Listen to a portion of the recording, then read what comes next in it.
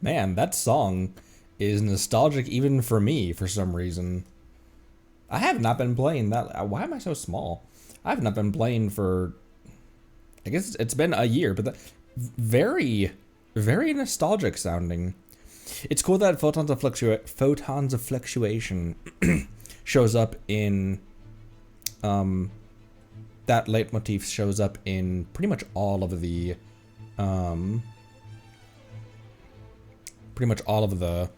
regions in some form. You still tower over Shao. Hello everyone. Welcome. What's going on? An earlier stream for me. I'm fortunate enough to make my own schedule right now. I'm in the place where I can make my own schedule still. And so, people of Connery. I remember someone said that at the very the very first video. Someone was like, Connery, and I was like, what are you talking about? Little did I know. Oh, hello, Jobster Monday, Neko, Fabricio, Jester, Jabrilia, hello, Devil in Person, what's up? And Jai, thank you for the Prime. Ooh, I'm trying to pace myself, trying not to go crazy yet. I'm also still slightly tired. I was up a lot later than I should have been last night. Shivamri, thank you for hello, welcome. I don't recognize your name, so I'm sorry if I missed your first time chat. Nosy, what's up, Nosy? Palagwin, hello. Akun, what up? Spides, Yelsa, Nightwalker. Grand Winner, hello. Welcome. Not sure why that's the voice I chose for you in particular. Hello, Yuri, what up? Meru, hello. Hello. Oh my gosh, Akun, your first video was on my 4th comment? What the hell does that even mean? Your first comment was on my 4th video. Lyg, thank you for the sub. Thank you, Lyg. Thank you for that sub. I appreciate you. Carbonator, what up? What's going on?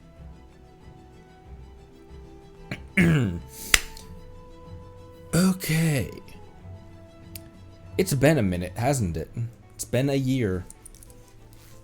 Figuring out Japanese climbing leads. That was your guys' fault.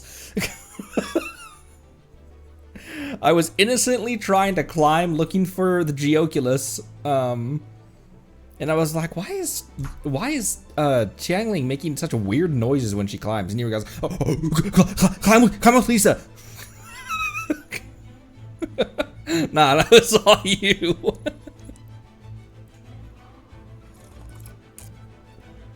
And that moment is immortalized as a clip because curiosity killed the squirrel. That was right before that was the same stream that I put chat up on stream for the first time. I didn't have chat on screen up until that moment. Oh my gosh. Okay, there we go. I unhid the chat and the chat disappeared, but it's because the chat's not moving right now. I got scared. I hadn't had chat on screen up until that moment. That was episode 11, 12. So we did the entirety of Mondstadt, acts 1 through 3, with no chat on screen. And to be 1000% honest, I never put chat on screen because I didn't think I would ever be in the place where there was this much chat going on. We can dial the clock back actually. Let's start the first part of this stream just kind of talking about why I started playing Genshin, and then we get kicked off again. Why I started playing Genshin and why I even started this channel, because this is Maru, thank you for the sub.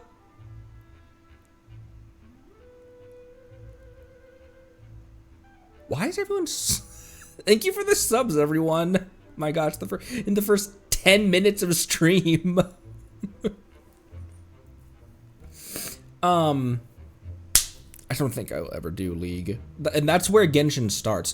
This has become a Genshin channel, and it's because this grew so quickly into a game that I have so much respect for. I love this game so much. I love the personalities of the characters, the designs. I love the like that pause as I said. I like the designs. I like the designs. I really love the exploration, the combat, just being able to climb basically anything and go basically anywhere. Just that freedom.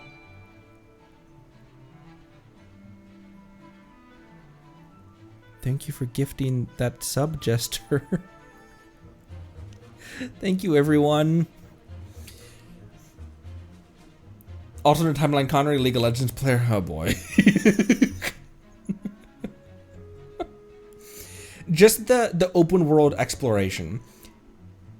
The last game to hook me this hard from the first seconds of the game was Breath of the Wild.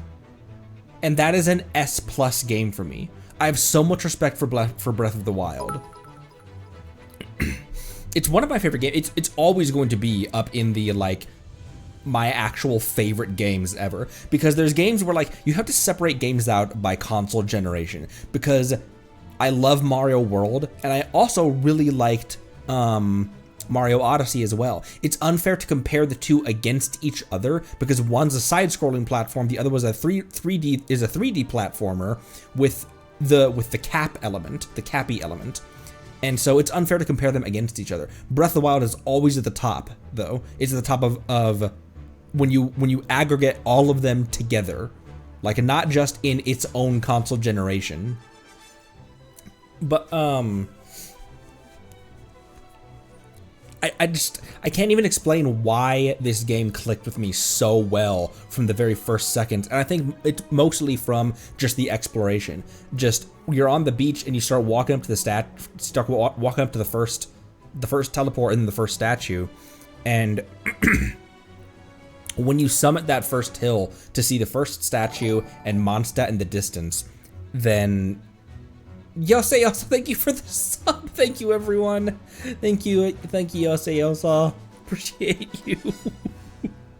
This is another thing I never thought would happen, is subscriptions.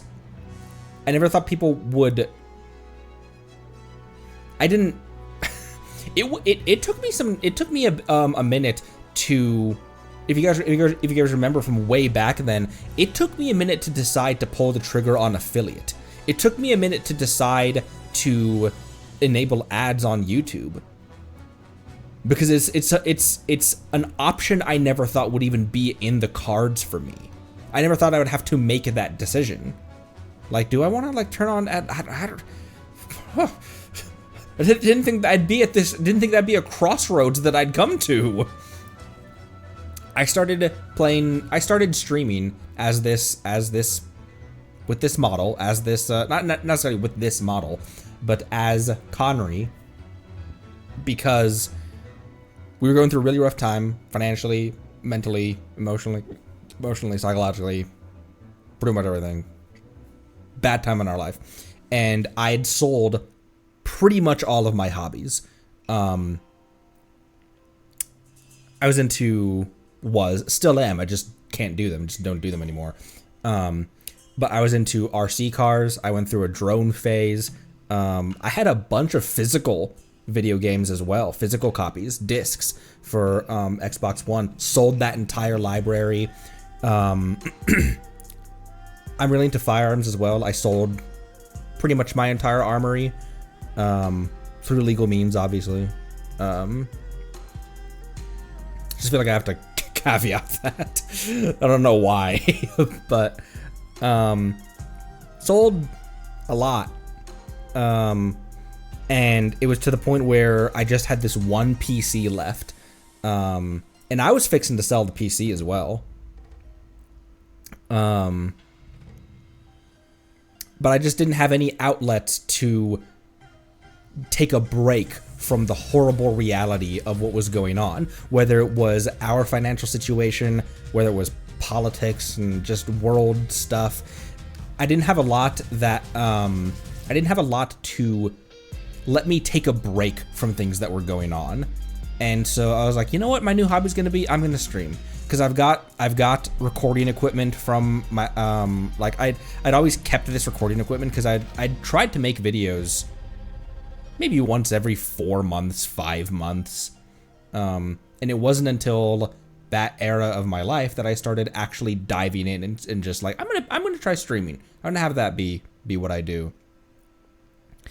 I did one Elden Ring stream. I did a truck sim stream.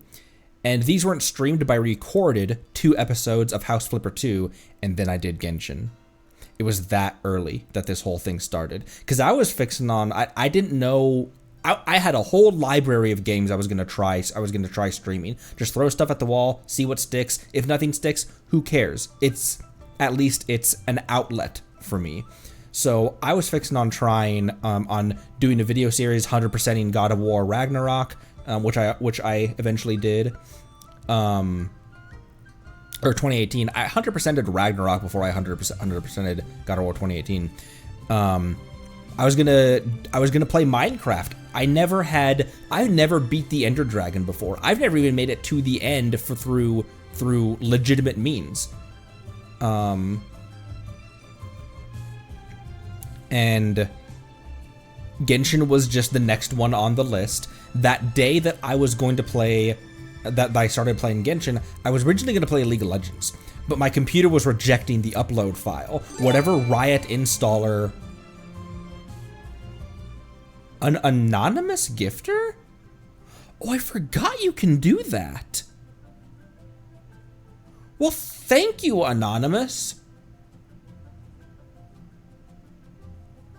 Thank you for gifting that sub to Choose What. It's the narwhal. It's the all-devouring narwhal. I was going to do Minecraft. I was going to do a bunch of stuff. And Genshin was just the next one on the list. And I didn't think that this game would suck me in the way it did. The Riot updater wouldn't finalize, and I tried for over an hour, and I was like, fine, you know what, screw this, I'm gonna play, what's the next one on the list? Genshin. I'll play Genshin Impact, whatever that is. Didn't know what it was. I had no knowledge of it. I knew it was a gacha game from Numi. Before becoming a VTuber, I was a fan of VTubers. Akuma Nimone was someone who, she's a what's the shipwife game? She's a ardent Azur player. She was a Zenless player, didn't get super into the story. Was a Genshin player, didn't get super into the story. Shipwife Beto. I followed Numi for her like chill, just chatting streams. And I knew about gacha games from her. She's a whale. She's spent, and this was a year ago that she said this, over $2,000 on Honkai Star Rail. She's a whale, and she treats gacha games as I think one of the reasons that she didn't get into, and this is fine, you can play the game, you can play your game the way you want to play. That's great, yeah, two grand on Star Rail. This is perfectly fine. This is a perfectly valid reason, perfectly valid way to play. It's just not the way that I play. But I think the reason she didn't get super into Zenless and super into Genshin is because she treats them as slot machines, and doesn't get super into the story. That's what enveloped me into Genshin Impact, is the story. Even way back in Mondstadt, and we have threads that are connecting today that started in Mondstadt. Where's the most recent interlude? Where's that? It's in Mondstadt, because there's still stuff about Venti and Albedo, and there's still stuff being connected. Those characters are still relevant. Their stories are still relevant, and there's so many questions that were posed that haven't been answered, but in a way that, this is the way I always phrase it, because it's the only way to phrase this. It's in a way where the game is still holding all the cards and just hasn't played its hand yet.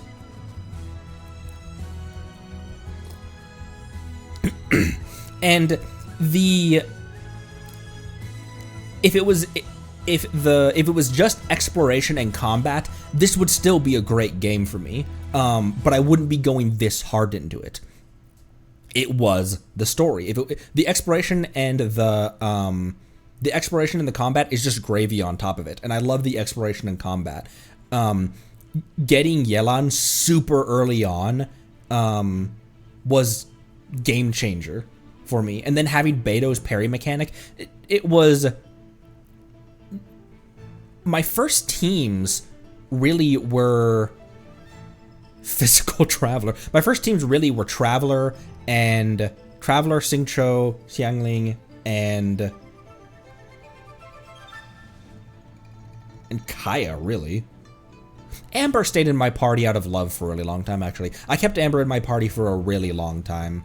Not much Noelle, I really did. And my wife had Noelle in party and only removed her recently in favor of Layla, so she can run an Ayaka, Layla, Bennett, Xiangling team. And actually she's been replacing Bennett with, funny enough, her Bennett isn't super built right now, and rather than start a new build into Bennett, she's just going to finish out her build of Shanyan. She did pull Bird Mom, and so she's using Bird as her healer in that team, which is kind of an interesting team. Very interesting team. People use Amber for Dire, Stygian Onslaught. What? But why? There is that boss in Natlan who Amber works well against, because like Shinobu's Burst, Amber Burst has a lot of instances of elemental, not damage, but instances of elemental hits. Power application on burst. All right, fair enough.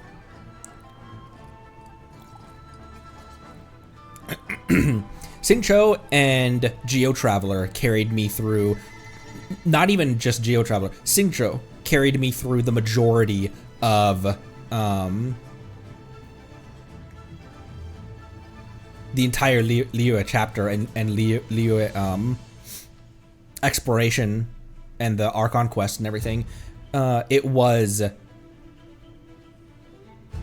yeah, no, because I had Yelan at the time, but I think I can reasonably say that Xingqiu carried me more through that because of the damage reduction of his rain swords and the slight heal that he gives as well. Because I didn't run a dedicated healer for a long time, and once I took Xingqiu out of a team, I noticed it. His heal doesn't, because people can say all the time that, like, oh, Xingqiu's heal doesn't do anything. No, but when you haven't had a healer and then you pull him out of a team, it's very noticeable. They're like, oh man, why am I not, like, because all of a sudden the damage that you incur is permanent until you eat. Banning Kaya until AR 45. Got Ito's Claymore for Noelle. Oh, that's interesting. That makes a lot of sense, actually. Ito's Claymore, because the stats on Ito's Claymore make a lot of sense for Noelle C6. What is up, you don't know me? Thanks for the first time chat. What up? Hello, Halcyon, welcome. The biggest thing about Xingqiu, and he still goes into teams, is his hydro application. Yelan has better hydro damage, raw hydro damage, but Genshin, dialing way back to something that I ADD'd out of this conversation for some reason, dialing way back, started playing Genshin because it was the next one on the docket, and I just stuck with Genshin because it was every time I would pull up OBS, I was like, what do I want to stream today? I just want to play Genshin more. And a big part of that, gotta be honest, is your guys' interaction. Because all of a sudden, within 24 hours, I had 50 views on episode 1. And I was like, are you kidding me? 50 views? It's been a day. How are that many people watching this? The very first Genshin stream I did, I had like 6 viewers, which is maniacal. I don't think you guys understand. Just when you're that new into streaming, I don't think I'm not sure how to convey it to people who don't have a context of what it's like on this side of the screen, on this side of the content creation, how insane it is when you are that early on in streaming to have 6 viewers. Imagine 6 people huddled around your computer. That's what that is. And then not only was it 6 people in the chat, or not only was it 6 people on the viewership number, on the viewership counter, but it also was like I had a regular chatter.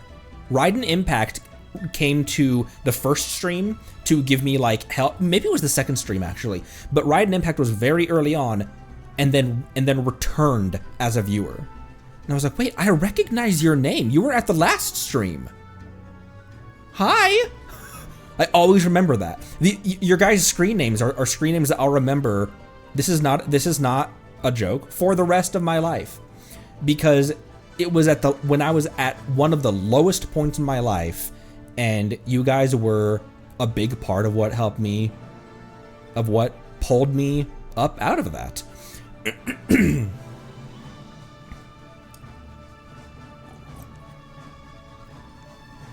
Yeah, and people love the first time players, which as my wife has been hopping into Genshin as well, I'm like, oh, that's what you guys, that I get it now, because it's been so exciting for me to like, she'll be like, what's that over there? I'm like, I don't know. What is that over there? Should go check that out. Watching her experience Mondstadt and Liyue for herself, it's so much fun. It's so gratifying to kind of, it was only a year ago, but to watch her go through the Mondstadt Archon quest and discover Venti's true identity and everything. I get it.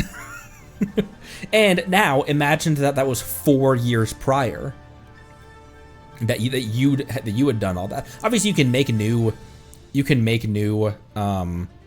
accounts, but it's not the same. It's not the same as watching someone be bright-eyed and bushy-tailed and not. I don't know how I didn't pick up on Zhongli's identity.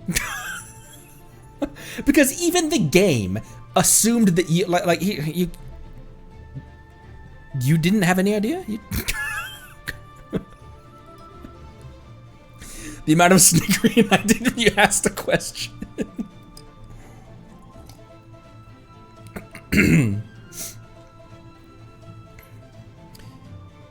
I have other games in the list as well, that we will eventually get to some of those games. But right now, Genshin's all I want to play. Whenever I log into my here, where is my?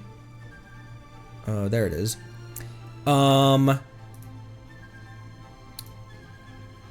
Elden Ring, God of War 2018 and Ragnarok, Tears of the Kingdom, Night Runners, which is a free game on Steam. It's like a retro drifting game. League of Legends, The First Descendant, which I dumpstered that one from my library. House Flipper 2, which I've been playing a lot of House Flipper 2 off stream actually.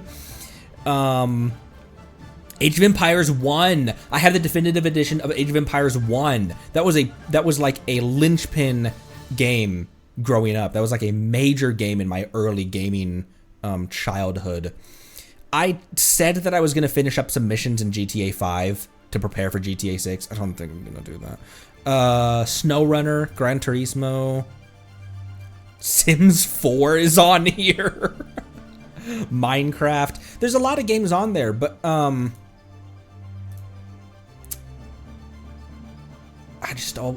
this is just all I want to play these days. It's because the game just sucked me in so instantaneously.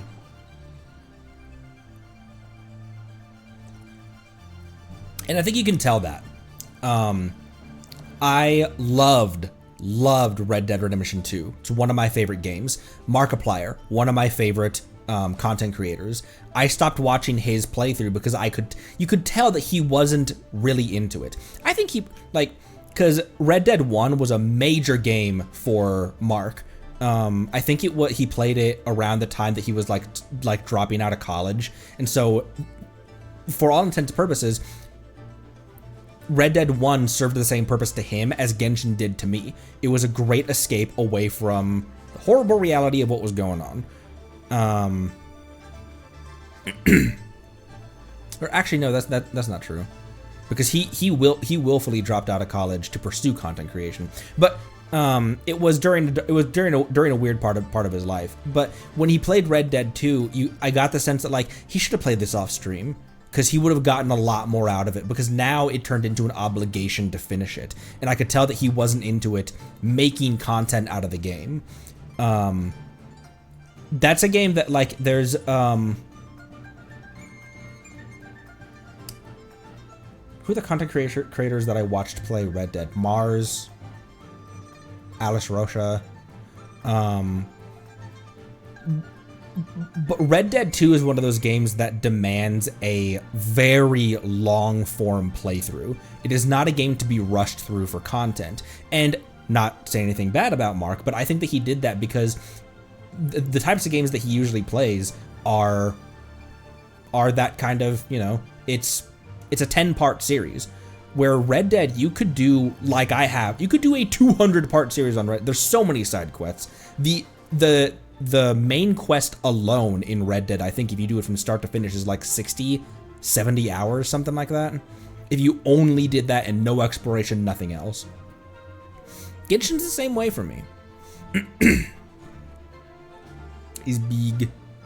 I remember when we first hopped into Genshin, I looked up at I zoomed out of the map and I said, "Oh man, this map is big." Oh wait, it's not that big though, because I didn't have a good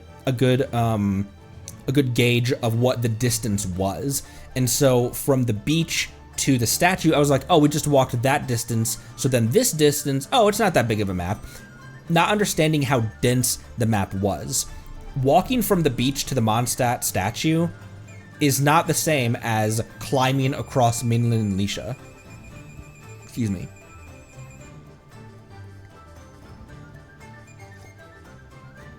Drinking coffee. Depth versus breadth. That is a perfect way to put that, Cash. Depth versus breadth. And then the distance of Inazuma. Yeah. Walking from Mondstadt to Natlan. How long would that be? Didn't someone say that they walked, that they Farina'd from the Liyue coast to the Inazuma coast, and it's 15 minutes to Farina your way over there? Oh man, the chasm theme. This theme, this music, made the several times I had to fight the Ruined Serpent for both Yelan and Shinobu, made it softened the blow. Thank you for gifting that sub, Biblio.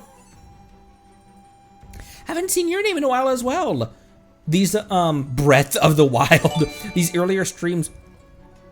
And thank you for gifting another sub. Wait, that was two. There were two. Okay. One, okay. The notification sounded twice. Thank you.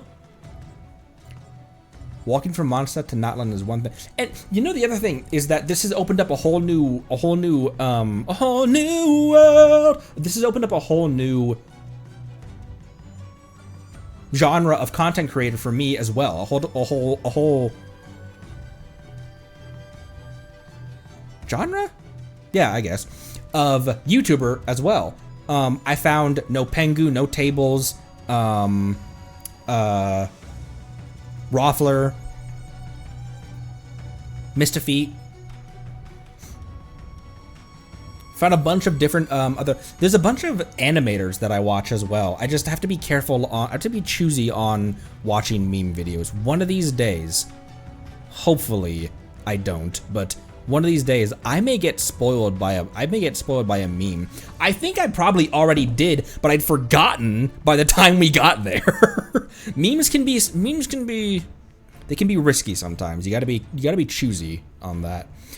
And for those of you who, we talk about it all the time, the Nightbot yaps at you all the time about it, but yeah, Rothlar doesn't prefer.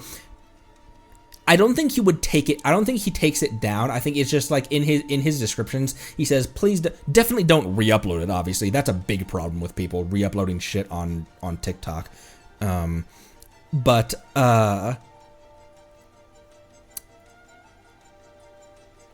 Roffler is definitely a. I'm not gonna copy strike you, but please don't react to my stuff because so many reactions, and I totally get it. And this is why I feel weird about reacting to music videos. If you guys have noticed, I feel weird doing music reactions and like reacting to videos and stuff like that because I'm so stoic naturally when I watch those videos.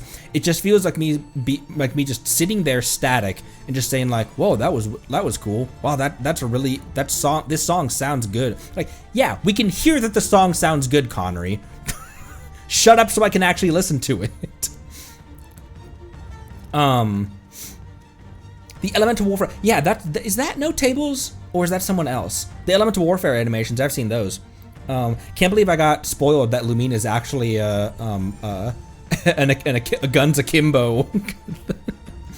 It's when they the Dia and Yelan one. I think I saw that one before I'd met Dia. I saw her in the archive. Obviously, that's kind of what attracted me to the character, the appearance. Just gotta be honest. But Sniper Squirrel. But yeah, I just feel weird about reacting to that stuff. And I wouldn't react to a Rothler video because I would have nothing to say. And I feel similarly about because it's just like, man, that was a fun. Those videos are better experienced without a streamer talking over top of them. And so then why react to them is kind of my whole thing. I don't know. This is the best way I can phrase it. You know those content creators, nothing against them, but I feel like you're selling your experience of Genshin short by reacting to all of the trailers before meeting the characters in game. That's selling the story and selling the characters and selling the game short for yourself. If you're just looking to farm content, fair enough, that's fine. Don't have any problem with anyone doing that. But that's how I feel about doing video reactions sometimes. Stream just stuttered a little bit, but I think it's back. There we go.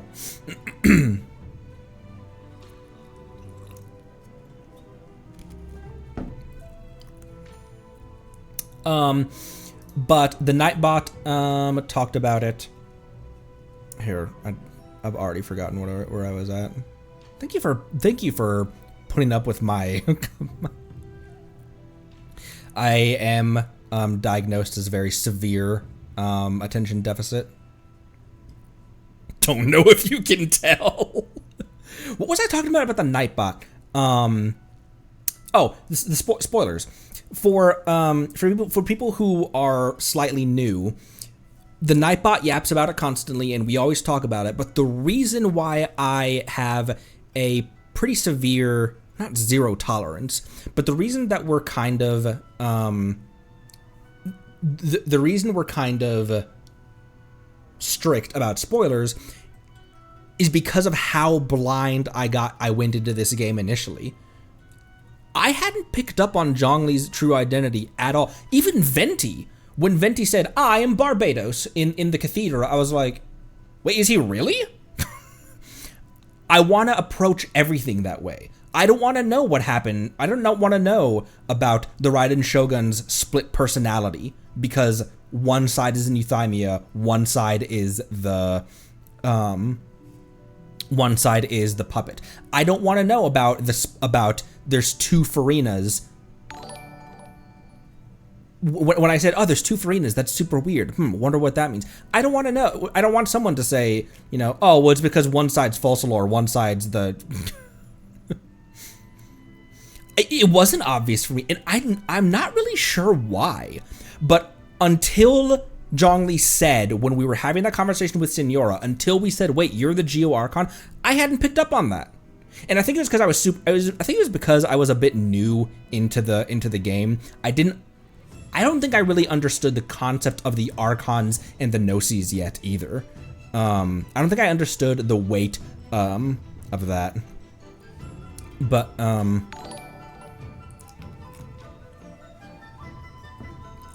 Andre, thank you for the follow. Thank you for the accidental follow. And the amazing Spidey also, thank you for the follow. Welcome, everyone.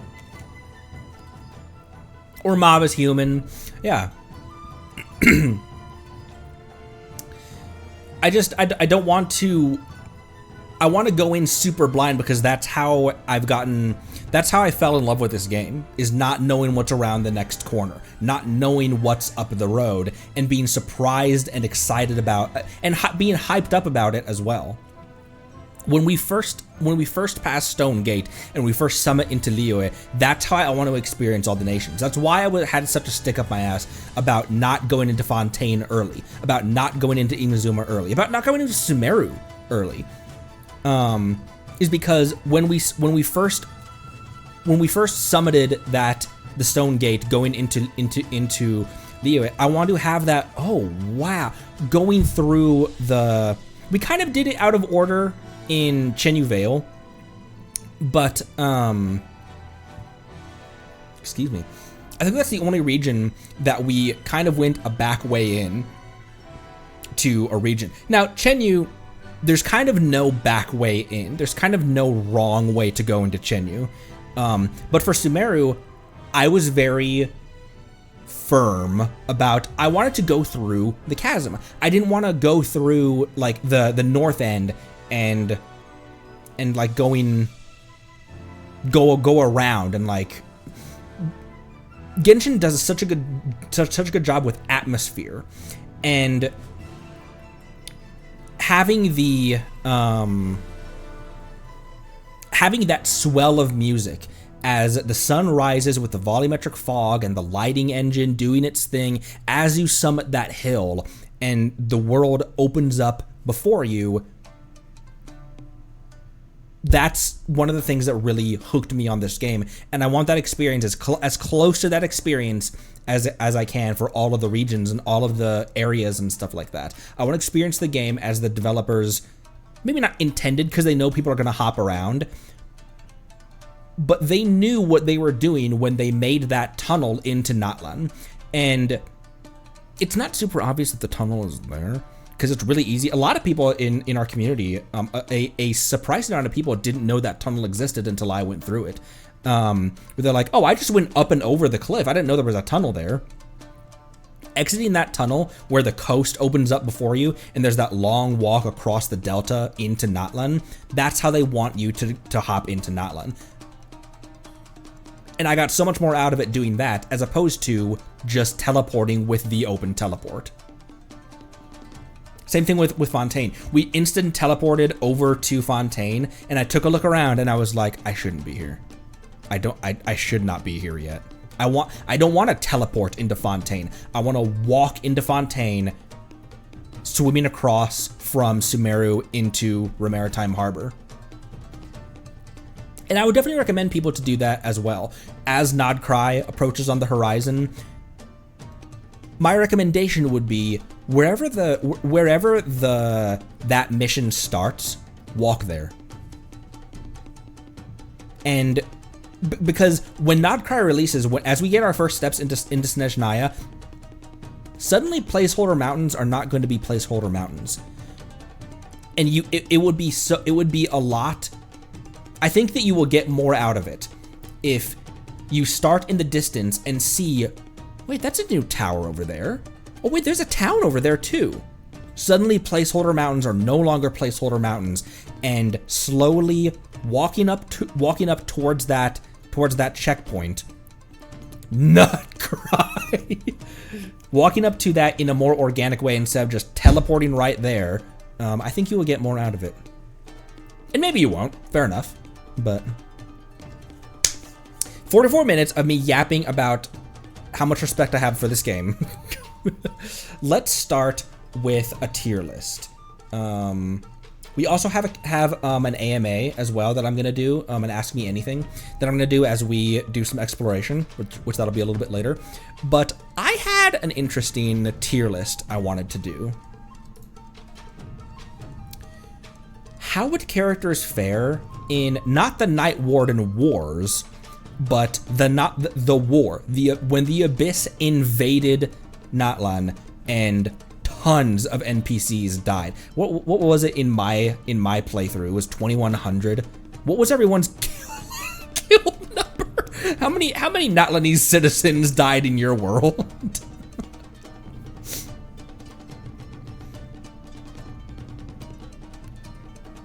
Oh, I'm sorry. I've just been yapping. I'm sorry. I haven't been paying attention to chat enough. Sorry, Akun. Recommended events. Oh, I haven't watched though. I have been slowly making my way through the full playthrough, or the full thing of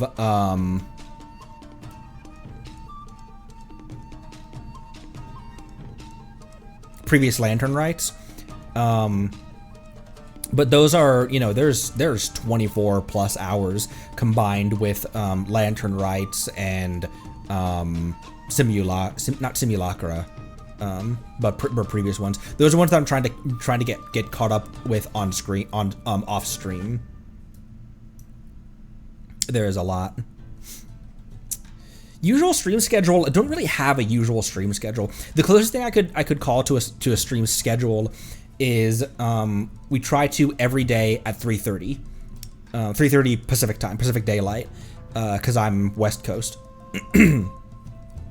or Pacific time rather. Every weekday, so Saturdays and Sundays are always my off days.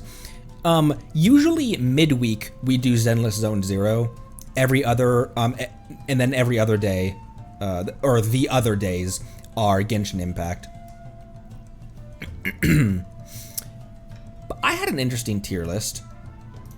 An interesting tier list idea. How would people have survived when the Abyss invaded Natlan? I feel like you can't even put the Traveler into a... Oh, wait, that's not what I wanted to do. I feel like you can't even put the Traveler into a tier because it's the Traveler. Traveler tier. How many Lumine players do we have? Because I chose Ether. How many Lumines do we have? Tumayani tier. Ooh. Thank you for that, Jubilia. That makes a lot more sense. Ether user Loom is Jubilia. Akun is a Lumine. Cash, God Hand. My wife chose Lumine because I chose Ether. And then because I chose the male twin in Genshin for Zenless, I chose Bell. Because I was like, you know what? We're a dude in Genshin. Jean. So this will be for not them meta. This will be for their like canon story character. So like Dia in game meta, like playable Dia is super weak. Dia in the game though is a pretty powerful mercenary. Like not in game. Dia, as far as the story is concerned, is a pretty strong mercenary. Jean. I think Jean fights well, but does take a few hits. Actually, I'm gonna change this to just disadvantaged because she's a Dandelion Knight. You don't get that. You don't get that. You don't get that by accident. And wasn't her mother is on expedition with Varka, isn't she? Lisa. I feel like Lisa is strong, but I think she's pretty disadvantaged because she's powerful, but the only story elements we have of her being powerful is what? She one-shot an Abyss Mage, a single Abyss Mage. There's thousands of Rift Hounds in the invasion of Natlan. Actually, and I should put up,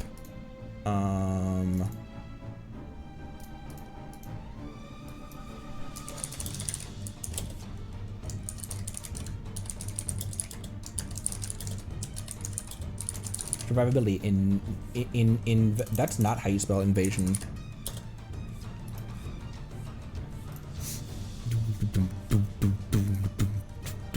Amber, I think, would be wounded quickly, and that's not a commentary on meta. That's a commentary on canon Amber. Noelle, canon Noelle, I think is right there beside Jean. It's cryptically hinted that Lisa in lore is crazy. I just feel like we haven't had a whole lot of experience with her. Oh, she did get invited to the Hexen Circle. She just didn't want to partake in the Hexen Circle. Think I should bump her up a notch then? Make them have an overdue library book and she'll solo everything then. She is very smart as well. She would fight smart, that's true. It's cryptically hinted that Noelle has the stones to she's strong enough to be a knight. She's very physically strong. Her sword skills are kind of lacking, but the main reason Jean hasn't made her a knight is because she's too gullible. She even has one of her idle voice lines is like, "I'll do it. I'll do it, no matter what it is." What is it you want me to do? That's one of her idle voice lines. She's too gullible to but as far as like her actual strength and ability, I think she'd be above Amber. As long as she's alongside Jean. Barbara in lore, I don't know, because I haven't done her hangout either. Barbara in lore, I think she'd also be wounded quickly. You think dead? Because Amber, at the very least, she's a fighter. You know, the first thing that we did with her was we knocked out some hilly trolls, so she at least knows how to fight. The suck. I think Sucrose is also dead. Is Barbara being a healer, is that story canon or is that just part of game? Yeah, the healers. I'll put her up there as that then. She wouldn't be the way I see it, she would try to heal and she would be able to out heal. It's Rift Hounds, guys. And there's tons of them. I think the fish is dead, unfortunately.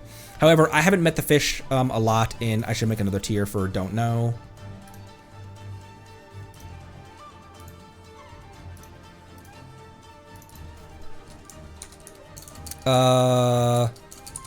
Haven't met, don't know enough. Just put everyone in that tier. She's an adventurer, but it's a war, yeah. Mona, I want to say Mona could be up there in Battlefield Leader. Because story canon Mona is, she hasn't, I wouldn't put her above Lisa though. Mona hasn't been invited to Hexen Circle, has she?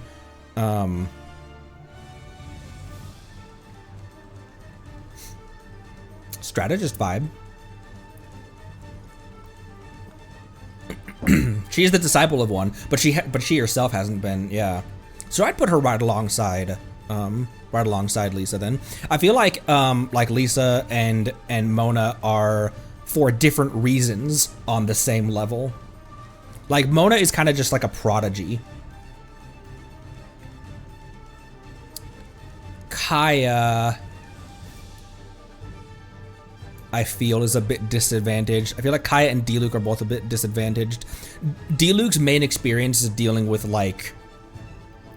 Diluc's main experience the problem is the Mondstadt characters don't have the heavy hitter enemies like the big Kairagi and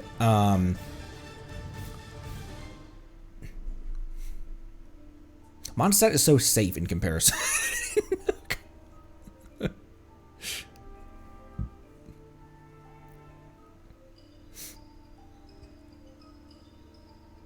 I don't know why I feel like Diluc would be a little bit disadvantaged.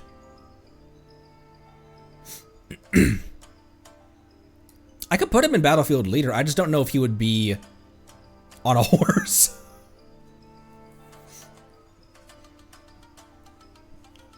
Think I will clear? I'll put him up there then.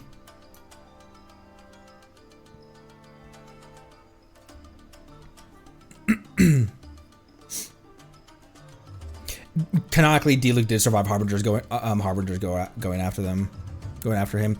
Razor, I think is disadvantaged. Growing up around the wolves in the middle of the wilds of Mondstadt. Yeah, it's just Mondstadt, but growing up in the middle of the wilds, he's got experience there, and also being having direct access to Boreas as well, to Andreas. Instinct, yeah. I think he'd be disadvantaged because he's canonically super duper strong, but he's tough. Homeboy's tough.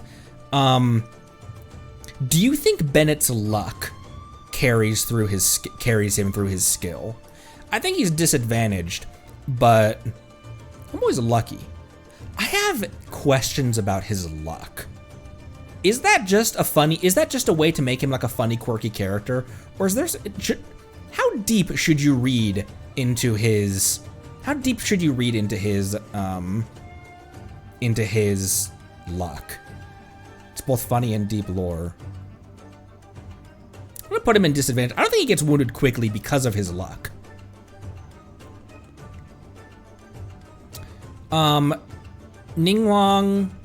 This is an interesting one because Ningguang, in terms of meta, unless she's C6'd, is borderline useless as far as I'm concerned. Constellations make her really good. C0 Ningguang is borderline useless. She can be a good Geo support, just walking through the Jade Chamber, assuming that she has that passive. But Ningguang, do you remember the artillery that she unleashed on? I'm gonna put her up as battlefield leader, which is hilarious because in team meta, I feel like she's a very weak character. Now you also have to caveat that with the artillery that she unleashed on Osial missed like 90% of the shots that she fired, but it looked really cool.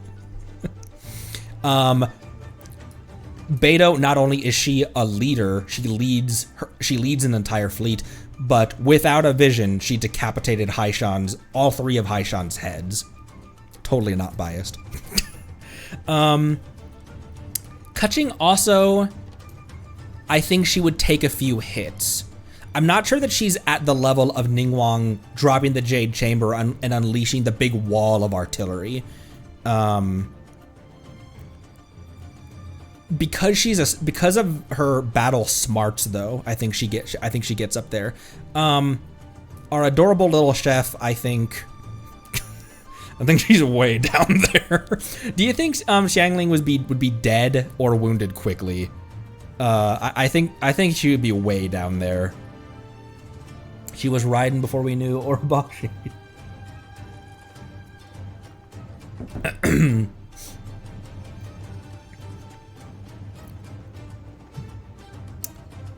Ooh, with or without Guoba is with Guoba. It would have to be with Guoba, because not only they're a package deal. That might bring her up a lot, because she's just a chef. Because as far as vision holders you've got people who have killed dragons, not dragons. You got people who have killed sea beasts, and who else is canonically crazy strong here who's a vision holder? You've got yakshas and people who've fought in wars, adepti. You've also got chefs. She's just she's an adorable chef. In team meta, she's very strong, but as far as who she is as a character, she's just a chef, bro. I don't think I know enough about Chongyun. No, I do. He'd be wounded quickly. He's not super strong, but his powers by nature of being an exorcist means that he would. I feel like he's pretty weak, but he's got some good powers at his disposal. Mixed is a good, I think is a good way to put that. Maybe I'd put him up at disadvantaged actually. Xingqiu would be right alongside him as well. it's cryptically hinted that the Guhua sword art is kind of a dying art. Not kind of a dying art, but it's kind of a lost art. And by nature of him having some techniques that he could potentially train other people in. I know like the war is happening really fast, but having kind of a secret ace in your sleeve, I think it brings him up a lot, because as far as when we talk about like canon characters, the regular people getting smacked around by Rift Hounds. Like for like as much as like Barbara, she's a vision holder, but as far as like being able to tank damage, she's no different than the regular NPCs that got one shot that we saw. That not one shot, but like the regular NPCs that we had. That we walked up and like, I was just talking to you 15 minutes ago and now you're dead. Chi-Chi. Chi-Chi's a zombie. Chi-Chi is a zombie. What do you think? Because she can still... How funny is it to put her in dead tier? Because what has she done combat-wise? Like, in terms of combat. The only time we've ever really seen her is getting due for Baiju and dead again. Getting due for Baiju and being confused about whether she can sell Zhongli illicit goods or not.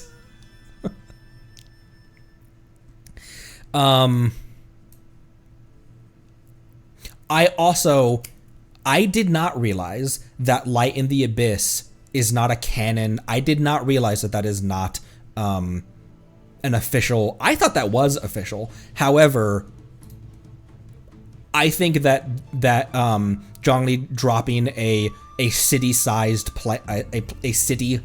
meteor, I regard that as like, no, that seems pretty accurate. I think that'd be pretty accurate. Now, obviously, you cannot call that canon because it was not released by Hoyo. I thought that was an official animation, and I'm glad someone on the YouTube comments did clarify that.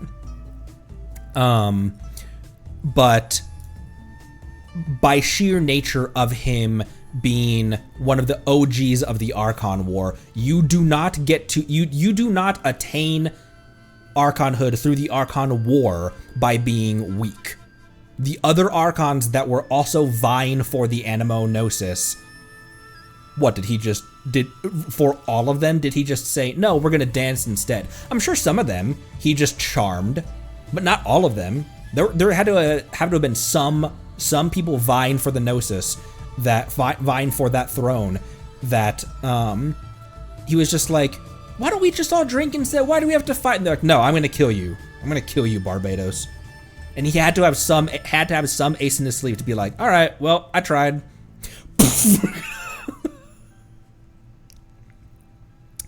Klee is a pyrotechnician and has committed, like, she has permanently altered the landscape of Mondstadt. She is a child, though. I'm gonna put her in nuke anyway. But one Rift Hound would rip her head off. One small Rift Hound would destroy her. But when you consider the strength of her explosions, the strength of her bombs, she has permanently altered... Oh, hey, this is Dia's soundtrack.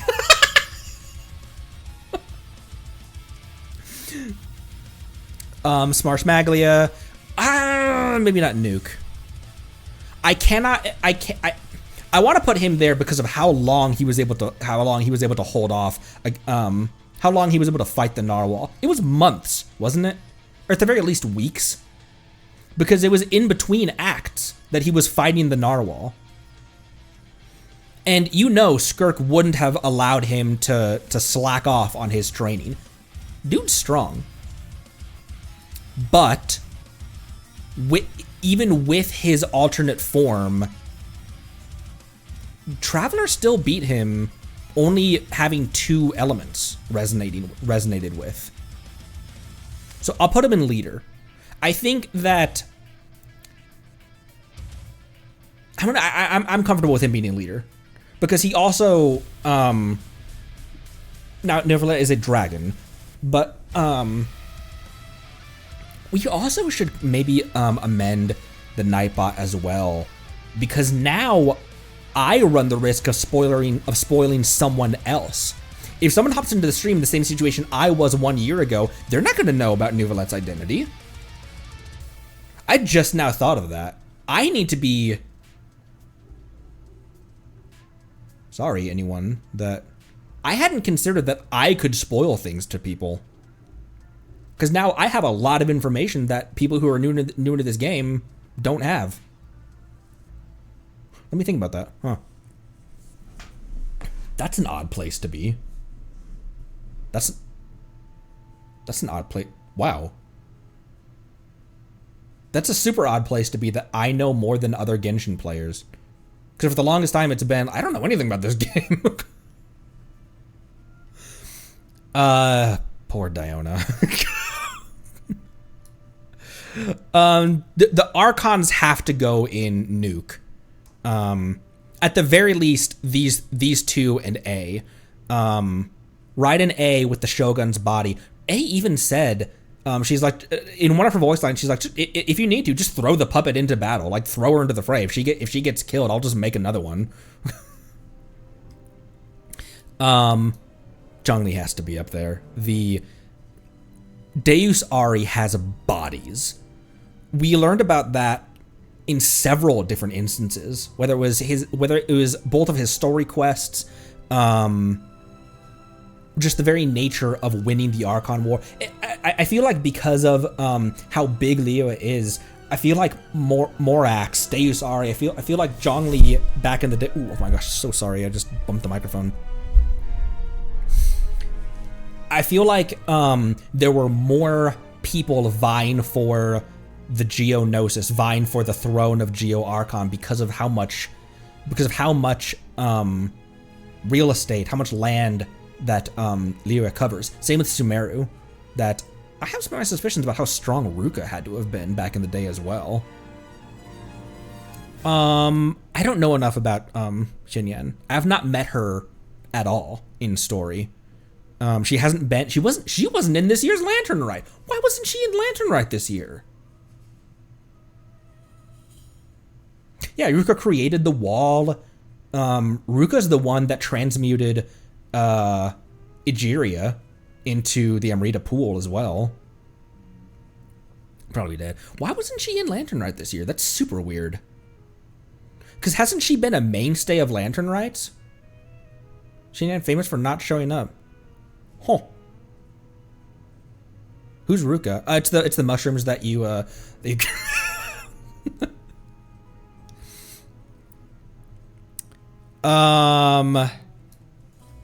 Sus Beto. Also, okay. I think this might have been spoiled to me. Albedo's not human. He's a puppet created by one of the Hexenzirkel members, but I feel like I don't know that from my playthrough.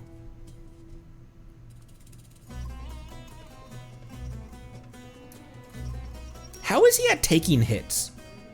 Because that's what a lot of the war is not just, like, glass cannons aren't gonna last very long in the, aren't gonna last very long in a war. Because no one fights alone, but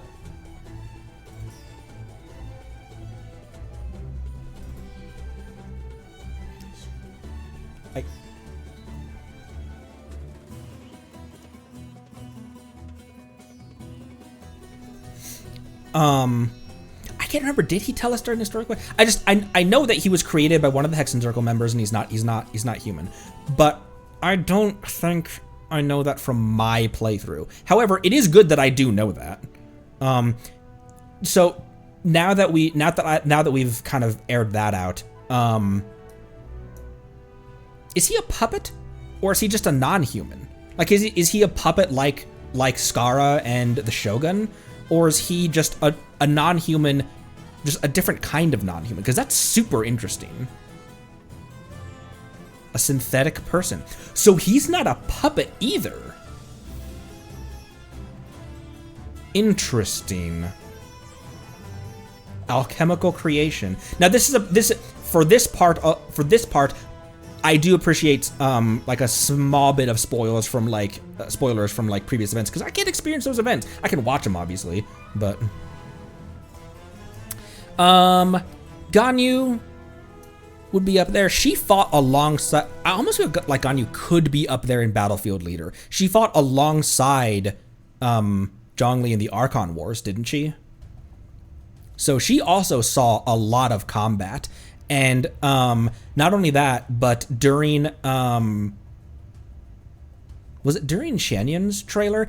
Yeah, it was during Shanyun's trailer.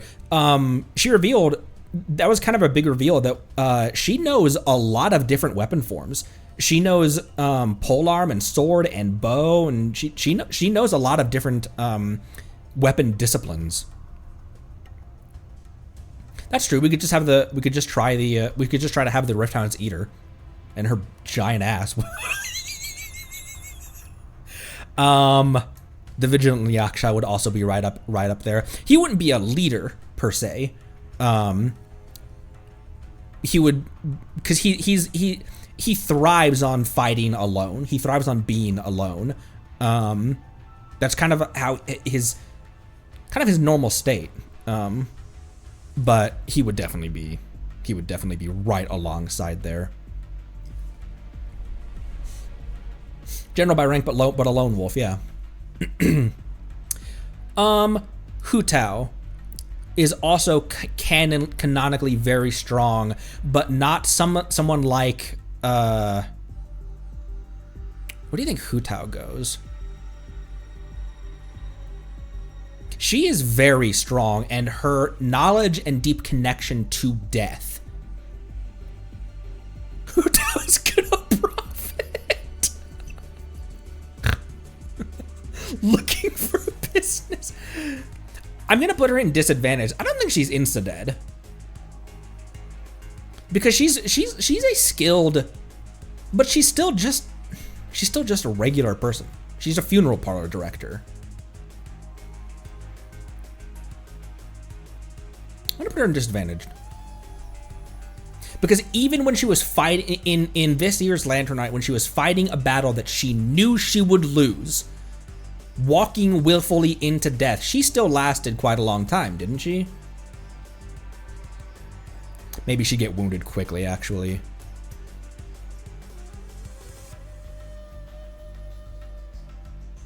I'll put on wounded quickly, actually. Ro. She fights well. Takes a few hits, but still fights well. Yanfei is also right alongside there. Yanfei has a voice line about insta wounded. She can do more damage. She's like, hit me, like Beto. Yanfei has a voice line about how because obviously Ping would not let her be caught lacking on her martial arts skills. Yanfei has a voice line about how her martial arts skills are equally valuable to her legal skills. But again, well, she's got Adepti blood in her though. Doesn't that also mean that she's also crazy old? I know she looks like she's 22, but does that also mean that she's old like Ganyu? Could Yanfei theoretically be like 1,000 years old? Not very old. Because because the Ganyu chooses to look like this, right? Like the Adepti and half Adepti can I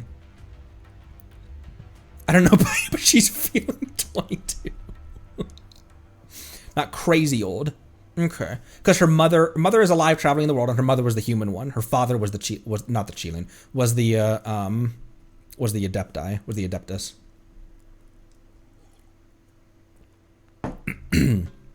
Because Ganyu and Cloud choose to look like that.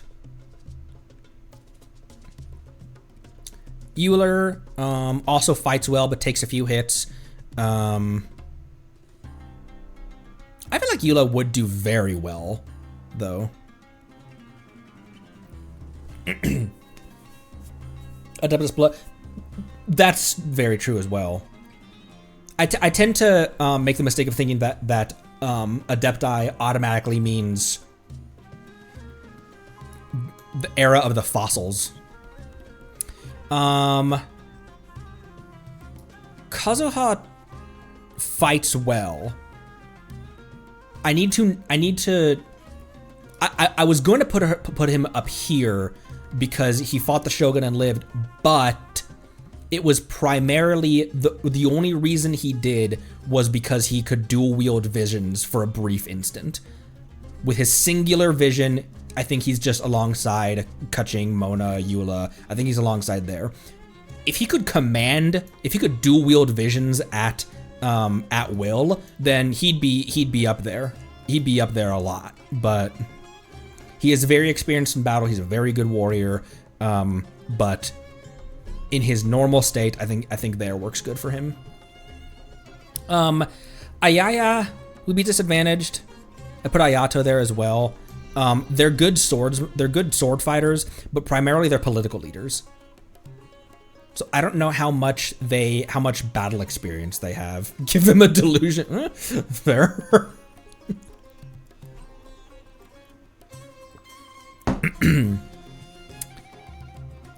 Madame Yoi.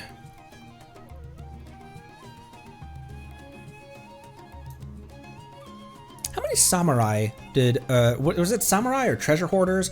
How many people did Yoimiya fight at the same time though? During her first story quest on the beach, where she was like, "All right, I guess we're doing this." I think she fights well. I don't know if I feel right putting. I feel like she'd be an in-betweener. She could be disadvantaged, but she could also fight well in round 5. Because Kazuha is a wandering road, I'm going to put her down there because she's strong, she's skilled, she has good skill with a bow, but she's still just a fireworks maker. Like, battle isn't her profession, unlike knights and people up here. Poor Sayu. A, right up there. Sara also. The Tengu bloodline aren't super old, are they? Like, that doesn't mean that, like, by nature of being a Tengu warrior, that doesn't mean that she's super old. But she's powerful. It was her that she was A's closer. Like, functionally, Sara is to A what A was to Makoto. Not that, like, because A at that point that's not true. The Shogun puppet is to A what A was to Makoto. But Sara is A's enforcer. It was when Kazuha's friend challenged the Shogun, he challenged Sara to a fight. He lost a duel with Sara. I'd thought for a bit that Kazuha's friend battled the Shogun, but no, he battled Sara and lost, and it was the Shogun that executed. It was the similar thing. It was the same thing as us fighting Signora. I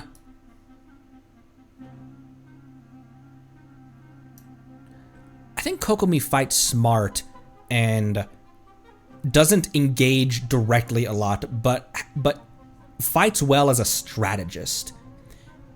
But she seems like she'd be very squishy in terms of actually taking a hit. Because of her strategy, I'd put her as a battlefield leader. I was tempted to put her down a notch because as far as like her actual resilience of taking a hit, she'd be pretty low down there. Don't know anything about Aloy. As far as Aloy in Genshin. I would really like to hop back into one of the Horizon games, actually. Toma. His... put him alongside Kazuha. His reaction and skill and accuracy to when Raiden was in the middle of an attack, mid-attack, trying to kill us, his accuracy and speed to pull a spear out of the wood and throw it. He was aiming for her head, dude. He was out for blood. I put him up there. And no one fights alone. I feel like with help, I feel like he'd do fine.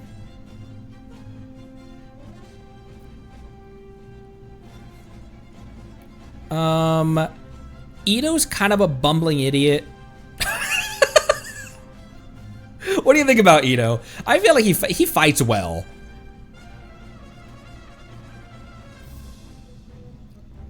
Ito lost to Sara. I can't put him above. I can't put him with Sara. Full strength build.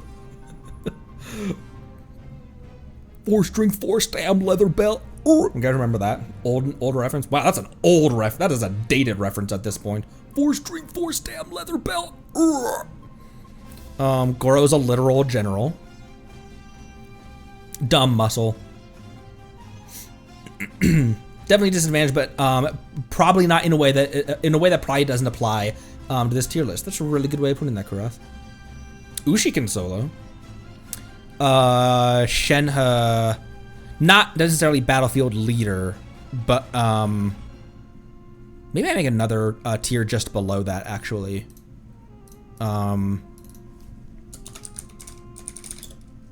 Hero? Question mark? Where they're not leaders, but they would do well. And I'm gonna make that the same flavor as well as that one. Oops. There we go.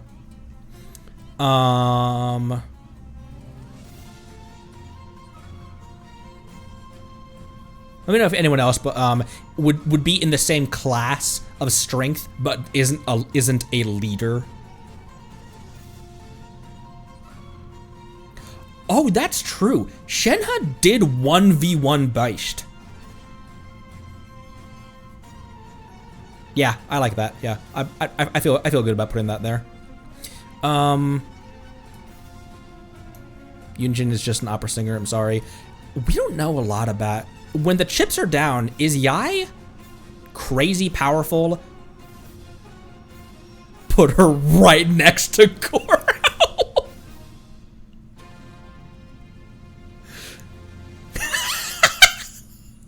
Put these three together. Goro immediately runs to Coco and be like, "Save me! Save me! Save me!"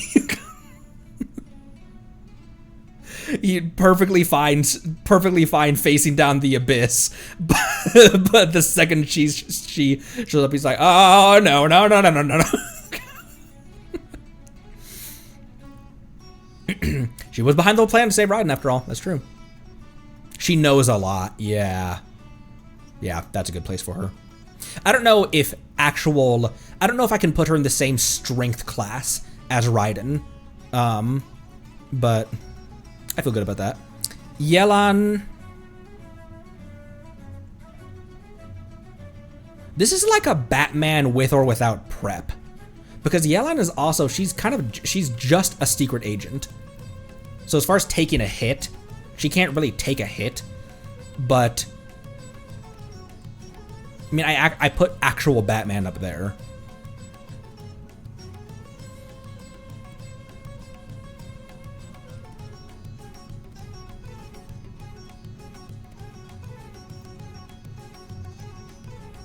I'll put her there for right now. I'll put Shinobu right beside Ito. No one fights alone and they'd be in the same camp together. The level of things that Shinobu has studied over the years is legendary. Yelan does have demonic ancestry. But it's not the same as having, like, Adepti bloodline. I say as I put Yenfei a rank below. Heizo would be wounded quickly. Actually, Heizo is just a detective. We haven't seen, nothing that I've seen of Heizo has been in combat. Tainari fights well. Kale would be wounded quickly. I feel like she's learned a lot over the years, though, and she's scrappy. Comic Kale? Like Kale from the manga?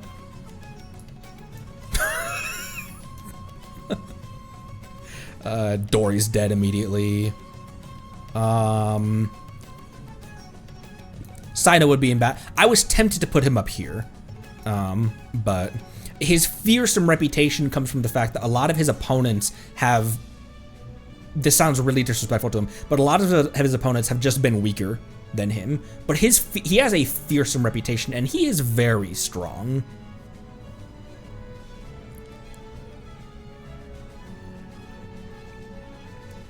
Also, I'm trying to get my Kale built before Nodcry as well. Don't know how well that's going to work out, because I have a lot of people who need built, but... Candace also fights well. She's a leader, though. I think Candace on her own isn't super strong. She's not superhero level strong, but with... the thing you gotta remember is that no one fights alone. Because there's a lot of characters that are up here that I think on their own, I don't know how well they would do. I think Goro on his own, not super strong. Beto on her own, she pretty much 1v1, not 1v1, she had 3 days. Was it 3-4 days that the Crux fleet was wearing down Haishan? But no one fights alone. They're all going to be fighting, not necessarily together, but with a lot of other people. I put Candace up here.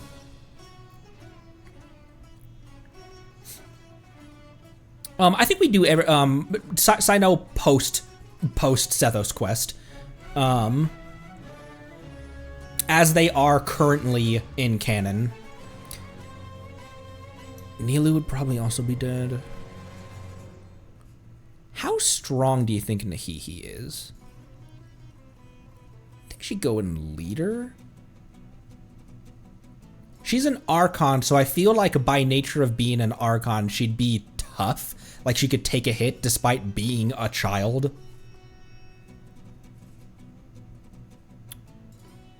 I feel alright about that, actually. Boop, there we go. I feel alright about that. I feel alright about that. Poor Layla. Skara. Wanderer. He'd be up there. He also still has all the knowledge of everything he learned as a Harbinger. He still remembers all of the, like, the battle smarts and battle experience and stuff. He still remembers all of that. So he'd be up there. I'm not sure I can put him in Nuke. I almost feel like he deserves Nuke status, though. I don't know. Put him right next to his mom. Skara's mom. Skara's mother. Different mother. Very different.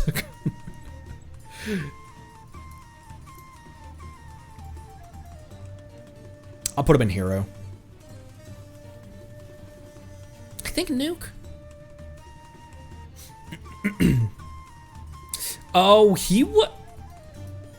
he has already fought the Abyss in detail. I don't know enough about Madame Farazan. As far as a battler, Alhaitham. Is Alhaitham super strong? The biggest things we know about Alhaitham is that he's smart.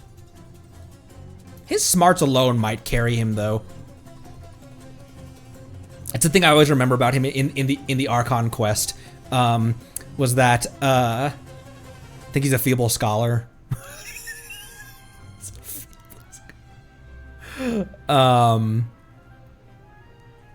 Thing I always remember about him is that he was so cocky and so sure of himself, and he deserved all of it.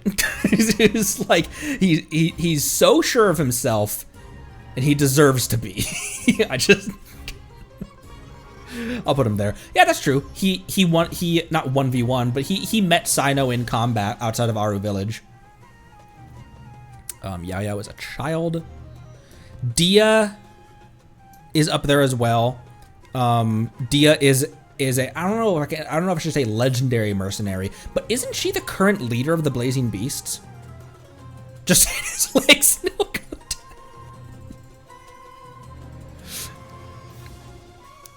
She is. I actually don't know enough about Mika either.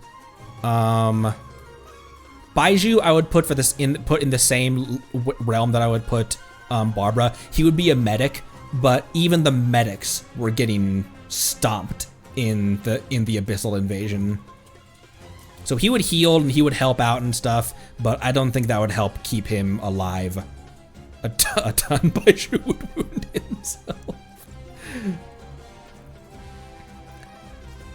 Kaveh. He's just an architect. He's just an architect. You think dead? I think dead. He's coughs on the enemy. Kiwoo. I'm gonna put wounded quickly. I feel like she could be dead immediately. But maybe just disadvantaged actually. The amount of monsters and bandits she must have to deal with as she delivers all across Tavat. She knows a thing or two about. She knows a thing or two because she's seen a thing or two. I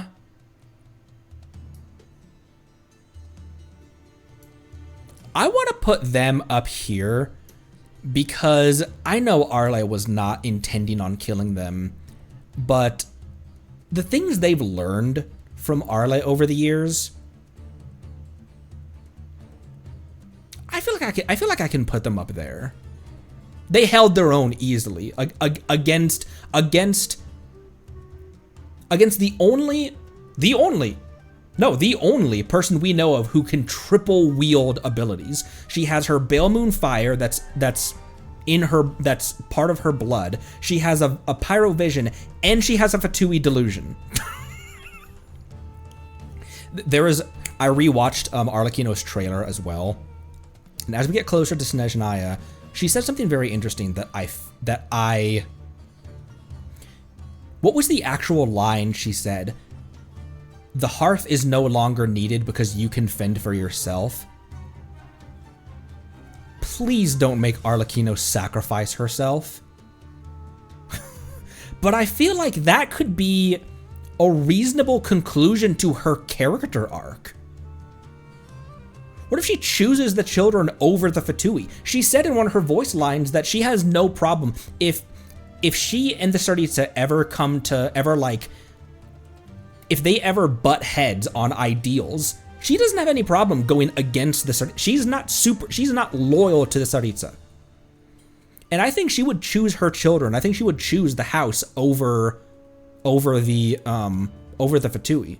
Now, there's another option as well where the children, she's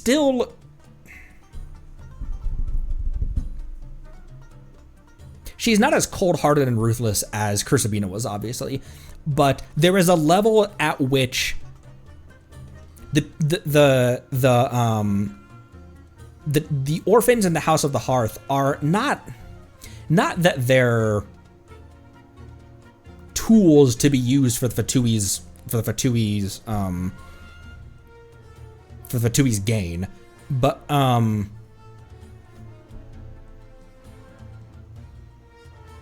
tough love, yeah. I still feel like she would choose the children over the Fatui though, because there's a gray area where I think you could make the argument that that there's a potential for her to say, I'm a harbinger first and foremost, and if the children have to if the children have to do something uncomfortable, or the children have to be wounded, they gotta be wounded. Maybe not, because the problem is I think that there'd be people in the fan base who would say that there's a version of Arle that would say, if they have to die, they die, and it's because I'm a harbinger first and foremost. I don't know though. I don't think she would do that to her kids. To her surrogate children. I think that she feels too much for these kids because of how she was raised by Kursabina. She doesn't want that for them. That's what Kursabina would have done. That's what the previous knave would have done. And because Arle went through that, I don't think that she would choose the Fatui over her children. I don't think she would be the harbinger to choose the Fatui over her kids. That like, oh, these kids are just fodder for, I'm just using them.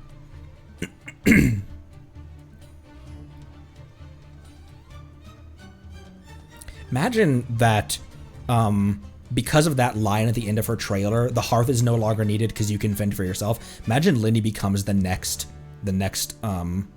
knave. How weird would that be?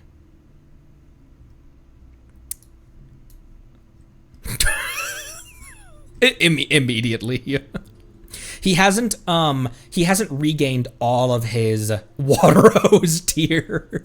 He hasn't regained all of his dragonhood, all of his power, and he's not an OG dragon sovereign, but you could make a really good case that he is one of, if not the most powerful beings in all of Teyvat right now. I don't like people who power scale, where like, oh, this person would be this one because they punch harder than that. But I think you could really make the case that he is one of, if not the most powerful entities in all of Teyvat right now. A is very strong as well, because she shielded herself from erosion for 500 years.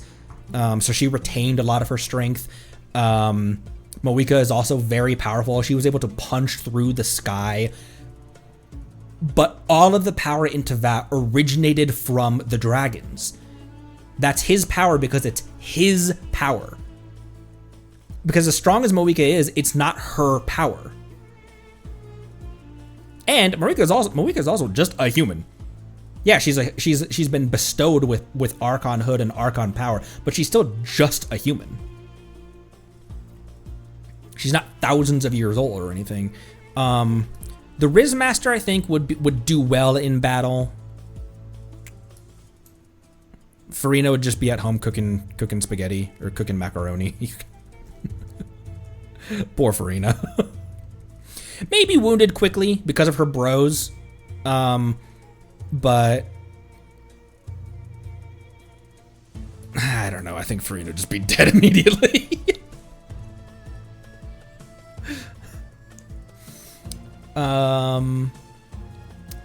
Chocolate is just a reporter. I think Navia could be the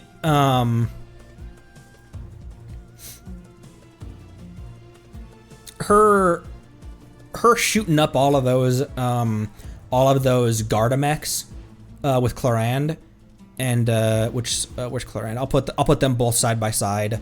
And all the boulders that came crashing down on Poisson. I'd put her up there. She's in Battlefield Hero status. Battlefield Hero. Oh my gosh, I didn't mean to do that! There we go. Chevrolet could be up there as well, because she leads an entire division of guards or police or whatever.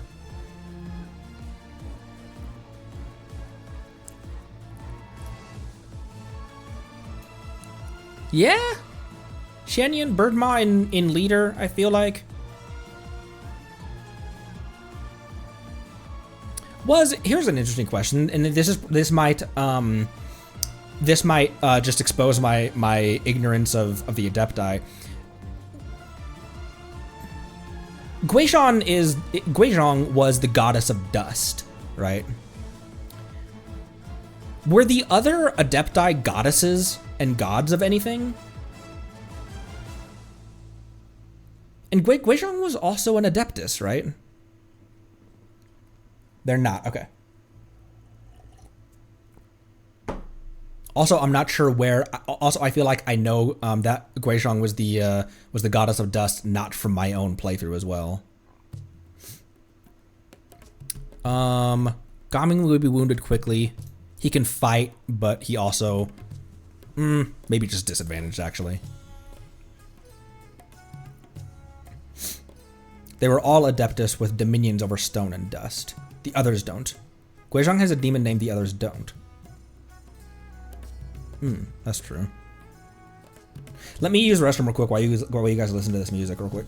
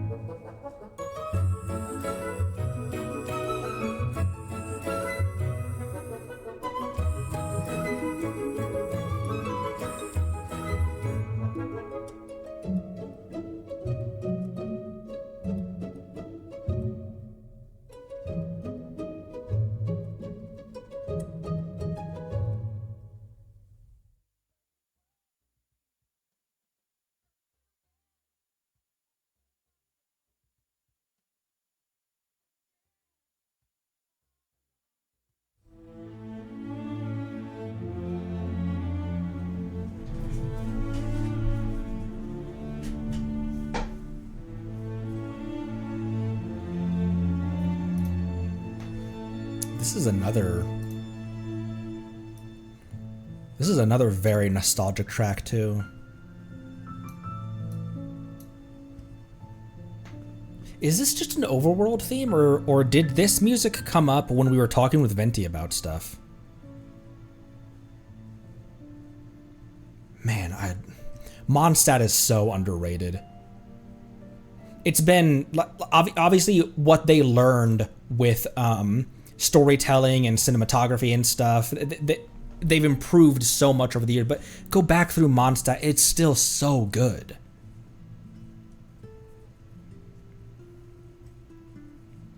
Mondstadt Night Overworld.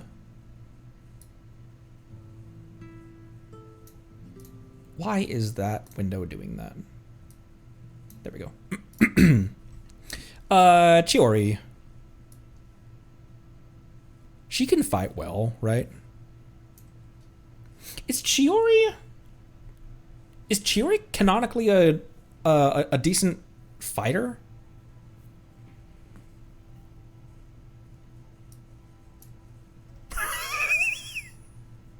She slays. She slays, comma, queen. Kamisato are taking the L's. I could be convinced to put them up here. I just feel like their life as politicians has not enabled them to. They're not career warriors. But I guess Kaching isn't either. That's also where I put Kaching. That'd be super unfair to put another politician, because for all intents and purposes, these three have the same kind of vibe. They're politicians that can also fight. Battle isn't their life, but they still know how to fight. That'd be super unfair to put the Kamisato twins where Were they in the original list? Were they ahead of there? Siegeween, same thing as she's. How strong are Melusines? Can Melusines get smacked around? By the way, this is going to be a very long stream today, which is why I'm taking my time with this.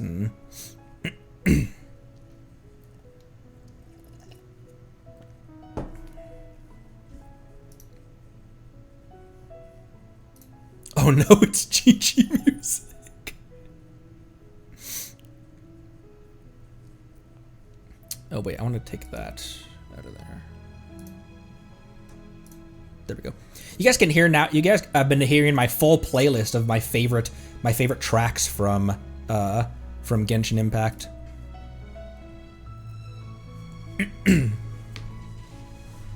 Whenever you hit a Melusine, it makes a plush toy sound.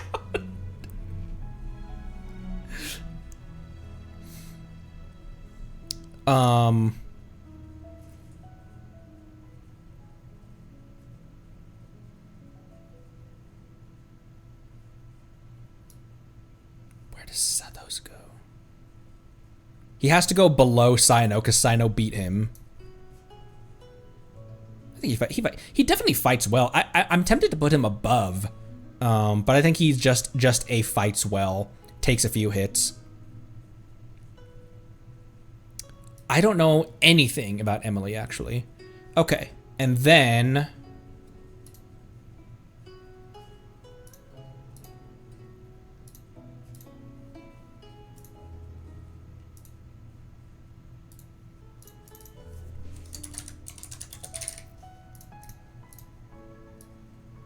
These people all canonically survived the Abyssal Invasion. Moby was an actual nuke during that. What was Sitlali doing during all of that? Was she on the front lines, or was she kind of like holding back as support? Lanyan. You think Gaming goes up? Was that Luna that said that? Yeah, you think Gaming goes up because he's a guard? Fights well. I just feel like he's disadvantaged. I don't know why.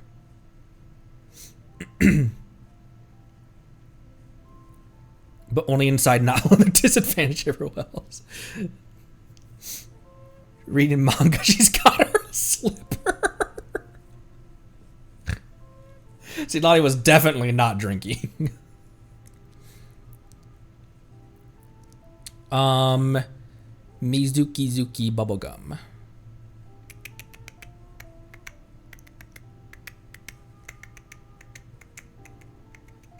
Try not to let the beautiful cutscene with her influence, because that wasn't her battling enemies. I do think she fights with... I think she's disadvantaged, though. In terms of team meta, Verissa is very strong. In terms of how strong is the bull canonically. Fights well.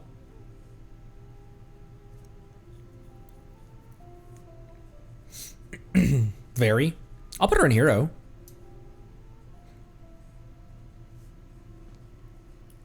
Not Lantier, but the Abyssal Invasion didn't really make it to the Collective of Plenty.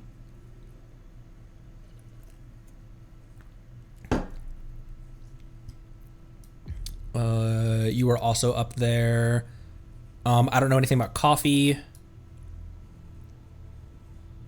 Oh, you know what? I don't know anything about Aoife either. I haven't met Aoife yet. He's just been mentioned a lot.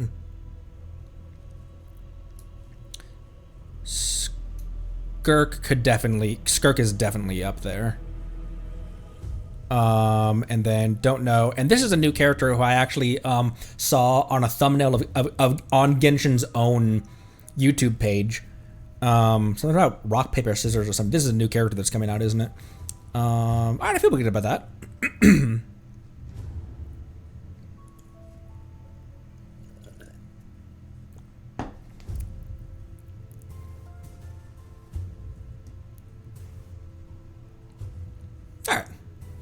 feel good about that one. There's my tier list.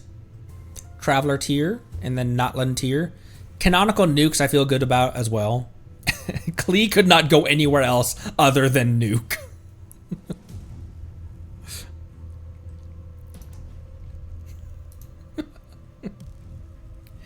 All right. That was that one done.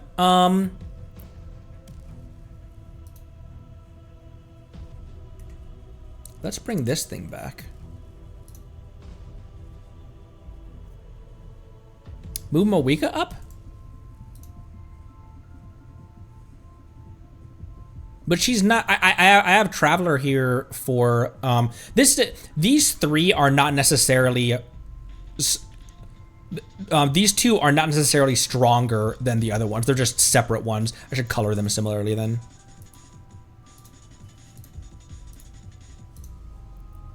So these are all. It's similar to Battlefield Leader, Battlefield Hero. Same strength, just different application. Boop.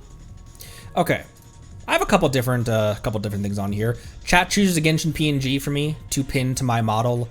Draw another Genshin character from memory. I have show old art on here. Mono element. Show old art's on there again. Actually, I might take one of those off. Another draw a Genshin character from memory. Harbinger, a 4-star only Harbinger run. Haven't we already done that one as well? I'm trying not to be repetitive with stuff. 4-star only, The Abyss. But no Bennett, no Xingqiu, no Xiangling. I mistakenly said off the cuff once that I do a good. I can do a decent Ara Ara, and so I had to add that to the. I mistakenly said that off the cuff, assuming you guys would forget. Okay, there are 3 draw a Genshin character from memories on here. More PNGs. Write a quick Genshin fanfic. Another show old art. Sing Collide. Collide by Howie Day was the cringiest song of my entire history. I used to try to woo my fellow classmates in high school with that song. And I just... No. I just... Chat choose my team for a Genshin boss. That one was fun because last time we got that, we did Children versus Child, where I grabbed 4 of my chibis and made them fight Tartaglia. Bark ability tier list. I forgot that was on the... Ah, shit.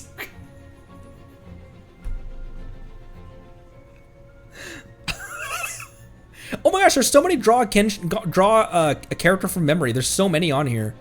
I'm gonna... How many... Okay, that would make 4. So I'm gonna take those off of there. And then the team randomizer. That's another fun one. The Genshin team randomizer is a thing where...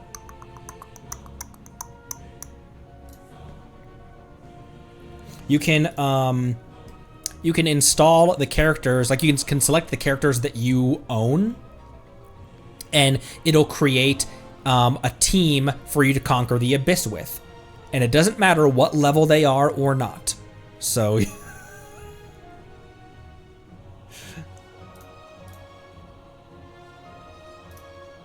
What song is this? Oh, this is still the Andreas boss theme. Alright, let's spin.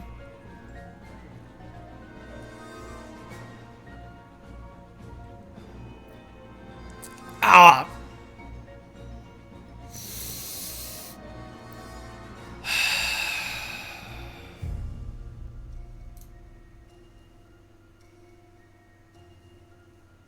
Alright. Alright, boys, where are we dropping? Alright, boys, where are we dropping? Oh my gosh, Master versus Student, Skirk solo versus Child. Solo Mika? Against who?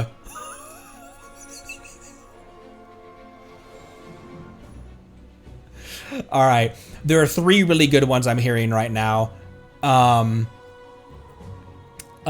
hearing, I like Skirk versus Child. I like Master versus Student, and I like Solo Mika.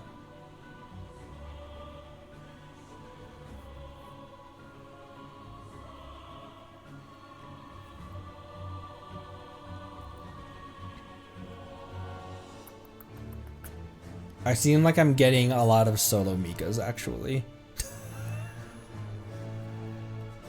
I think we're doing Solo Mika, but against who? Solo Mika?! Haven't even opened up Genshin yet today. I don't have Skara, sadly. I hope that Wanderer does not ban her alongside someone like Chiori or another person that I really want. This Inazuma Chronicle was so rough, dude. Against Hillies, he's not surviving anyone else.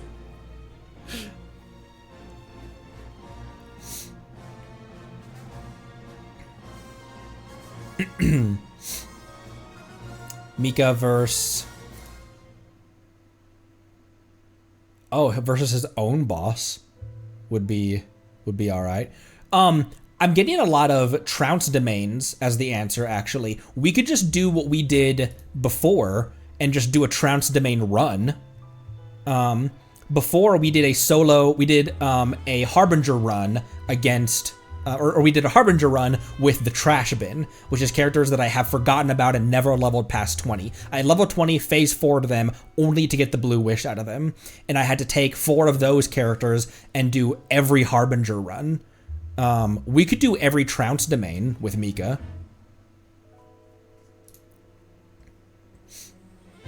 Because, you know, he's only gonna last 1 hit anyways.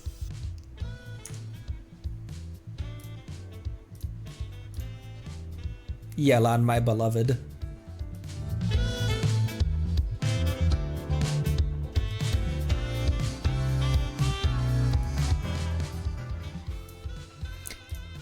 You could make a really good case that I'm a Yelan main, because not that she's the main DPS in any of my teams, but she has been with us for so long and has only very rarely left my main teams. You could make a really good case that I'm much more of a... I don't play Beto hardly ever anymore, but...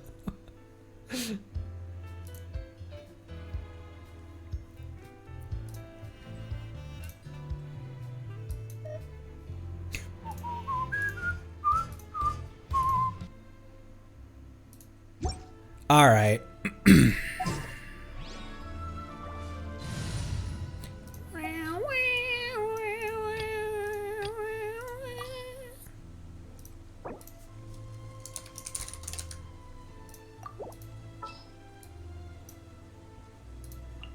Let me double check our equipment.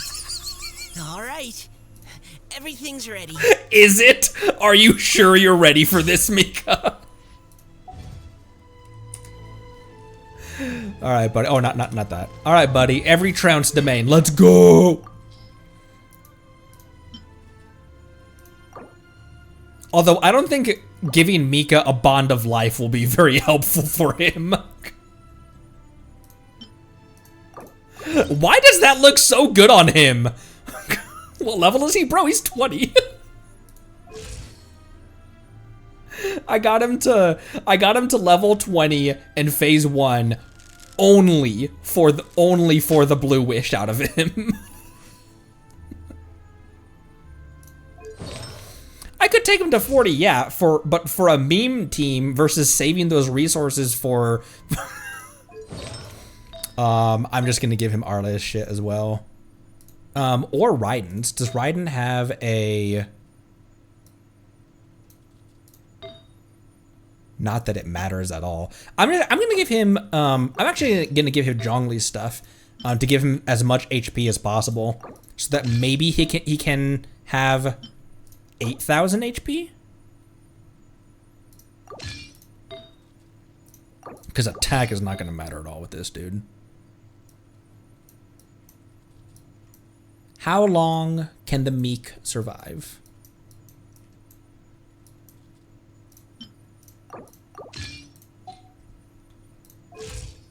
14,000! 14,000 and 1,000 HP at level 20. What the hell?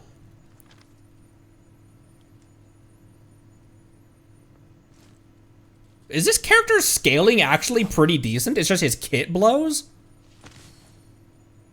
14,000 and 1,000 attack. 14,000 HP and 1,000 attack on a level 20.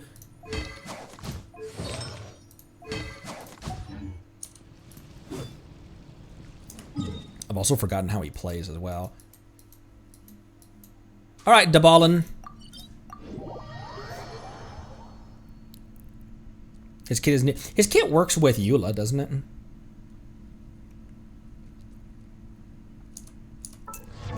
Also should look at what the previous text was that we had on here. This is when I first started playing Zenless.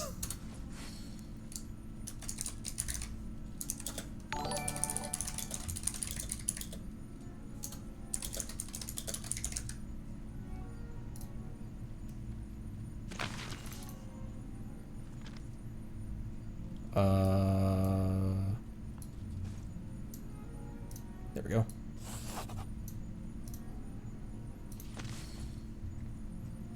Bugs, thanks for the follow. Welcome. Bugs. What was he about to say? He's like, oh boy, here we go. Should we do level 40?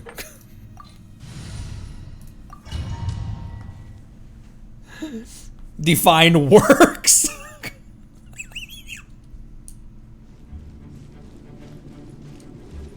Where is he? There he is. Precision strike.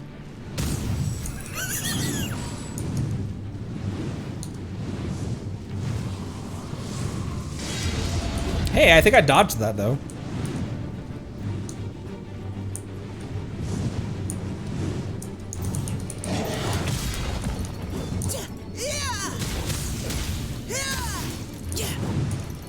You know, this happened last time, that Mika can actually tank quite a bit of damage for some reason.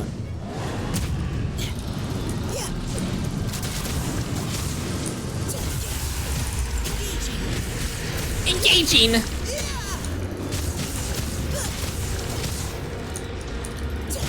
Storm's gonna kill him. Can I jump prematurely to another?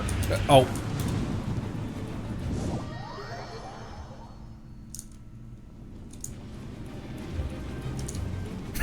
Well. Oh, I thought I dodged that.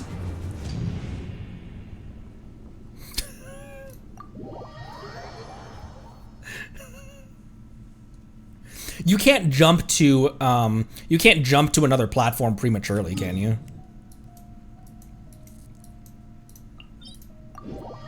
You can? Oh. That was certainly a run. Now when he was here doing the Harbinger run with the trash bin, he was able to tank damage and stagger. This opportunity is quite hard to come by. Well then, amuse me. Surrender is a valid option. I promise I'll be gentle. No, you don't. Passable left. Try this. Passable left. Fighting cover Wide fire. open.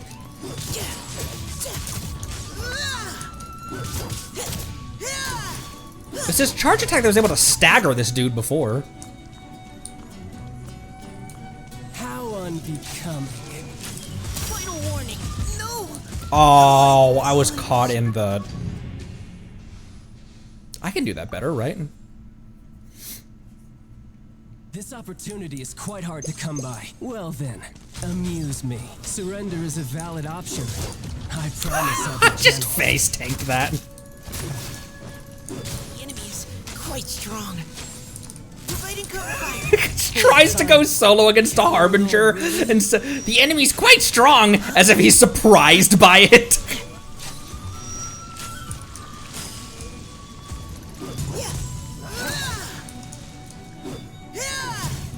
Poor time. Engaging.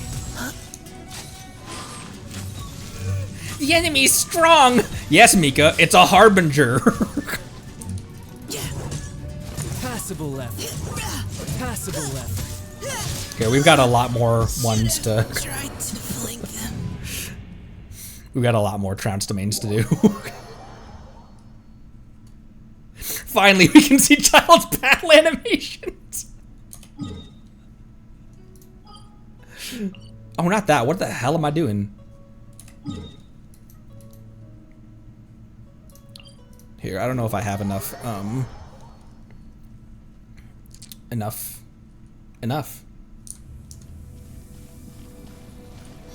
Instead of wasting all my food on him. Heal me, the Raiden Shogun. Thank you, the Raiden Shogun. Oh my gosh, freaking Senora. Thing with the Senora boss is that you're pretty much guaranteed to take damage, aren't you? You're trembling. Is it the cold or just cowardice?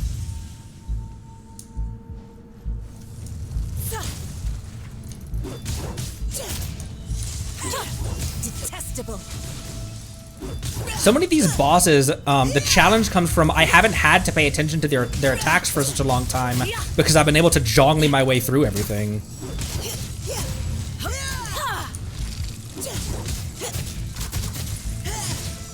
Into the frozen void. No. I think that was damage over time is what that was.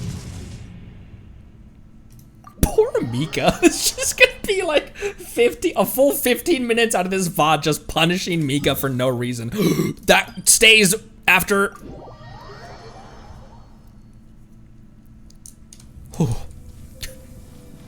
The sheer cold stays. It's called freezing to death.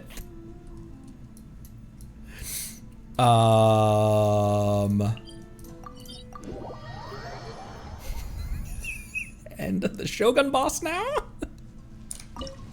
This'll test my memory of the attacks, because every single time I go into a Trounce domain, I jongly up.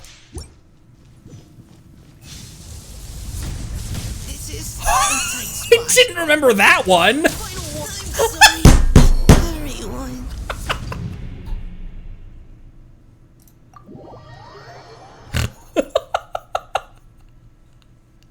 I didn't remember that one, and I never remember if like I don't know if these bosses have an attack at the beginning because I never have had to tank that attack at the beginning.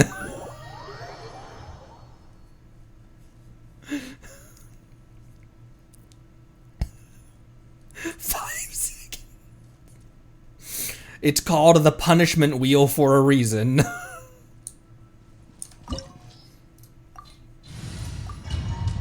Shogun doing Shogun things. Oh, Andreas, yeah.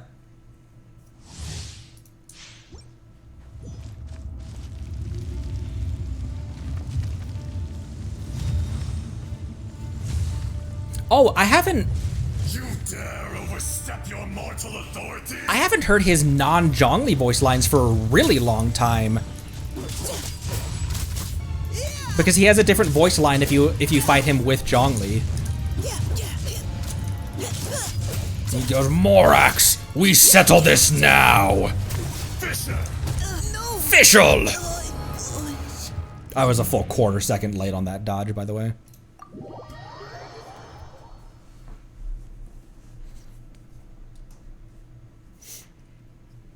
I know I'm selecting level 90 bosses, but I don't think that selecting level 80 is going to make a whole lot of difference. Or level 80. But I don't think selecting level 40 is going to make a whole lot of difference. Oh wait, you can't teleport directly to this one, I forgot.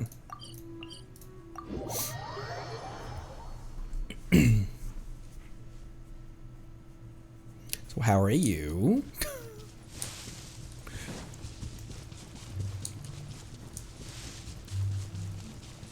Oh, I also went into Ajdaha without full health, didn't I?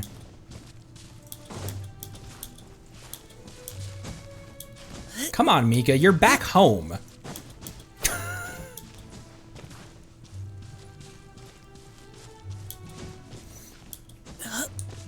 What do you think the reason Mika did Mika release alongside Eula? Because that's the only Eula is the only person I remember. I remember you guys saying that he even remotely synergizes with.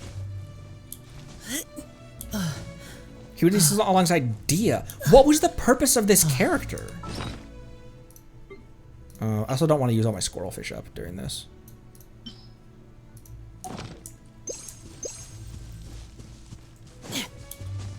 .5 because there's a lot of characters that are broken in a bad way from like 1.0, but it's because they didn't know what they were doing really. Like Jean's signature being physical damage, but by 3.5 they know what they're doing.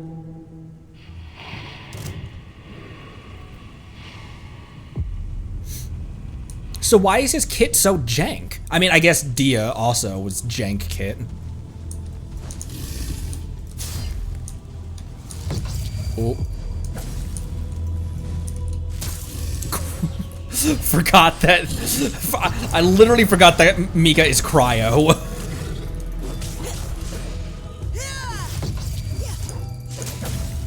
Should have tried to flank them.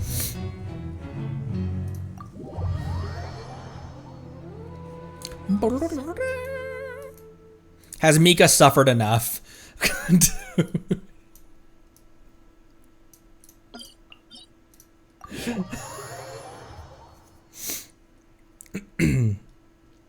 Mika's getting out. He just doesn't have a DP because he buffs physical. How full are you right now, homie?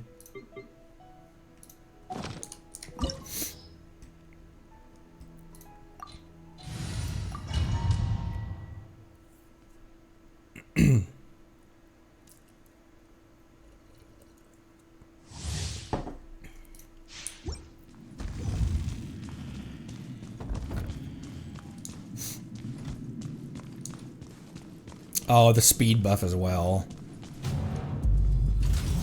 Let it be known that divinity is mine. I just imagine Mika's wide eyes as he enters all of these trounced domains. Every single time they have these giant animations of like Scar's mech powering up, he's just like, like, what are we doing today? I love this boss music so much.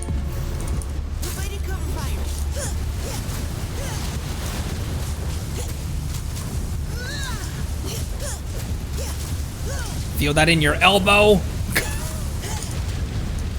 Feeble human.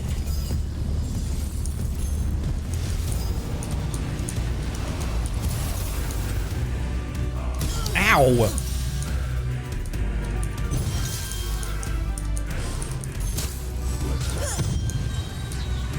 Burst! Burst! I got my burst back! I got Mika burst!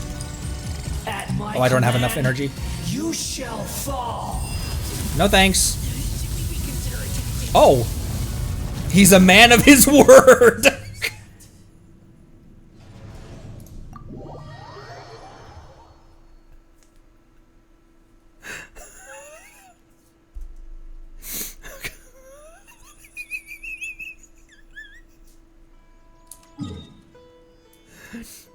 Has he suffered enough, guys? Do we have to keep going?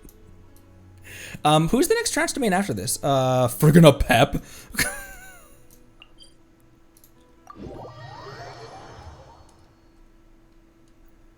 More.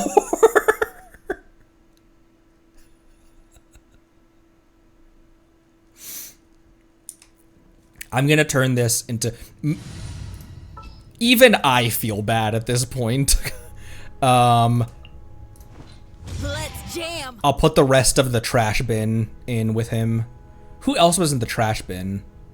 Like, who else was characters? Oh, Kave. Need a hand? Characters that I... Not saying they're trash characters. I feel bad about putting Farazan in there. Here, I'll put... Barbados sent me. I'll put friggin' Choose with his mouth open in here. Oh, wait. Yeah, Pep. Even I feel bad having Mika solo everything. Just wandering through Teyvat getting killed by gods and archons.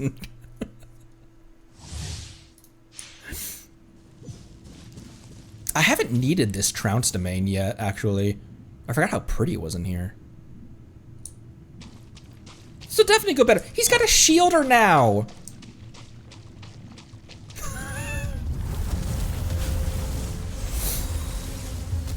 I have not fought a Pep since the story. The last time you saw me is the last time I fought this boss, so I don't know anything about his attacks. Engaging.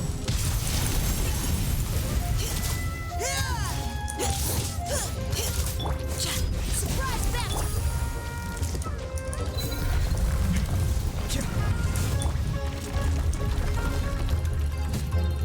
158? How are you hitting? How are you hitting for 158? You crazy? Cover fire.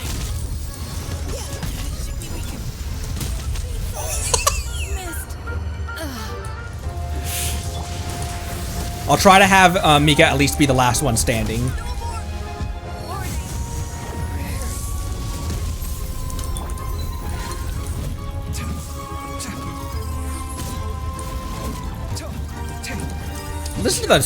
Listen to the gross noises a Pep makes.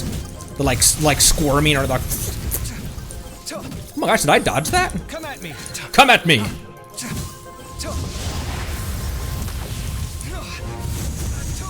I didn't dodge that one. I never accomplished.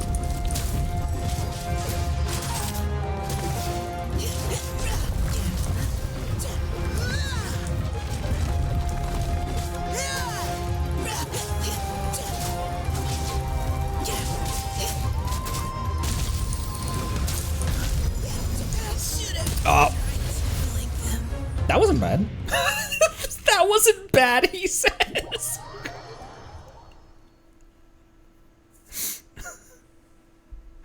Balls. 28 seconds.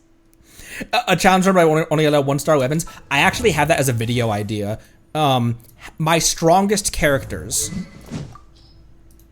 How strong really are they? Like, taking their weapon away and relying on my actual build. Like, the artifacts and their talents will have to carry them through whatever they're doing. Or no artifacts. Okay, the Narwhal and then Arle are the only ones left. Oh, and oh frick, and Natlan. Dullblade Skirk.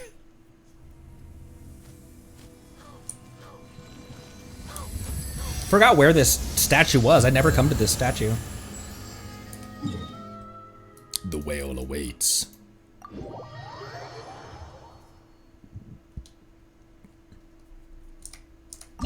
At least he's got friends this time. Should we do the low level ones? See how long we can last.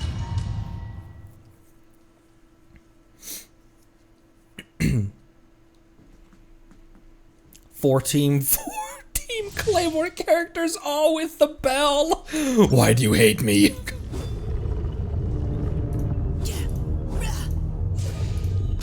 He's got interesting attack animations, at least. I won't call them super pretty, but they're interesting. Lighting cover fire. Should have stayed away. It's another thing, once again, because of Zhongli privilege, I forgot that when he flops, it does damage.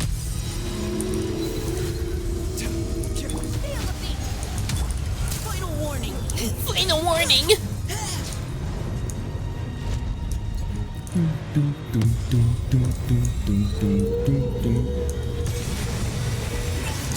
Sight clear.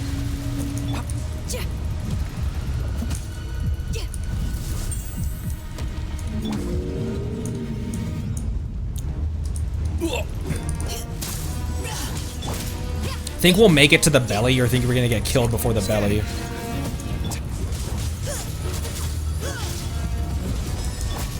What a weird thing. What a crazy sentence. Think we'll make it to the belly?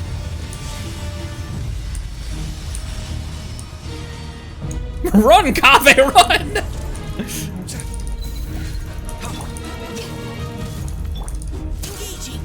Engaging!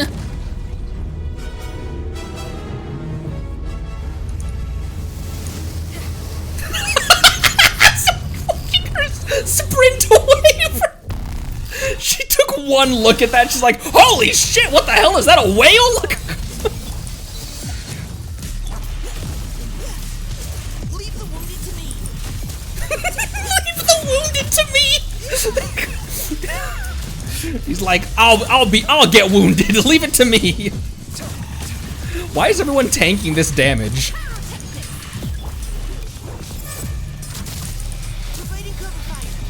Do you think Mika is Numa or Oisa?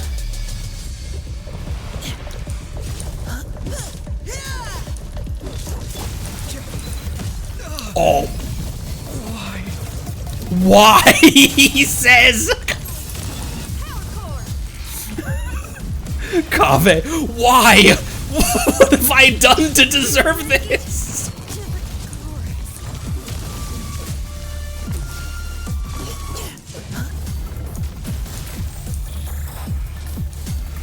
I'm not sure Polearm could stagger this this boss, but I want to see Mika stagger.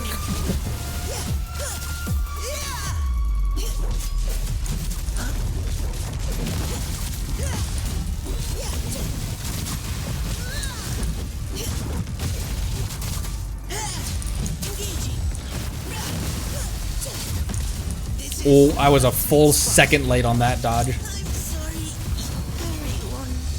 He's like, wow, that was fucking weird.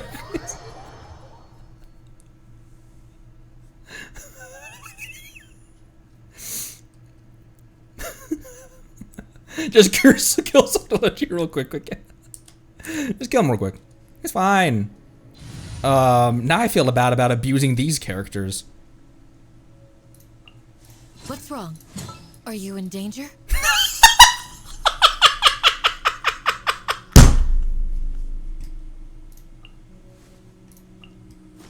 Leave it to me. Got a problem you can't solve.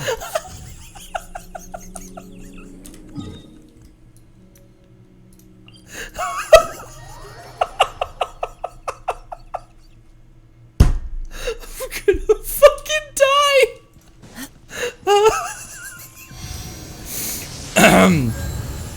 I'm fine.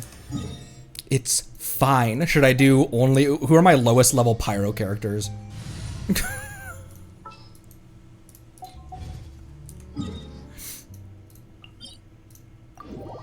Alright, Arle, you're the last one. Oh, the rain is really coming down. Oh, let's just hope the conditions out here won't get too muddy. Otherwise, I'll need to help everyone clean their boots, and there won't be enough time to prepare. I wouldn't even let him finish his sentence.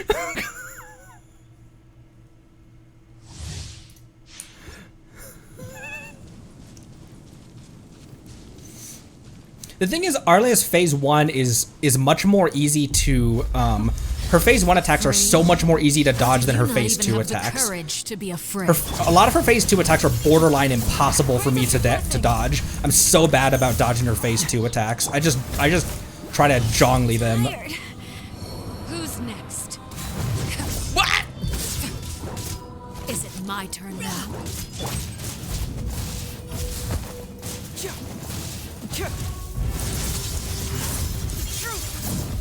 I kind of thought I was outside of the AoE of that, actually.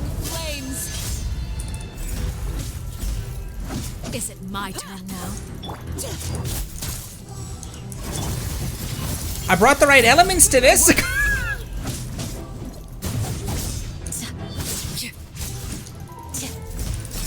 Is it my turn now?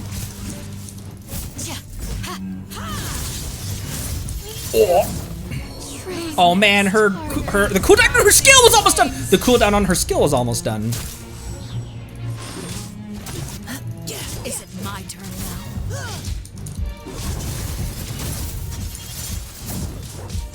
Why can't my Arle throw her spear, throw her scythe like Kratos' axe?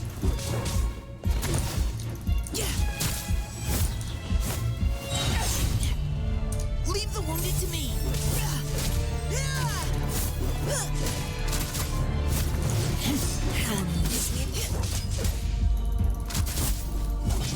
Oh my gosh, how slow his attacks are when he's got the cryo debuff. Is it my turn now?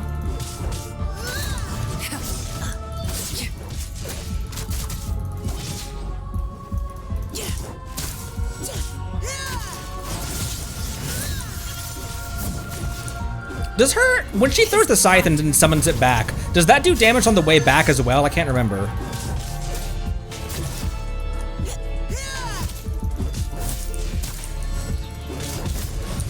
We get to listen to the dope music as well.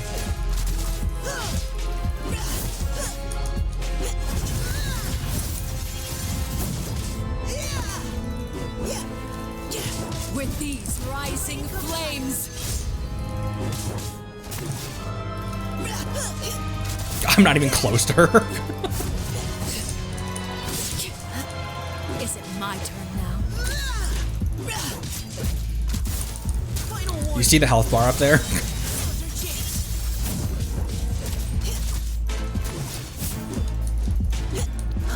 Make bets on time, because this is much longer than I thought that he would be lasting. With these rising flames. Providing cover fire. Is it my turn now? Oh, I'm out of stamina.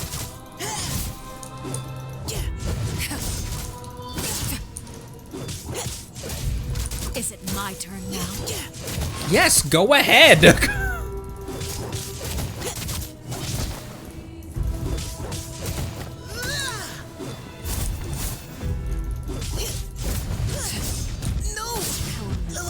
Oh my gosh, that was brutal. It looked like she like her first two attack animations, it looked like she just like stabbed him and just like sliced his guts out.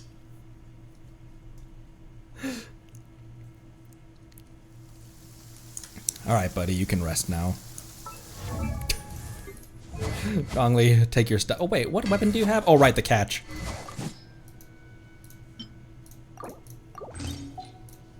Well,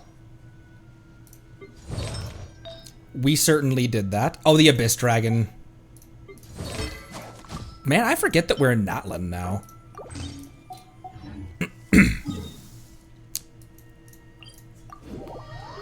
Soy sauce.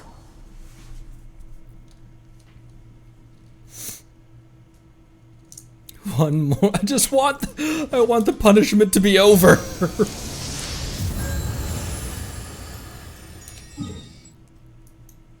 We're leaving Natlan. Yeah, we are closer to the end of Natlan than we are to the beginning of Natlan. It's over here.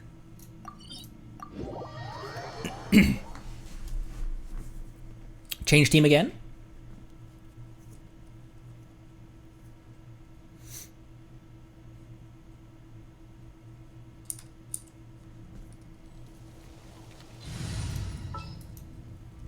I'm sorry, Farazan, come here.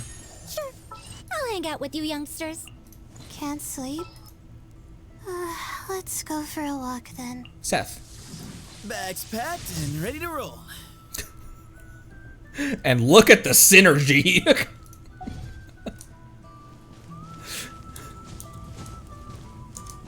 Oh, wait, not... Yeah. Excuse me.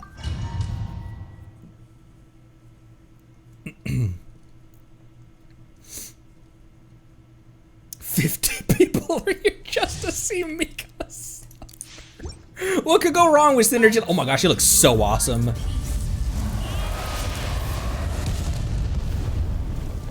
How the fuck did I dodge that? Excuse me. Through the shield too. Go back to sleep. I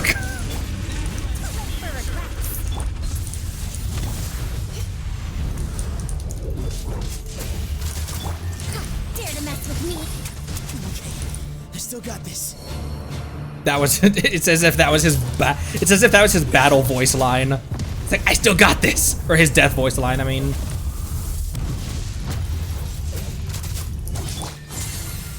$60 damage from Farazan for that.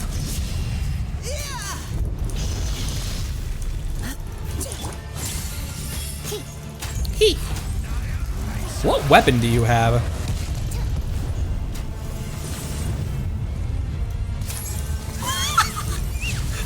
On a charge shot.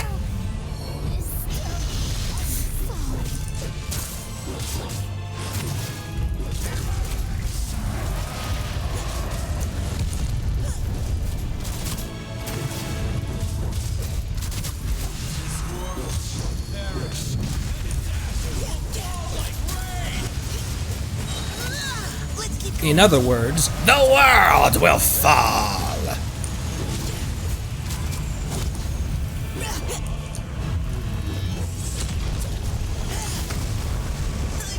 What an awesome attack to die to, though.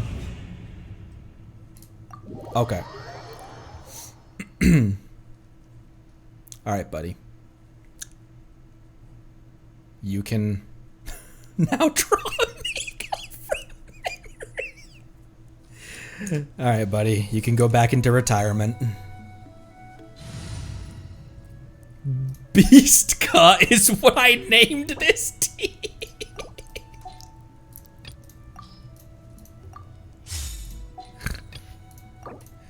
Disband that team. Everyone go home.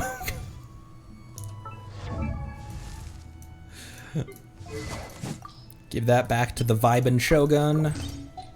And Grandpa, take your artifacts back.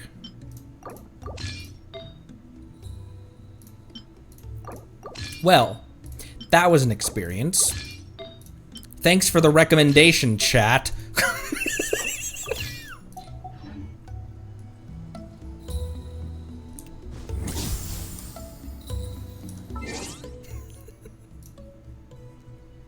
Let's do another roll on the punishment wheel. We got you, fam.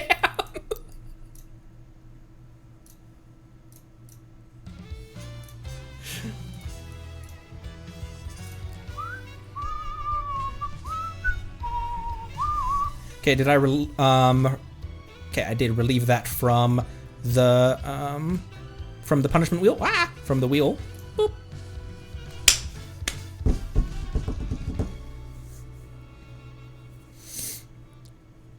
Oh.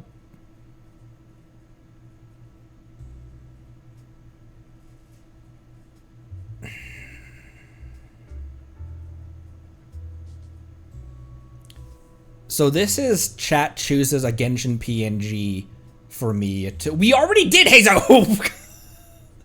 Chat chooses a Genshin PNG for me to pin to my model. Mika? I don't want to open that with the screen showing Monday. What the hell is this? What the hell is that? What the hell is this?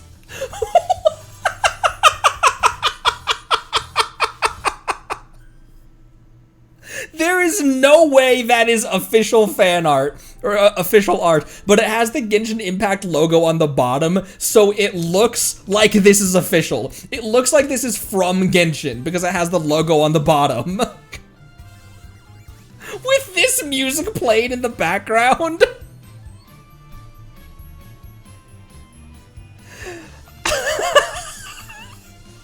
I have to? Yeah, that's what the punishment wheel said.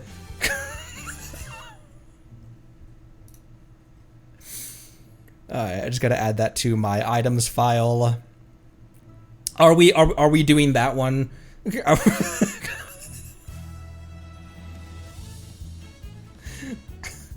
That was the first one that was sent, that was linked into the, that was linked. Why do you have that so quick on hand?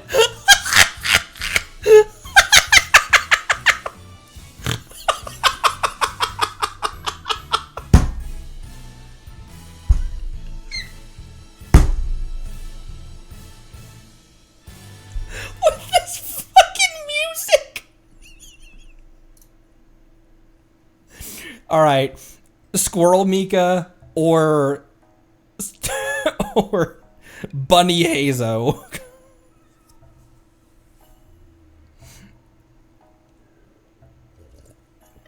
I forget how to do a poll on here.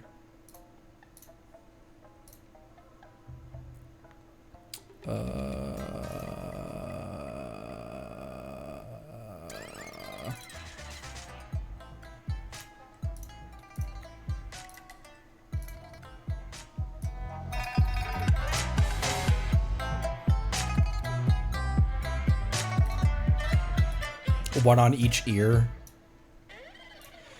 All right, seems like both is the consensus.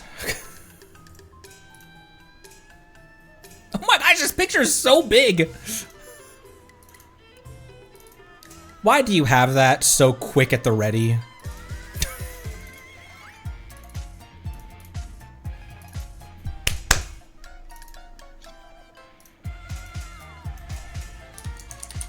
I'm just gonna label this as Y.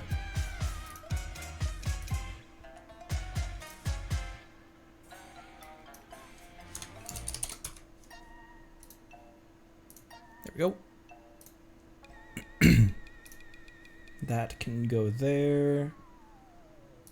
Oh, I forgot that my toggles are doing stuff.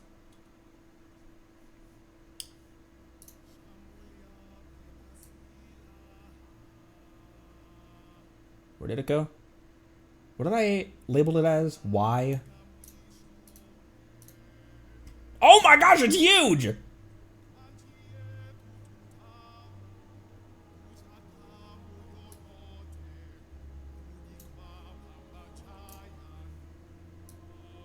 And...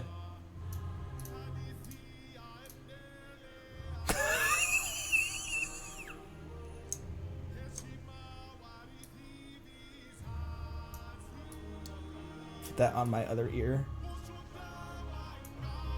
Is it on my ear? No.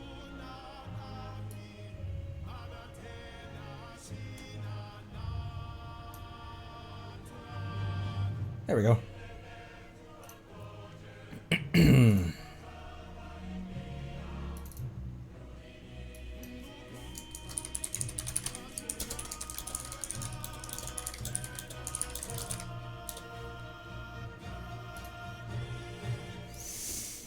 Thank you for that.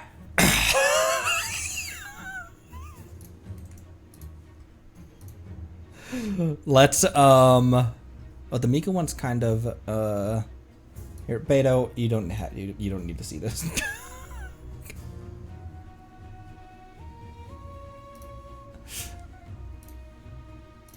Oh my gosh, stop doing that. There we go.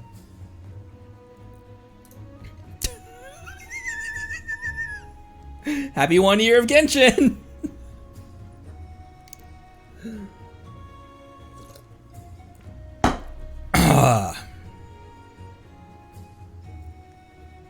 How triumphant and inspiring this moment is.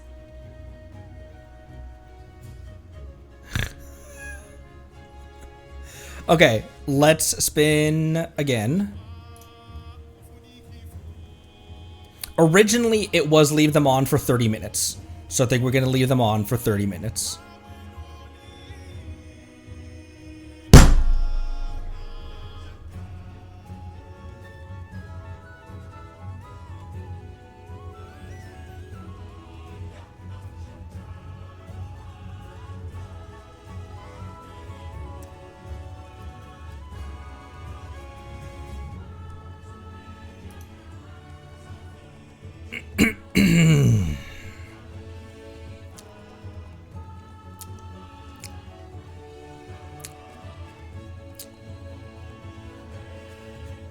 You know, you guys did get 2 pictures on that last one. It was choose a Genshin PNG for me to pin to my model, and you guys got a twofer on the first one. Here, what, here, let me go to my saved pictures. Immediately takes my screen off of the screen. Did you see this?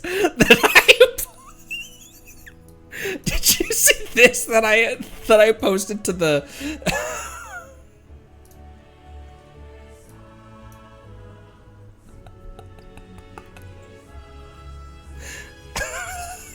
This is such a good meme template.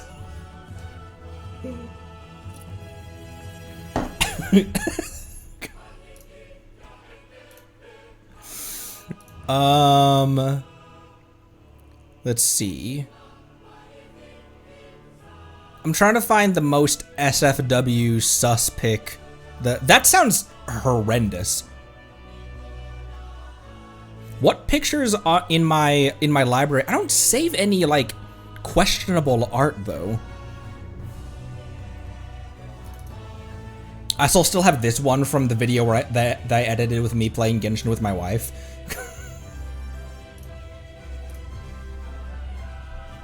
And I have this one still too.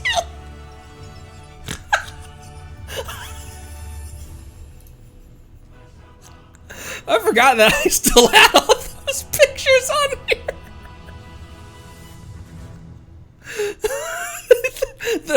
You want that one? The Giga Chad Yenfei. Here, I'll do that one. Sark would be pleased. If you're not on the Discord, Sark is our resident Yenfei stan. There and in VTube Studio. Streaming assets. There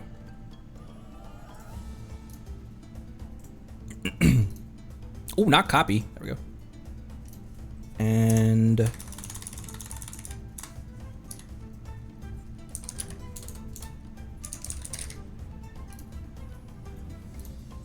it should add automatically.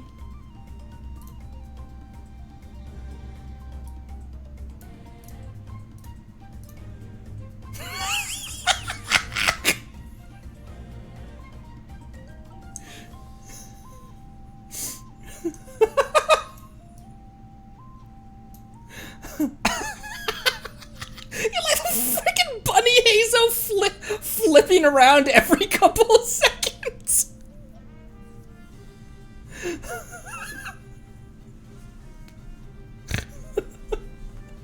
Sark fake punching the wall for not being here. If someone would like to screen grab this and tag him in the Discord.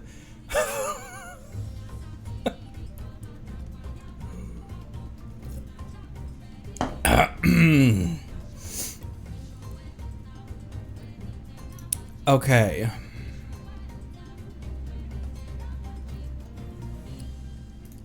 I think we can spin again and No! With these pictures on my model. I don't even think my guitar's tuned right now. Give a sec.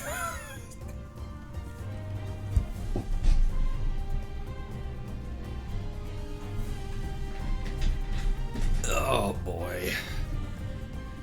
It's 2009 all over again.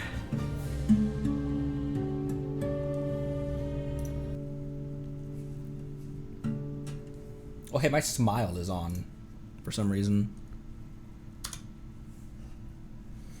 I need to loop these back behind there. Ugh. Ugh.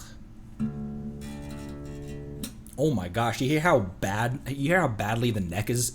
This neck needs to be straightened. Listen to this. Whew, that's terrible. That's pretty bad actually.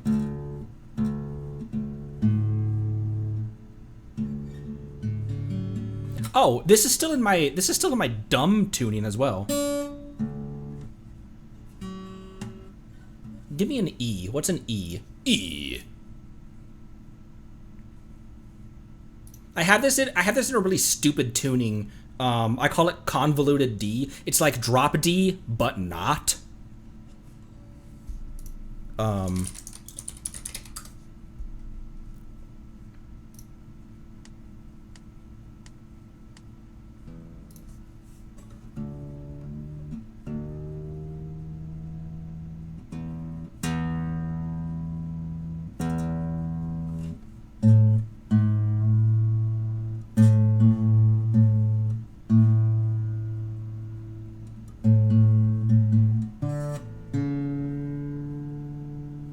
tuning my guitar makes me feel like I'm back in middle school.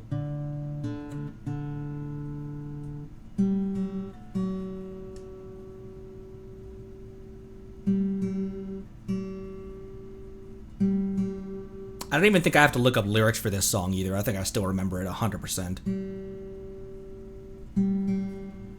That's... There we go.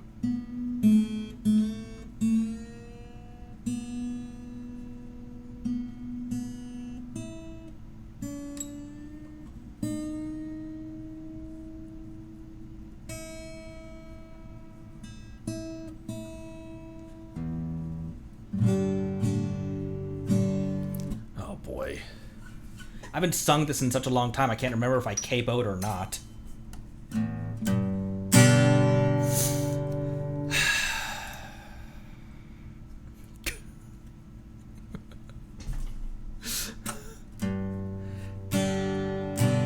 It's still slightly out of tune. Alright.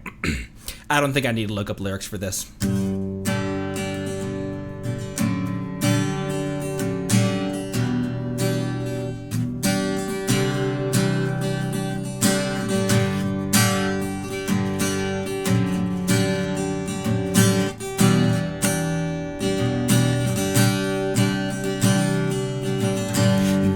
Dawn is breaking. I need to capo up.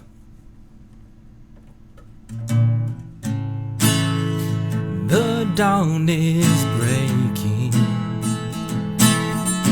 A light shining through.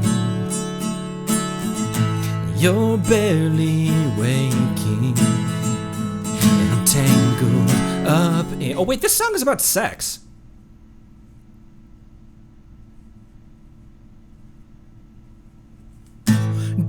Da, da, da, da, da.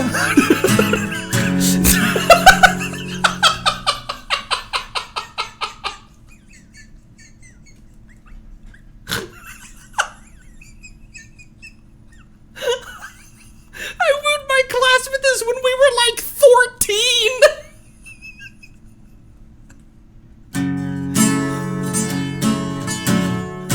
This is exactly like I mentioned that I mentioned that I'm a Numi fan, that I watch Akuma Nimune, another VTuber. She had the exact same reaction when she recited some old One Direction lyrics, and she was like, "Wait a minute, this song's."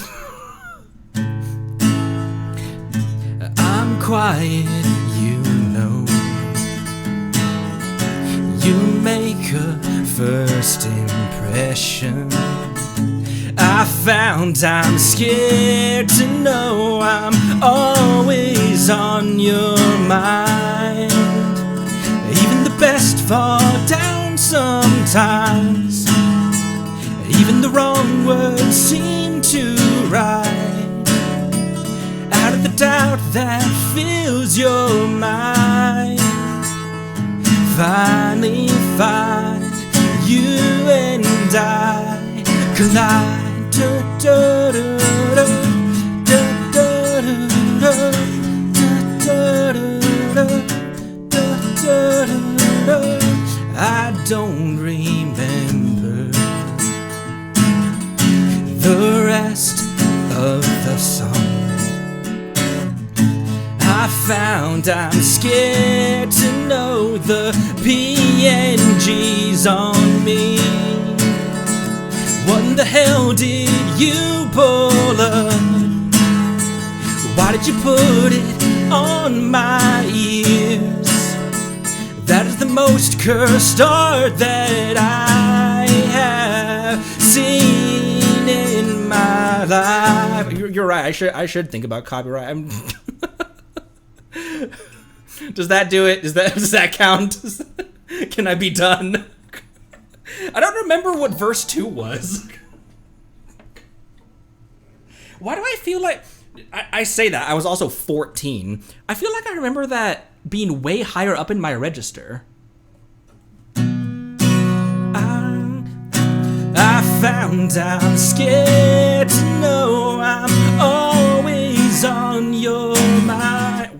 I guess maybe I just hadn't hit puberty yet.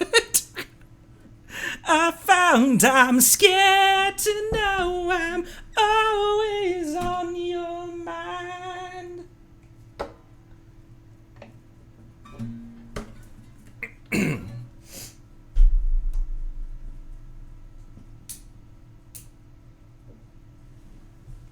I am not doing Wonderwall.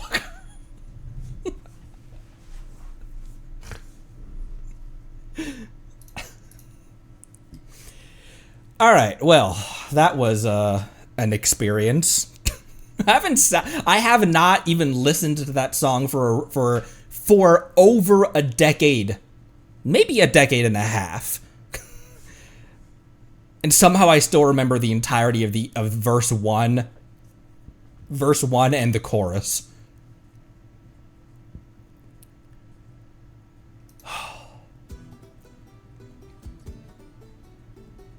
Hi.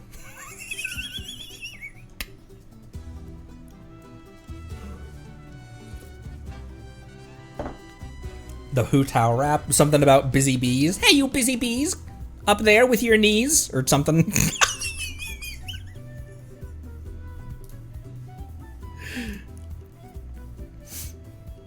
I have a couple more tier lists we can do as well.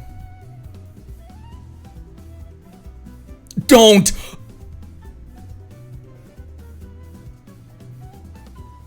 Didn't we just have a punishment? Didn't we just have a punishment?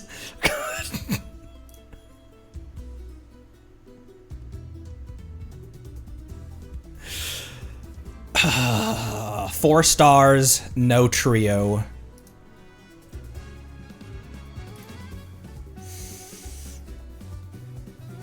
Alright. Well, the 4 stars no trio isn't a punishment to like brutalize myself with this punishment is 4 stars that are actually valid. But I just can't use the golden trio. So like Shinobu is allowed. Wait for my signal. Yanfei is allowed. But just no Bennett, no Xiangling, no Xingqiu. I charge a higher rate to meet outside the office. Outside the orifice? I don't know that Beidou is Abyss ready. Cause this one is a actually try to do well. Doesn't matter where, I'll be there. And then Beidou might be alright actually for this team.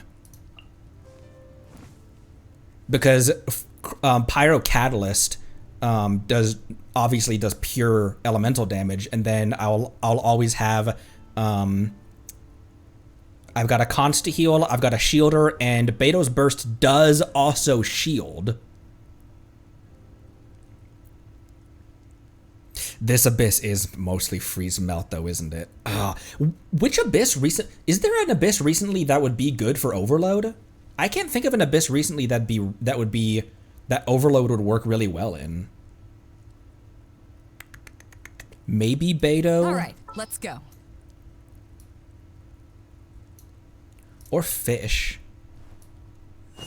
Probably Beidou. The shield does almost nothing, her burst shield, but it is a shield. It can save you from a shot that would have killed you.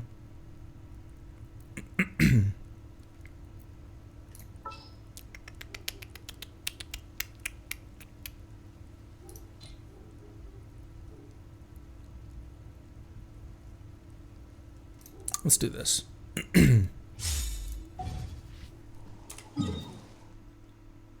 I feel like I was singing so off key as well. My face was bright red during all of that because I was listening to myself and I was like, "Oh, bro, you are a full like half key, like half step off of." All right, this is an actually try to do well. But I don't have my big hitter 5 stars that I normally take to the Abyss. I don't have Zhongli shield. I don't have Arle and Navia damage. I don't have Skirk Yelan freeze. So let's start with 9 and see see how far we can get up. Actually, not. Let's start with 10, actually.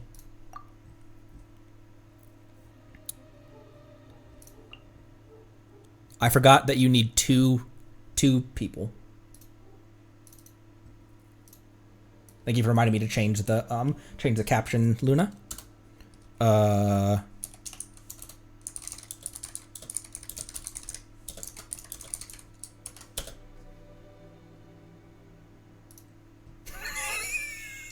My toggles.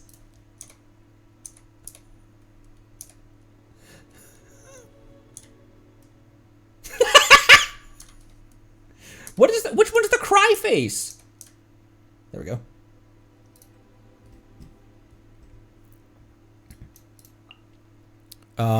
And then Shin and you. And then for this one, it's gonna have to be...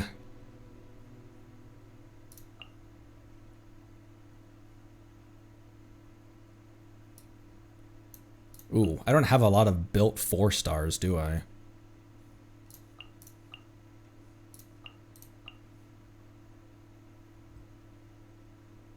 Swirling this team doesn't make any sense whatsoever. But it might be the best we've got.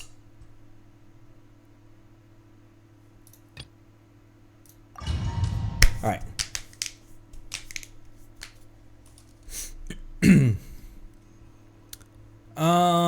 Healing effectiveness, probably.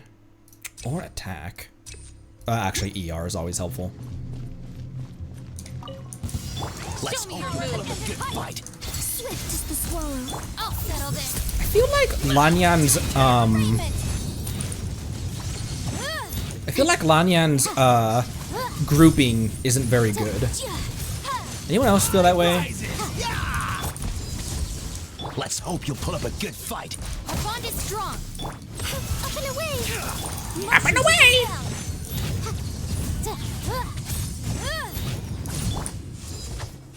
Oh, she got knocked back. Stick around.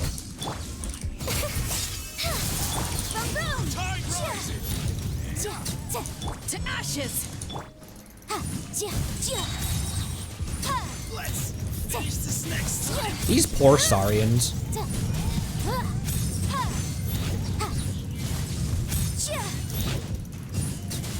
How about this? Out of my way. I feel like I have, Breath of the flame. Motion to compel.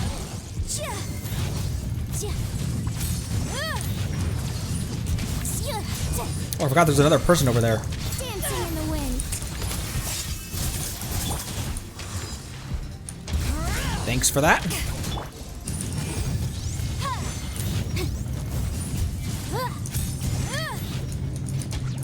Eyes on ahead. Dissipate. Barely made it out of that. Incinerate. War's over. The war is never over. Lightning purified. Motion to compel. Inadmissible evidence. Closing in. Slide with me. Sprint.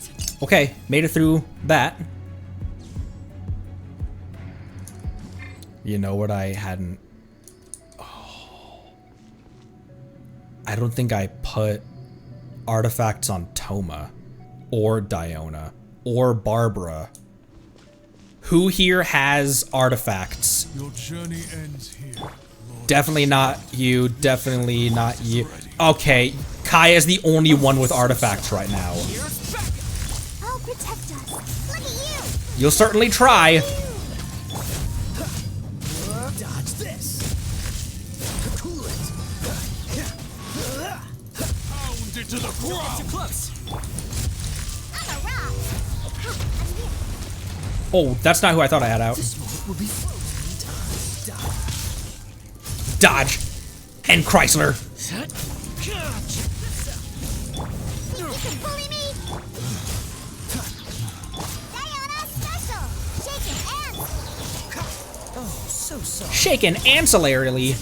Oh, that's not off cooldown yet. Cool it. Dodge this. Barbara has such bad uptime on her skill. Otherwise, that... What am I doing? keep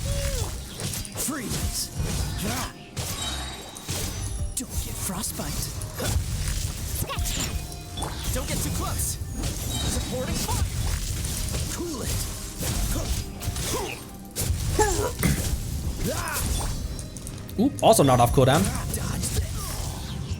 Okay. Completed 10-1. Because the Mika team, that's a punishment. That's a like you're gonna die. But this challenge is a I'm trying to actually do well. And actually survivability is pretty good on this team, on these two teams. Come on! Show me your courage! Dissipate. Fly. Boom boom.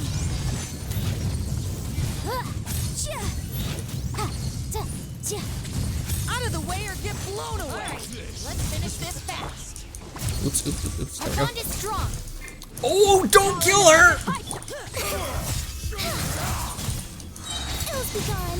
Incinerate. Oh, never mind. That grouping was decent. I'll settle this.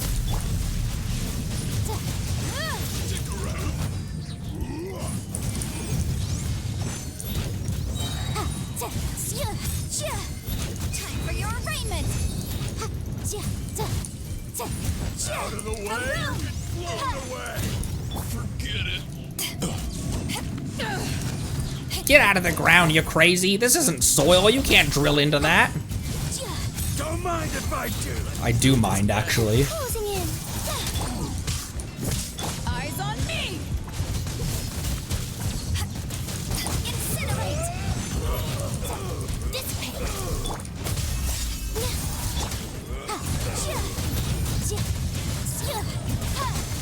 Boom. Strike like stones! Strike like skirk! Ow, my Yenfei! Up and away. Up and away!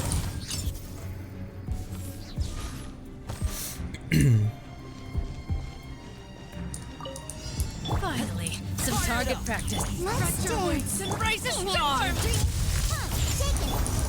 Shaken!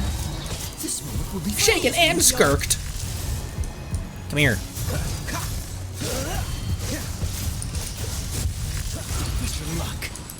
Don't get too close. Sound like he said, push your luck. Come on. We can do it. Think you can bully me? Dodge this. They apparently do.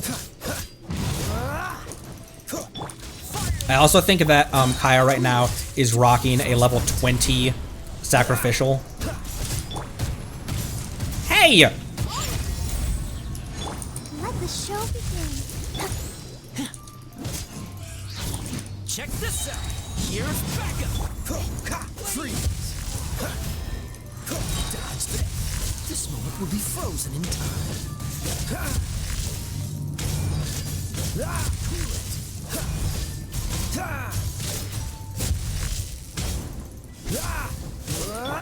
Look at you, Bootown. Ooh, not ready yet. Oh, so sorry. Dodge this. Cool it. Freeze! Didn't Freeze get a buff recently? Potentially just like in preparation for Skirk. I also 3-starred these past. I know it's floor 10, but I'm using very underleveled characters. Not underleveled, but not at all. Oh. Yeah. Yeah, actually. The buff is named as Coffee. Fair enough, I guess. Let's finish this fast. Fly. Incinerate. Power that ended height. Wrap up the flame.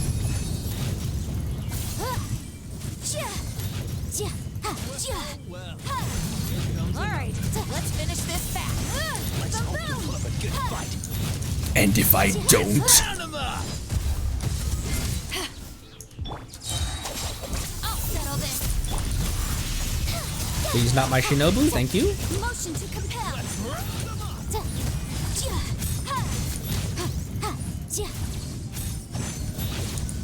I always call Overload a shit reaction because I get sick and tired of trying to chase them across the battlefield. But with Yenfei, where her fire bolts are heat seeking, it actually works pretty good. Back at ya. Swift as the swallow. Closing in. Our bond is strong. I just play so many melee characters that I always have to like waste my stamina sprinting over to try to catch them. But when Yanfei's firebolts find the enemy anyway, then it's actually alright. Ow!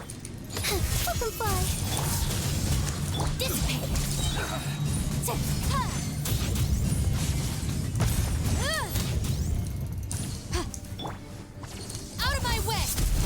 Or get blown away!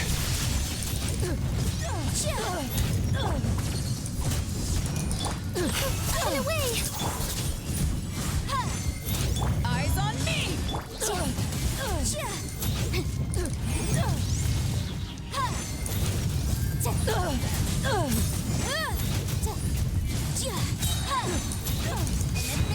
She works well with Beidou, because Beidou's it's like the coordinated attack with Raiden, whereas with Shinobu's ring, you have to be kind of close to the enemy.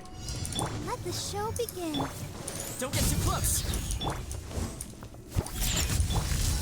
Freeze. This moment will be frozen in time.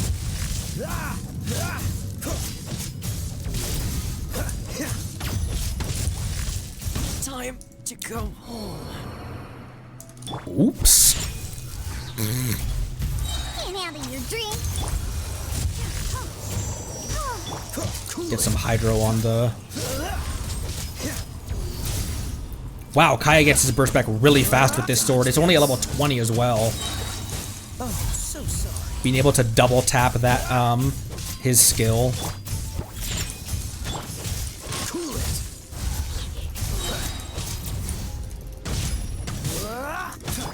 Shield's already gone, but, oh no! The sacrificial, recouped it. Freeze.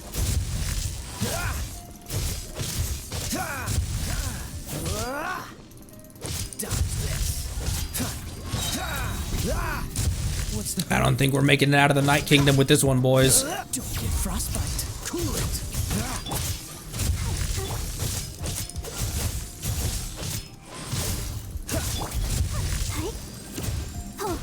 Oh, this isn't gonna heal anyone because she's not under her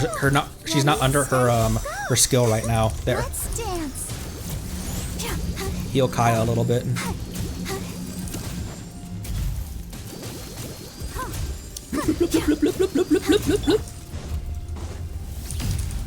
That's alright, you don't have to do that, man. Really. This moment will be I know you want to, I know you think you want to, but you actually don't have to.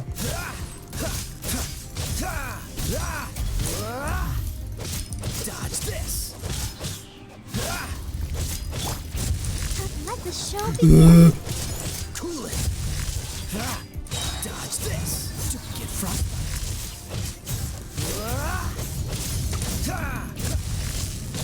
Cool it.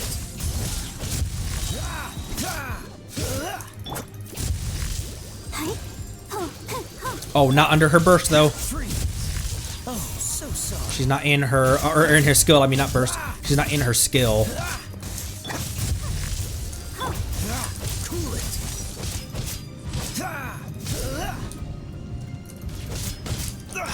You're getting on my nerves. Let's dance. Okay, I can heal Kaya a little bit.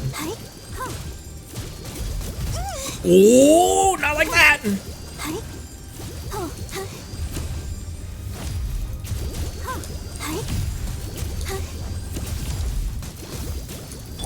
Dodge this. Go.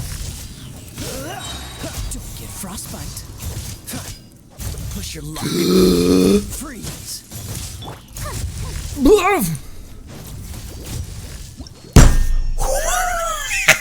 How did I get a star out of that? All right.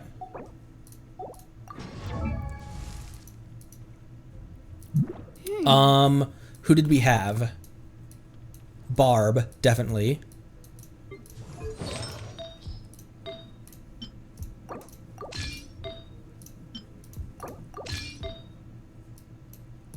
Like I said, long stream today. Not Squirrelathon length. Don't think we'll go for 8 hours.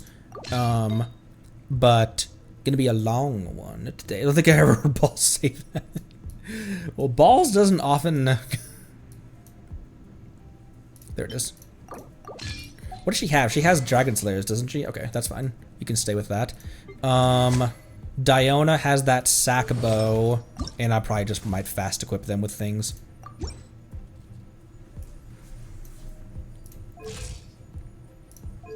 Wow, that's pretty pathetic, though. Who has the other sac? Oh, this is the max level. This is the highest level sacrificial.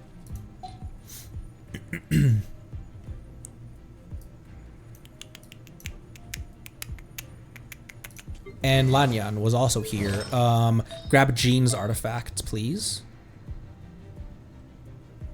This is what I wanted. It's a VV set.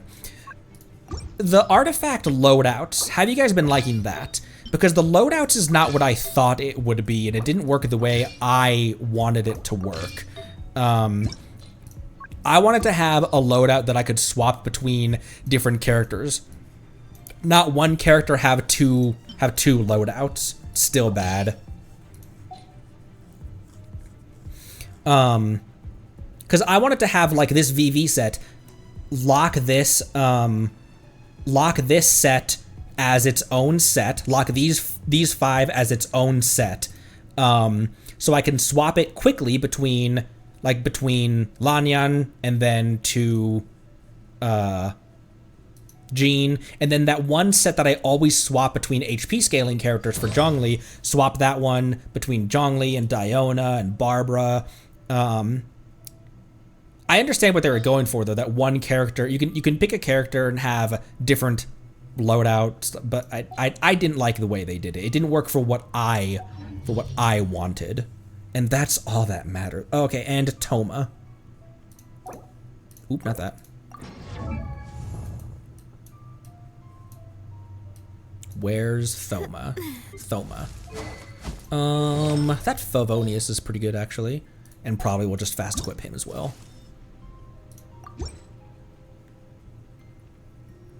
Or I could give him Raiden shit.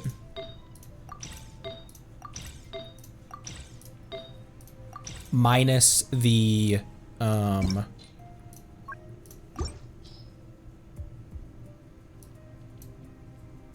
but then that wouldn't be a full set of Severed Fate then.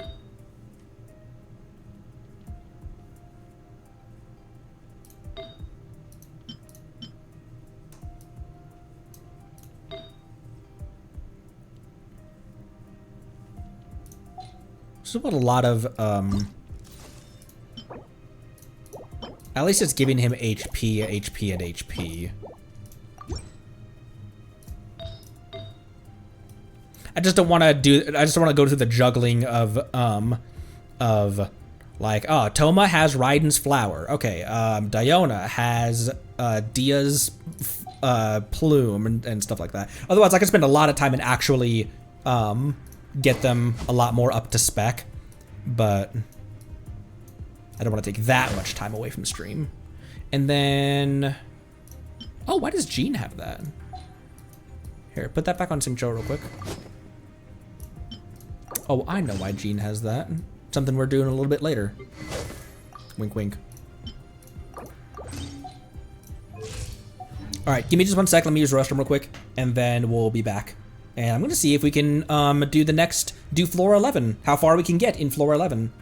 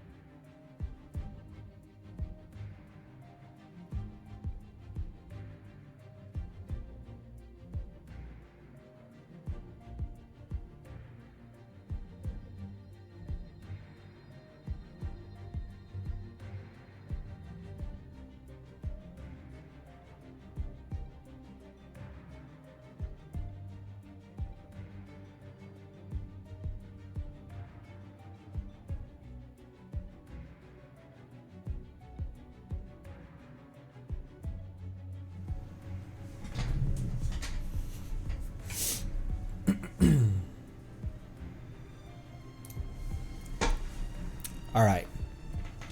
I also think it's been longer. Has it been longer than 30 minutes? How long have these been on my model? But I think that I think it might be time for these PNGs to take a break. It's been like 5 minutes. Yeah, who is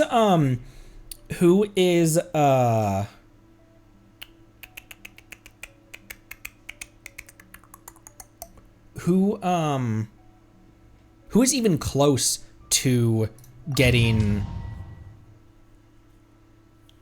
What am I talking about? Who's even close to getting their inventory, their artifact inventory full?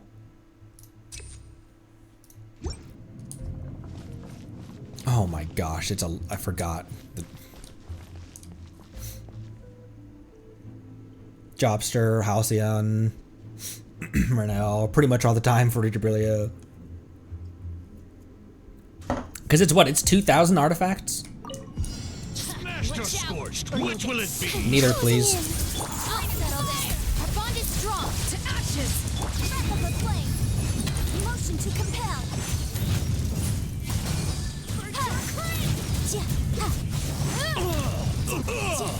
I forgot how much I like playing Yanfei.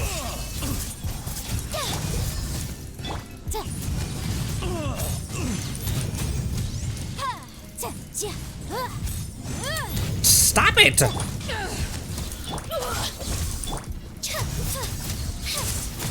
Just need to pull that out. There we go.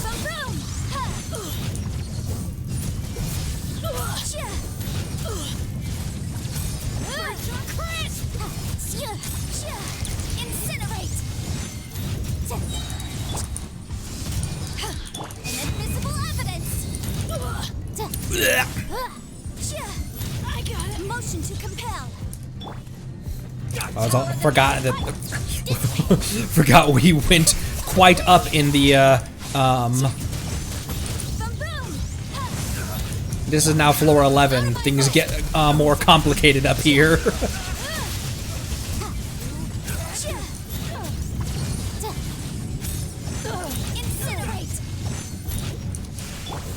I could have parried that. Swift is the sword. Motion to compel.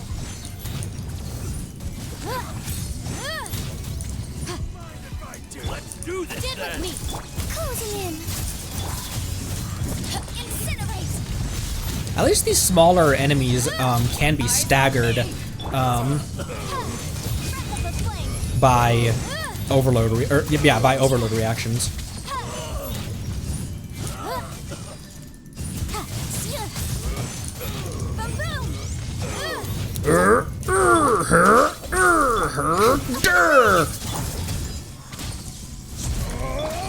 I think I staggered them out of their out of that animation.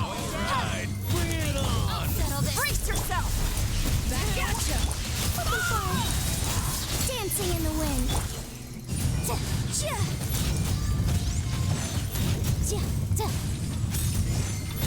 It's okay, you know, you guys don't have to. Oh, that's not off cooldown. Power that ended hunt. Incinerate.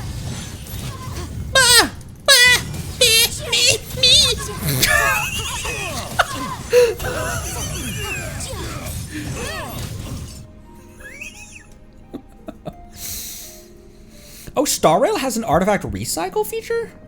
Huh.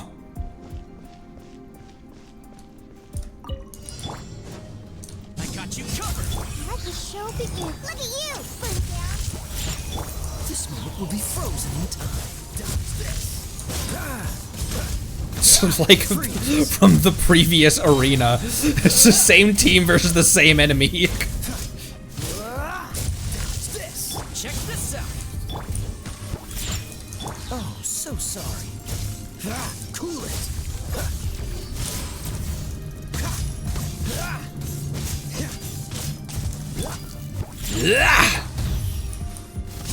There we go. Give me that. Special. Ooh, that's back. Don't get frostbite.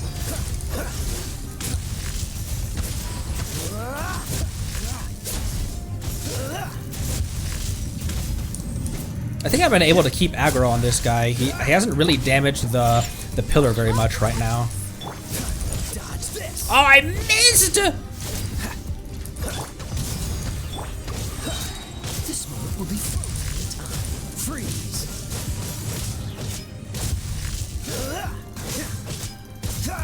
I was also reminded that I kind of just used it as an iframe. I gotta be honest. I was also reminded that Xingqiu. The reason it seems like Xingqiu always hits the passive. Oh my gosh, that always hits the passive on the sacrificial sword is because his attack is like a 5-hit attack, and all 5 of those hits all have the 70% chance to recoup the sacrificial's cooldown. Or the skill's cooldown.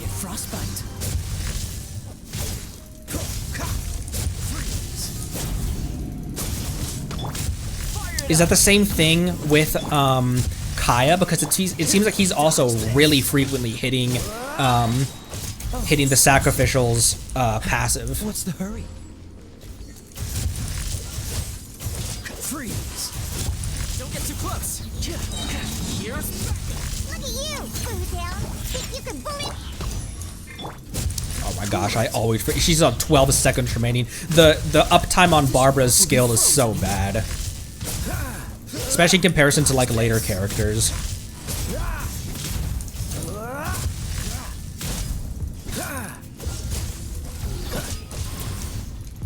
Freeze. Fire it up. Don't get frostbite. There we go. Dodge this. Was there ever a point where freeze was the meta? Freeze. Not like the meta, but was there ever a point where freeze was a really I forgot. It's not off cooldown yet. This moment will be With Ganyu, I just stood in that blast as I. dodge this.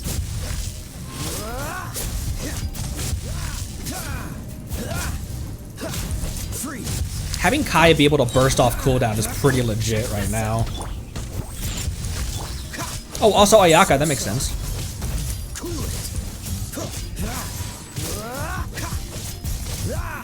You know the character's cooldown that I have the biggest problem with is Noelle's, actually.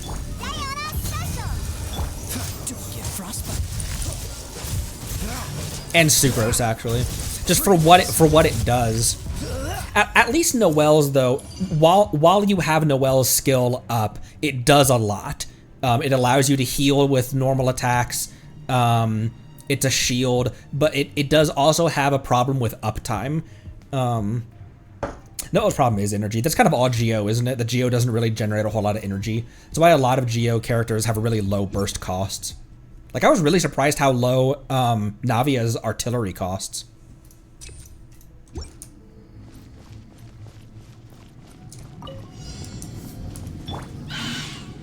Hit me. Why am I standing around like I'm on a timer in the abyss? Time for your arraignment. Yanfei still has her shield, and Lanyan's shield actually is also still active. Okay, Lanyan's shield's done. Shields don't stack, which is unfortunate. Out of my way. Stand with me. Bye. Motion to compel.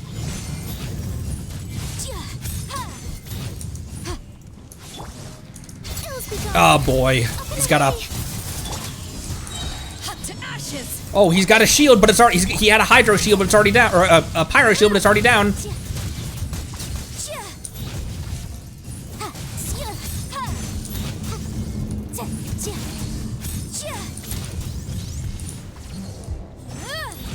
Hello, sir.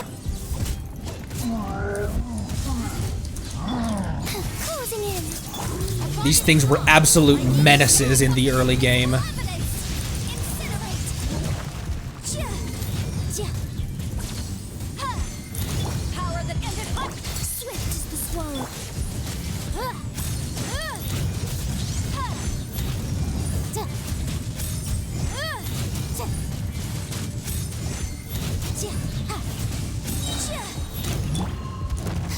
That was very risky, pulling Shinobu out at a time like that. Breath of the flame.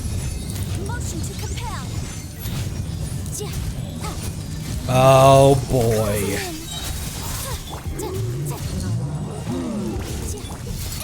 I'm still gonna pull that out for a heal.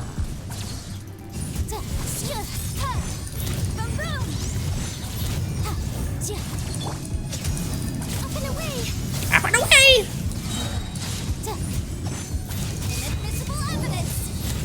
Actually, I'm gonna pull that out for a shield as well, Motion to compel. because electro shields are good against their own element.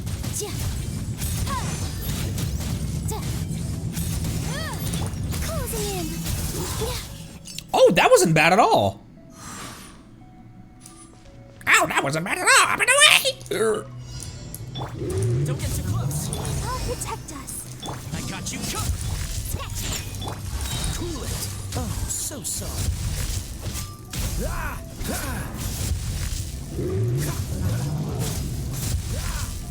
Come on, Toma.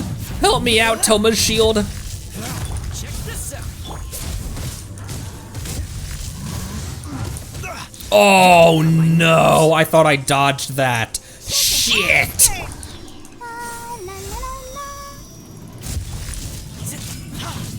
Fire it up.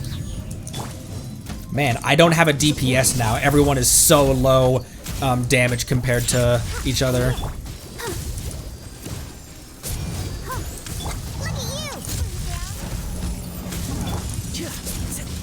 Probably Toma, actually.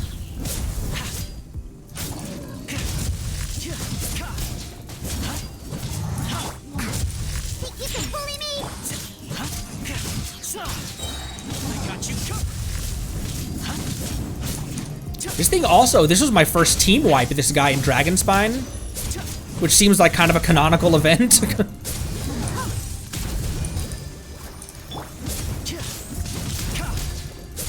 Don't get too close. I won't. Here's backup. Can't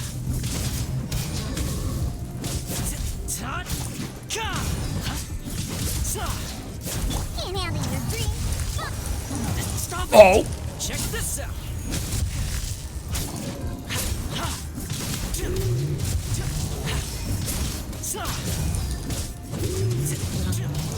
Come on. We can do it. Supporting fire. Don't get too close. That shield is a menace! No! Let's go, Diona!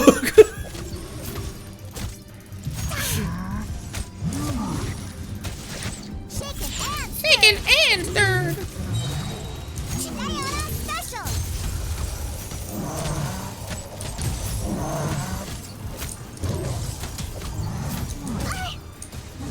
Oh! Spree fairy.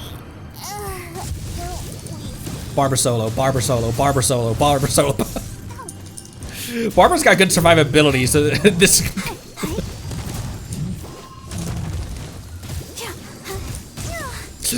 If you can dodge, she does! Oh, Barbara's abilities apply hydro to herself, don't they?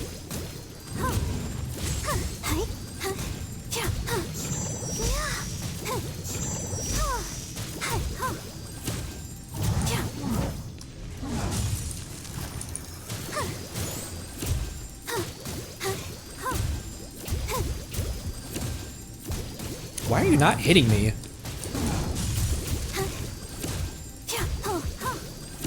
Go, Barbara! Go. Even the music was like, I'm not even gonna play music for this. Ah, damn. And he put the shield back up. This would be half doable, actually, because Barbara's hard to kill. And if you can be on the spot with your, if you can be on the spot with your dodges, this would be doable. It would just take for fucking ever.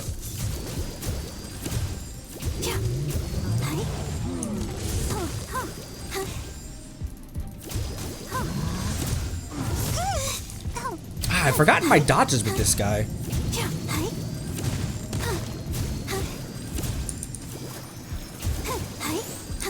Oh wait, no, Barb's skill doesn't apply Hydra. Oh yeah, it does. Never mind.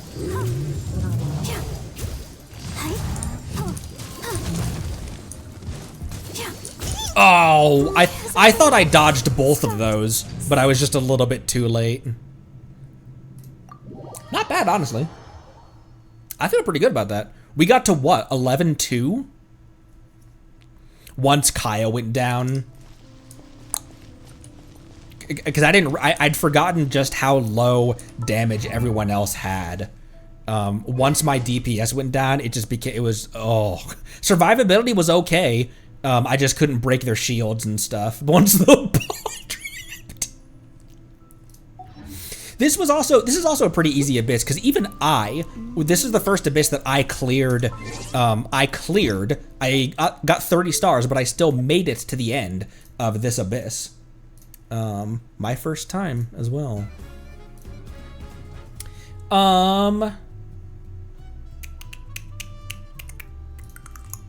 What was the easiest abyss for you guys?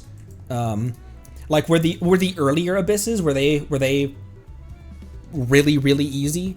Or were the earlier abysses, before they knew what they were doing, were they like crazy hard or something? This one never used to do it, huh? This was the easiest. Why do you think that is? Still had bad roster. This is never easy.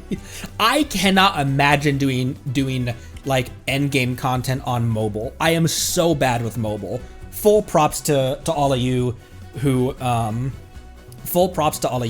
actually do stuff on mobile. Full props to mobile players. Bye-bye. I don't know how long it's been, but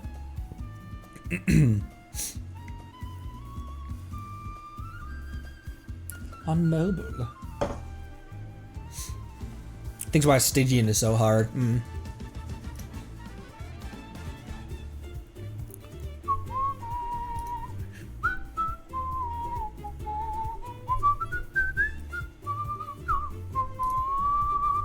Okay, on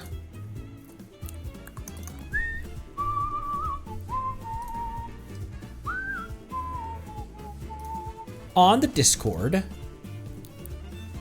I posted an AMA and ask me anything.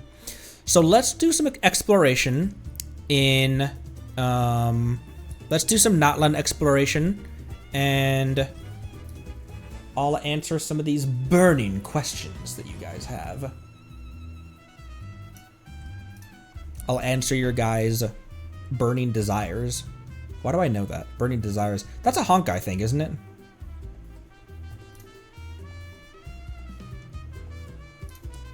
Wasn't burning desires oh, Zenless. Tomorrow we're going to Festering Art Desire. That's a good one for Farina, isn't it? Festering Desire. Burnice. Burn Ice. Burn Ice, aka Melt. No.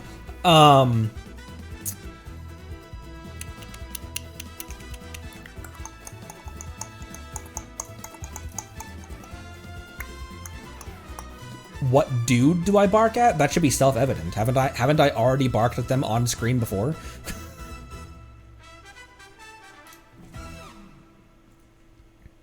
Okay, I think we're done with the tier lists. Punishment wheel can stay up for the time being. That can go there.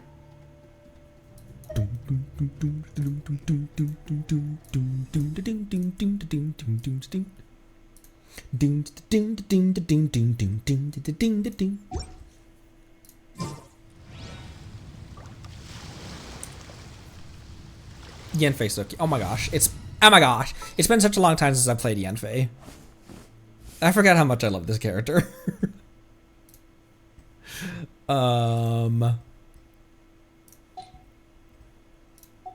And this team took me through a big part of Liyue and Inazuma. It was here was my Mondstadt and early Liyue team.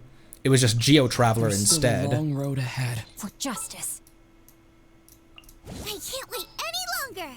Who's our target this time? Is this. The only reason I remember this team is because this is what I fought Ruin Guard Island with.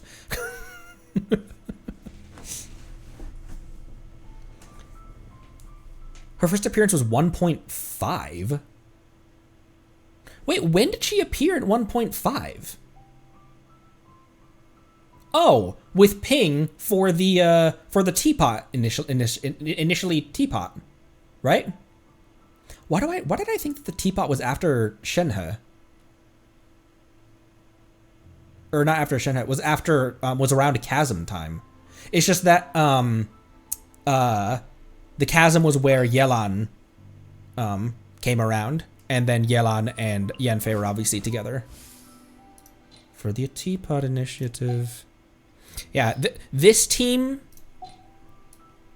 and this team carried me through the vast majority of the early game. So Mondstadt and Liyue were those characters. Then that's starting in Inazuma is where I started getting quite a bit of good characters and starting to build the characters that I had.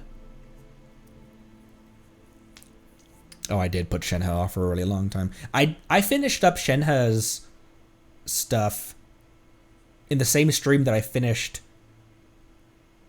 In the same stream that we did something with Raiden, because I remember the title of that VOD was the Divine Damsel and the Divine Damsel and the Delusions of the Resistance. I still remember the title of the episode. Beto needs to be stronger. I want a 2500 attack Beto with 63 rate and 200 attack, 200 damage and 30,000 HP.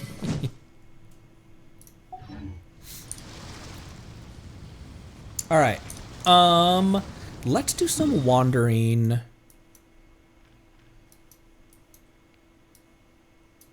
Actually, you know where we could do some more wandering is around Fontaine. Taking non-Natlan characters, exploring around Natlan is difficult.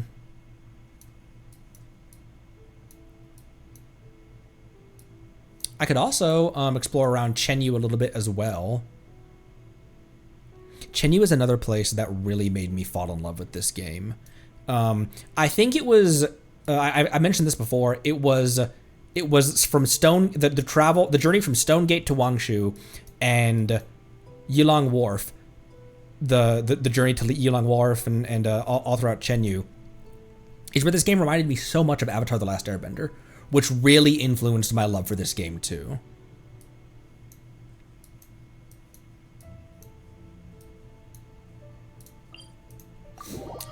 First question on the Discord AMA was from Akun. Do I have any character that I regret pulling and or building?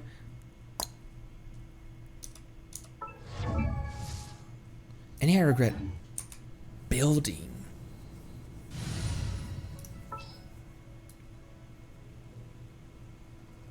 I don't think I regret pulling. I definitely don't regret any of the 5 stars that we've, like, any of the limited 5s that we've pulled.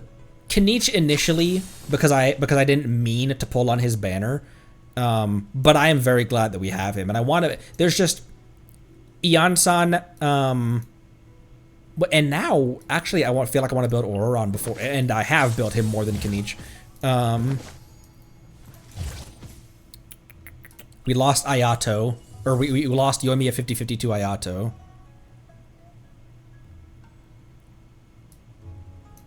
I brought Ningguang up to 50 because I was sure that I was going to have this as a team. Don't disappoint me. I will do as you command. I thought I was just going to have, like, the pretty Liyue women as a team until I started playing Ningguang.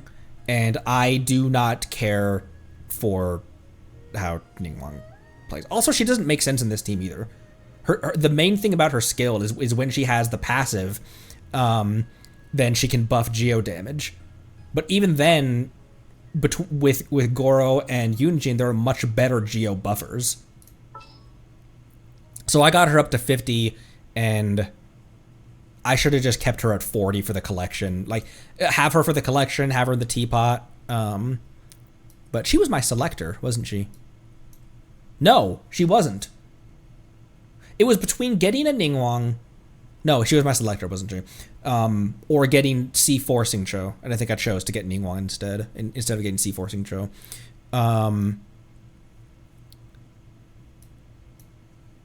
I kind of regret building Chong these days as well. Because of the other cryo units that we got later on. I was going to use him with Kaya. Because I thought I was...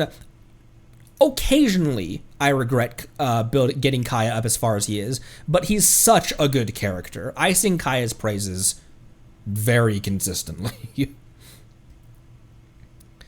Noelle, I also... These aren't necessarily regrets. It was more that I thought I was going to use this character more than I do. And I just went in a different cadence with who DPSs are going to be. Like, Noelle was going to be on the same team that Umbrella Warfare is. That is the slot that Noelle would have been the DPS in. I had a Wrath of the Rock. Oh, no, it was this one. I was going to have Noelle be here like this. And maybe I should put her in there. Oh, how exciting! Because Navia already has her own team. Is this a good team, though? Like, is this a balanced team? I was just thinking, like, two... I think I've asked this before. Did their geo buffs stack on each other?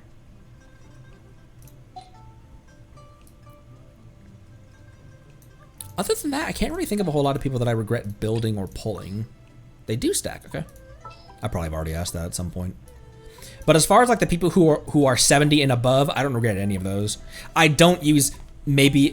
Probably the winner of this is Fischl, because when it comes to off-field Electro, I always go for Shinobu, Beidou, or Raiden instead of Fischl.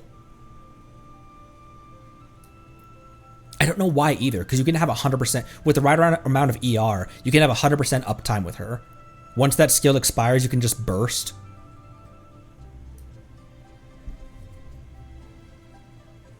Not really anyone else though. Marceline also asked a question just now as well. Before that scrolls up through chat. There's so much chat these days. I mentioned this at the start of this stream that I never thought that I'd be at the point where I had to scroll up to find someone to find someone's chat message.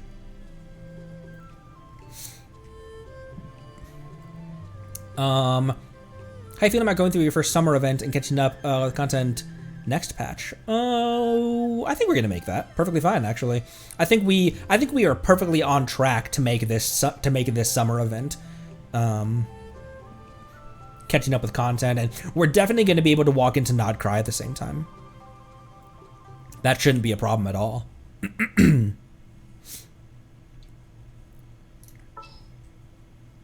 I just thought this was a really cute team. I know they haven't met in game.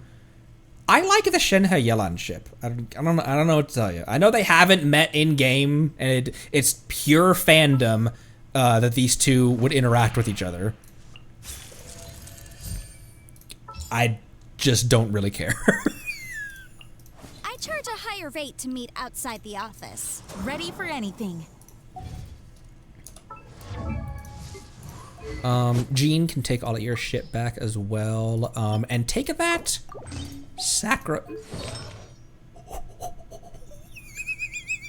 take that sacrificial bow back. Lanyan.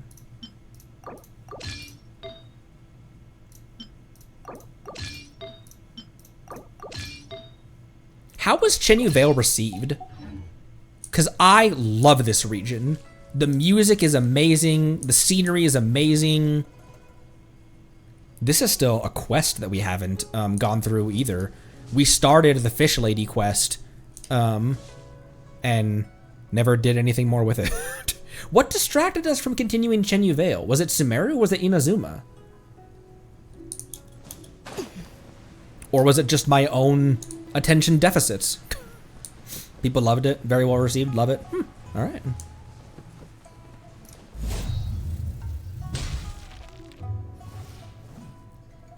Meru has a question as well in the AMA. Do you have any moments that pop in your mind as really memorable, whether it's something that happened with the stream or with the game itself? Like a core memory, and this is so silly, but a core memory is the stream where we were traipsing through Guili Plains, going from Wangshu to Liyue Harbor, because I had not unlocked this statue and hadn't been to Liyue Harbor yet.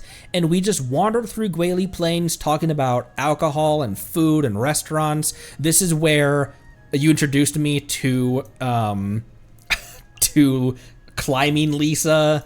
That is such a core memory, and it has nothing to do with the game itself. It's what we made out of the game.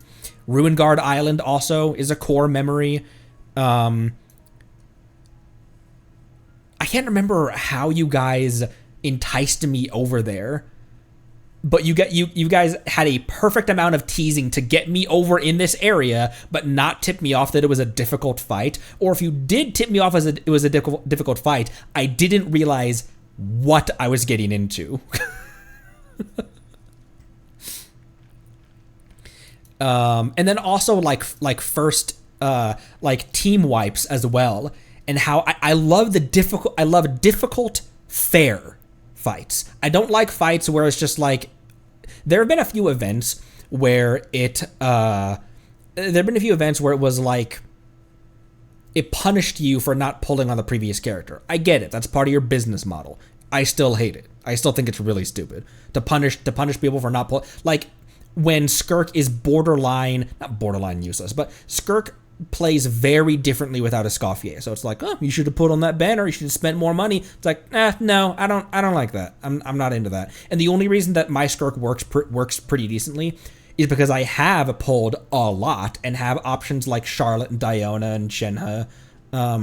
But I don't like when they punish you for not pulling on previous characters. I think that's really lame. So those are unfair. That's unfair difficulty. But fair difficulty, like the first lava troll up here, like our first steps in Dragonspine, the Guhua Temple, where we just were getting donkey stomped in the Guhua Temple by those 3 Vishaps. I really liked those difficult fights. When we got our first team wipes, those are fond memories. The Osial fight I totally understand what you guys say, and I completely agree that Mondstadt roped me in, and then the ending of the Liyue act, that's what locked me in. Yeah, Farina and Yelan as well. I have really good options for a Skirk team, but if you're new to this game and you pull Skirk, and you're not going to have a whole lot of good options for her. Funnily enough, as a start, Barbara and Kaya would be decent with Skirk to heal, and for Barbara's Hydro application, that would actually be pretty okay. And then Noelle to shield. Maybe I take back what I just said, actually. Skirk would work perfectly fine with guaranteed characters. Maybe that's a team we should try for a punishment or something. That might be a fun team, actually. Huh. Never mind. There's so many moments, though. I could pull out multiple memories from every single area. Even super early on, walking up to Stormterror's lair. We hit 10 subscribers on Twitch the first time. It is a core memory.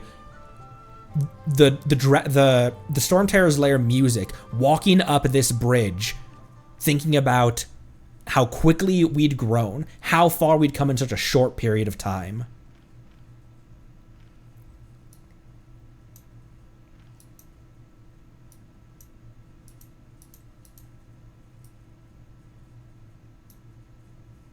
There's a lot of lore drops as well that are core memories too, like Zhongli.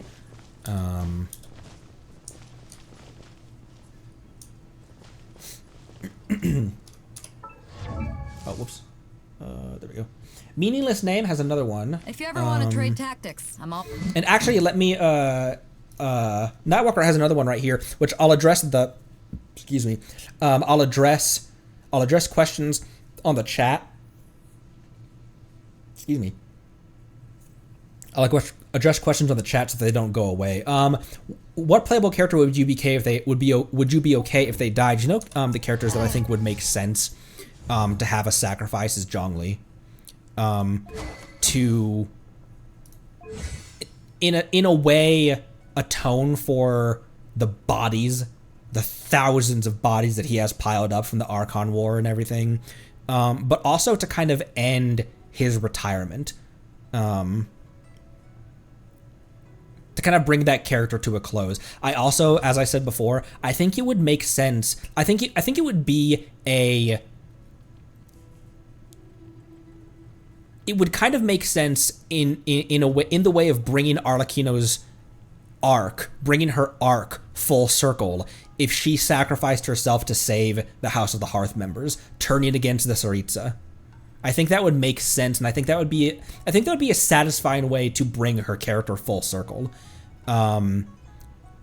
I'm so glad that Hu Tao didn't die. I wasn't even thinking about the fact that they're not going to kill off a character in a limited event. That wouldn't make any sense whatsoever. But if they killed off a character, if they killed off Hu Tao, that was the way to do it. They honored her character and what she means to the game and to the fan base so well. I still just got choked up a little bit thinking about it. I can't really think of a whole lot of other people who it would make sense for them to fall. I could see Skara, I could see Wanderer taking a shot for us. Someone mentioned this before. They phrased it in the like Wanderer sacrificing himself for us in a like now we're even kind of way. I think that deaths that would make sense to me would be deaths that would bring that character's arc full circle, would close that character out in a meaningful way. Hu Tao was handled very well. Because she was like the quirky little gremlin, but when she gets down to business, she gets down to fucking business. And I liked how they handled that, with her still having that same personality of being the quirky little goober. Xiao also. Xiao and Zhongli would be, if they killed off Zhongli, I could see that having some kind of thing with Xiao as well. Having that be a thing. There's a lot that could, like Diluc and Kaya, one of the other sacrificing themselves for the other to kind of reconcile their decades-long feud. But those are the ones that hop to mind immediately. Is Zhongli and Arlecchino.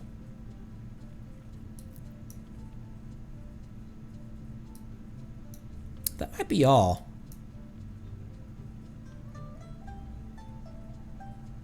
I love the Genu Veil music so much. Meaningless has a oh shoot, sorry, there's another one in chat right now. I'm gonna answer Marceline's, then let's pump the brakes on questions in chat so I can address some of the ones that are in the AMA on Discord. Because you know I can take every question and stretch it out into I can just keep on yapping. Marceline, what's my favorite pulling moment? Cold beer after a hard day's work. Nothing like it. Most memorable one was accidentally Keniching myself when I meant to pull on Raiden Banner.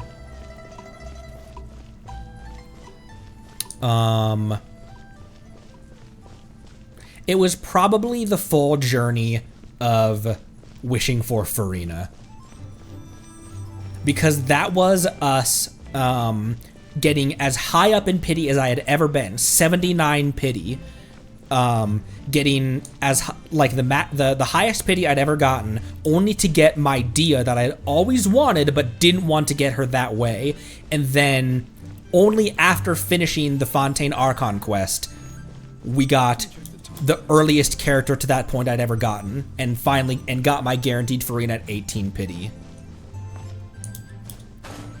And I hit my desk so hard that I have several empty bullet shell casings on my desk as a display, 'cause I'm American. and all of those fell off and clattered onto the desk. I immortalized that one in a clip as well. I haven't been uploading clips and shorts lately.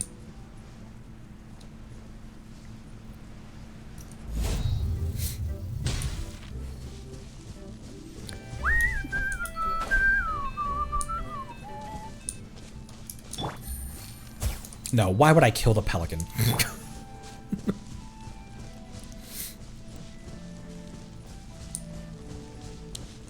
Why would I kill the pelican? I also... It's got to be part of the fish lady quest, right? This stuff is huge. Seems questionably big. That's what she said. Seems questionably big. Why would you need to make a rope that big around? Reminds me of, like, giants. Hoogball. There was a lot of desk drumming when I pulled Skirk, that's true.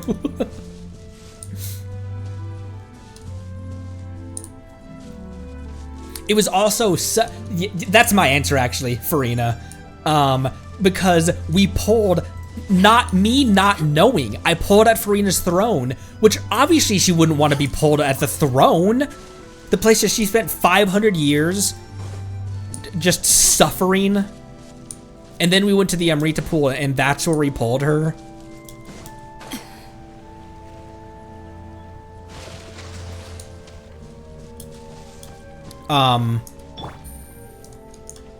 Yelan also, and I don't know if that's a favorite pulling moment, but it's super memorable having as my first 5-star, my first limited character, not my first 5-star, my first limited character.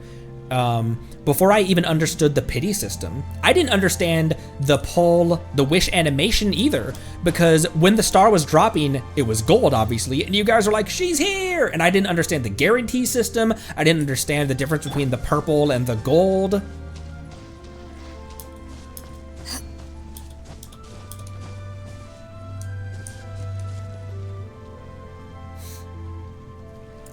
Meaningless has a question. What's my favorite port?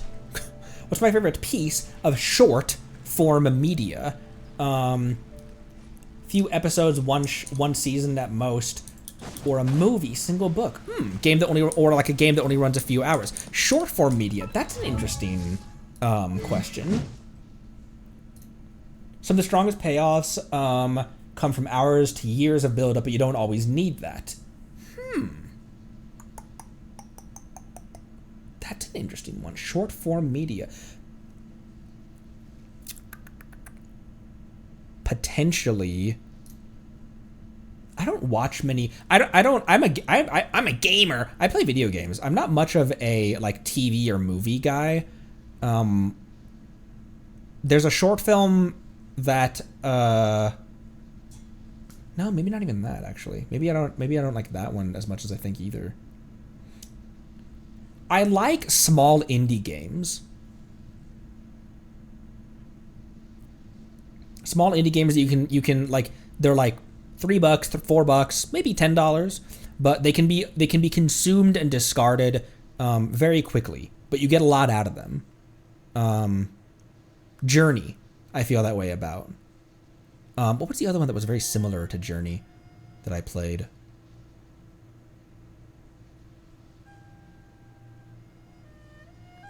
But yeah, stuff like that. Man, what was that game called? Now that's I played it with my wife. It was kind of similar in the Journey in like the Journey kind of genre, with that same art style. You're on an island with a bunch of stuff, with a bunch of like ancient machines and ancient things, and you were kind of a cute little like animal protagonist. I don't remember what that is. Short form media. I don't play enough short form media. Maybe like building games I would consider short form, like House Flipper 2 I've been playing recently. And then another silly one.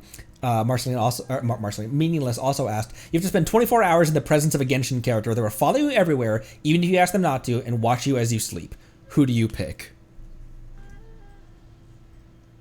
prepare the bonks. Why am I so far over?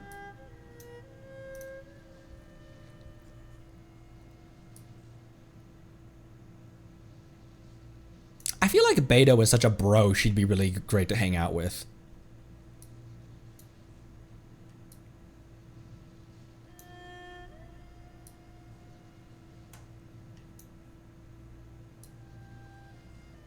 My knee jerk is Beto.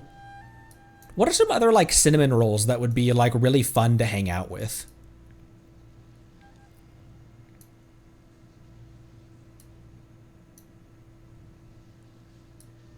I've never been on like big ships either. That'd be dope to like Beto brought Mulan cinnamon roll that'd be fun to hang out with. Toma would be a lot of fun to hang out with.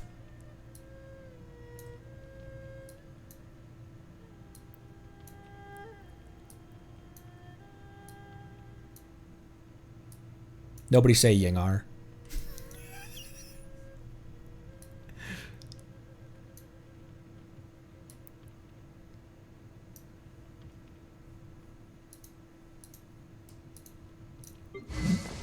Beto.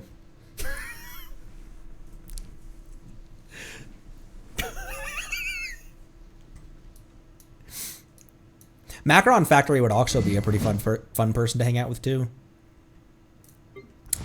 If you're like adventuring in the wild, if I like went on a 24-hour camping trip, like hiking the mountains or something, Kazuha would also be a really chill person to hang out with. 24 hours in the mountains. 24 hours in the mountains. Carbonator asks my opinion on pineapple on pizza. I'm gonna go refill my water and let the comments explode real quick, and then I'll come. Pineapple on pizza, asks Carbonator. BRB. And then I'll answer when I get back.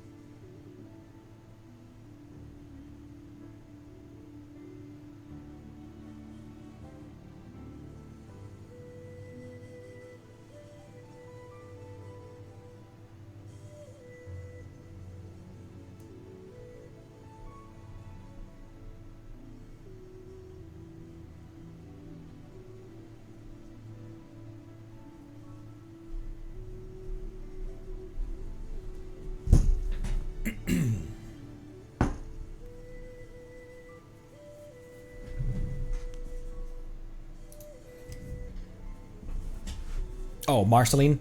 Jet. If I could choose an NPC to be playable, Jet. Easy answer.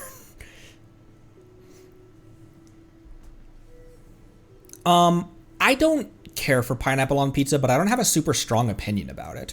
I don't hate it. I don't love it. I just, if there was a spread of pizzas in front of me, I would always choose pineapple on pizza last. I would always choose that last. Maybe anchovies last. Maybe I'd take pineapple over anchovies, but I don't care for it, but I don't have a super strong opinion on it. And as far as food and drink, I don't have a super strong opinion on anything other than whiskey. Irish whiskeys are the best.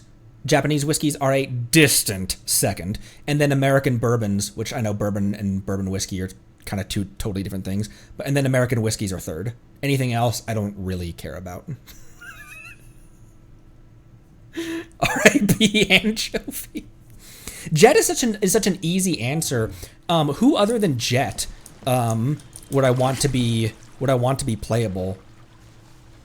Don't look at me like that. I'm a pirate. The hell do you expect me to do? I see a ship wandering through the water. What are you standing? Oh.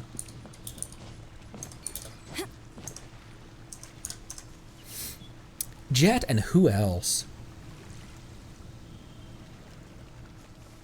I think Rana would have been a fun playable character as well. It's hard to remain on dry Dendro land for Axe. so long. Never quite seem to get my land legs back. To play as Wolfie. Can we have a Wolfie follow us around like a Bang Boo?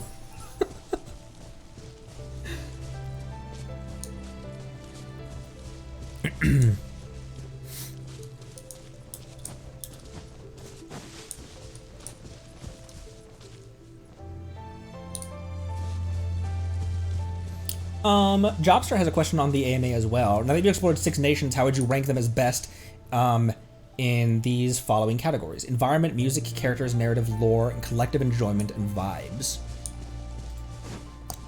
I think I discussed it right after playing Natlan and the stream after Natlan as well.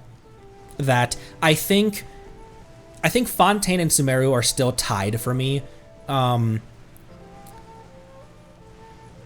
of me thinks that I'm remembering Sumeru with more rose-colored glasses than I think, but I loved the balance of story and combat that Sumeru Act 5 had. As far as balance of story and combat, Natlan actually may do... Is this one I haven't done yet? Natlan actually might have a leg up on the balance of story and narrative. I just walked up, chased the squirrels away, and stole their pine cones.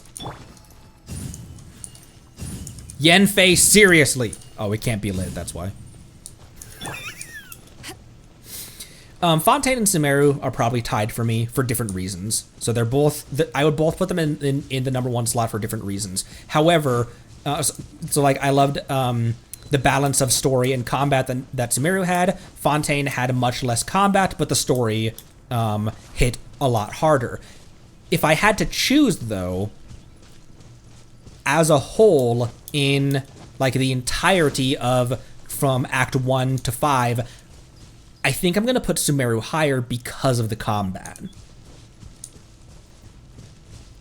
I didn't mind the, I actually really liked, not that I didn't, I actually really liked, the, oh. Oh. We haven't been down there yet. That's story area, isn't it? That's probably Fish Lady quest. I didn't mind the Ace Attorney sections, but I definitely preferred the combat to the Ace Attorney sections. The thinking minigames and stuff. I loved how they used that in a really unique way to forward the plot.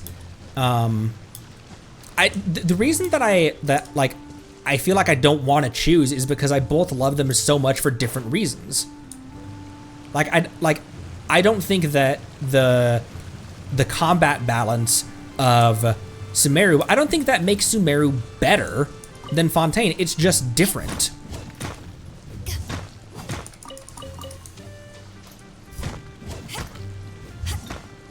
I was helping my wife farm some Clearwater Jade as well for her Shenyan, and it's kind of spread out all over the place, isn't it?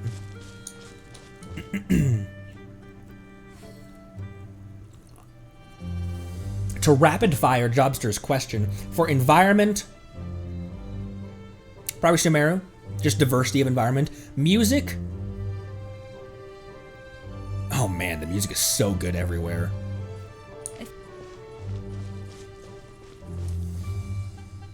I say rapid fire and I'm still thinking about it. Probably Natlan. Natlan or Liyue for music. Characters, I love the Sumeru crew.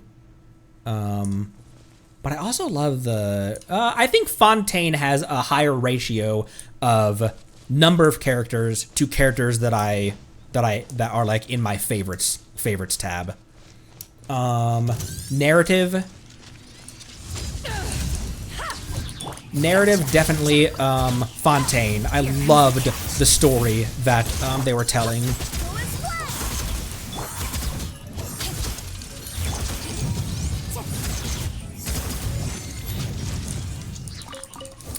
Narrative, definitely Fontaine. The tragedy of Farina, and the deception of Focalors was so well done. It was a gorgeous Archon quest. I loved that. Lore, probably Sumeru. Gotta be Sumeru, I think. Between lore in the forest, lore in the desert, Deshret, all of the Golden Slumber, all of Jet's surrounding quests. It's got to be Sumeru. All of the Paris quest line. There's just so much of a diversity of stories in Sumeru. It's an enormous nation, and they have such a diversity of stories in here. Because Jet's quest line is a dive into the humanity of Genshin, and the pre-quest line is a dive into more of the divinity of Genshin. Loved everything in Sumeru. So as far as lore, and then we also cannot forget that Sumeru also introduced us to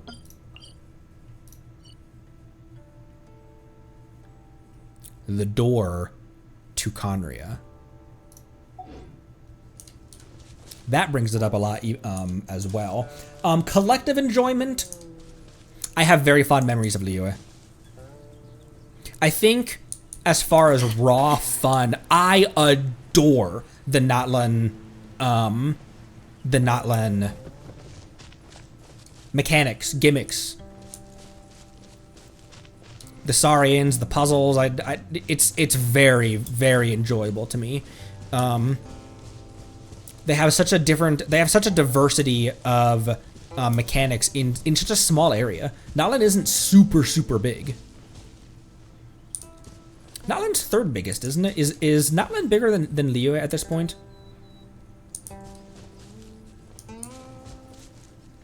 And then vibes, or I guess collective enjoyment and vibes is in the same one. So I have very fond memories of Liyue. Natlan has a fun factor in its mechanics and gimmicks that I feel like the other nations can't really match. IMO. Hasan has a question as well in the AMA. Thank you for all the questions, my word. Thank you for all the questions in here in the AMA on the Discord. Now that you've wrapped up the Natlan Archon quest, what are your predictions, expectations for the upcoming 6.0 region? Ooh. What do I think?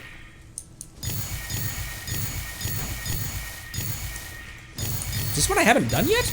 It was on top of a... Oh, I hadn't done this yet. What do I think is on the way for... So, what I'm assuming is that Nodcry is going to be released as its own small thing before the rest of Snezhnaya. Similar to when they released Natlan, it was just this small area. And Flower Feather and Masters of the Nightwind, this also came later, didn't it?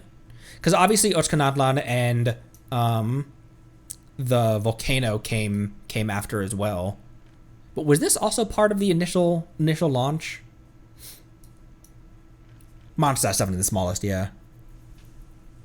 in terms of like explorable mass, Inazuma might be smaller because a lot of Inazuma's footprint is ocean that's not explorable. So if you put Serai and Surumi and Watatsumi, if you put them all together, I think that might be a smaller footprint than Mondstadt. Maybe it's the same size actually, but because there's a lot of open ocean where you just can't do anything in, where all of this space serves is just transporting you in between islands. which is kind of how the archipelago that is Japan is. Last question. Do you or do you not need a surfboard? I do need a surfboard, actually, and I will be pulling for a surfboard on the second half of 5. Wait, are we in 5.7 right now, or is the upcoming one 5.7? Flower Feather and Nightwind came out later. Volcano came last. Interesting. So the map ended at the arena initially? Huh. We are in 5.7. Next is 5.8?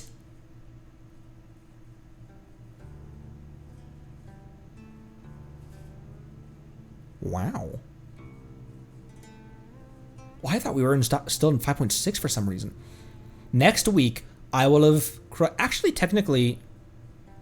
Because when did 4.8 come out? Because I hopped into Genshin during Nilu and... Who bannered alongside Nilu when she was last in? Because the first banner... Oh, Navia! The first banner I started pulling on was Emily and Yelan. So I might already have crossed one full patch's worth. Or one full version's worth. 4.8 to 5.8. Because I came in at the very tail end of 4.7. And then 4.8 was Emily and Yelan. Holy shit.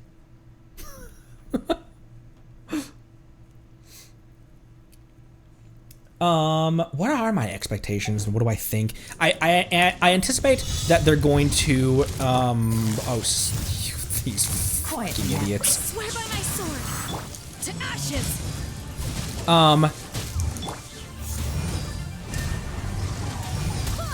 I anticipate that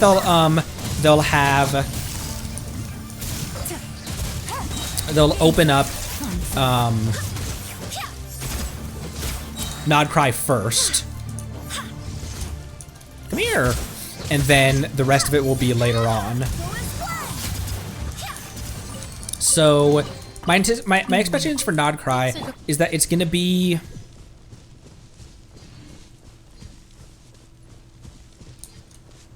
I don't know. My anticipation, my expectation for Snezhnaya as a whole is, I think we're gonna get pretty dark in this next region. We are entering the land of the Tsaritsa, the last of the Archons for us to meet, and an organization that we've been on again, off again, warring against for the entirety of our journey through Teyvat. There's some messed up things the Fatui have done, and while there have been the rare times that we've united with them, like in Natlan, and where we've tolerated each other, like with Child and Arlecchino, I have a feeling that stuff is gonna not go our way.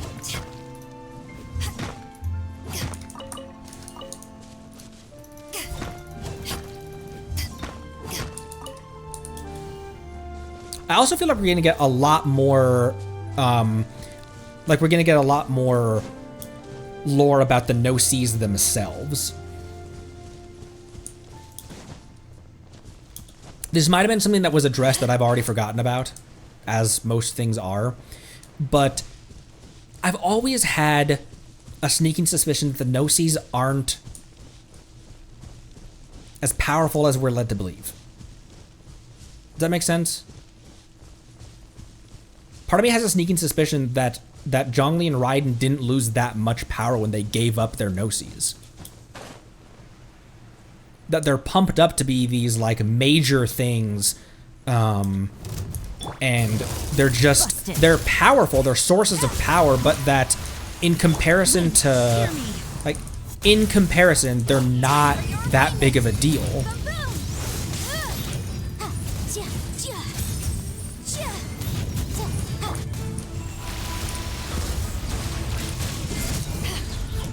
Things are about to get dicey. Because A gave up her Gnosis a long time before she resigned it over to Yai Miko long before we ever even got there.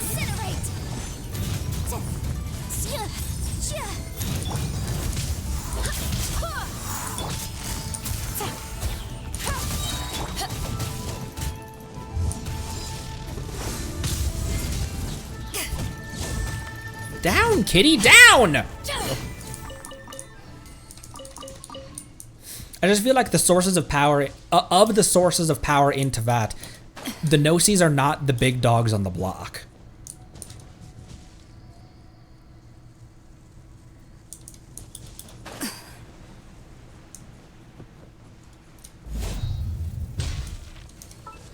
Let me scroll down in here to find the new... If you ever want to trade tactics, I'm always ready. I know, buddy. What's wrong with my...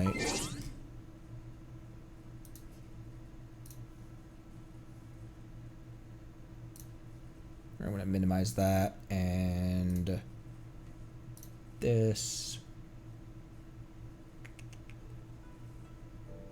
My computer was kind of stuttering a little bit. There we go.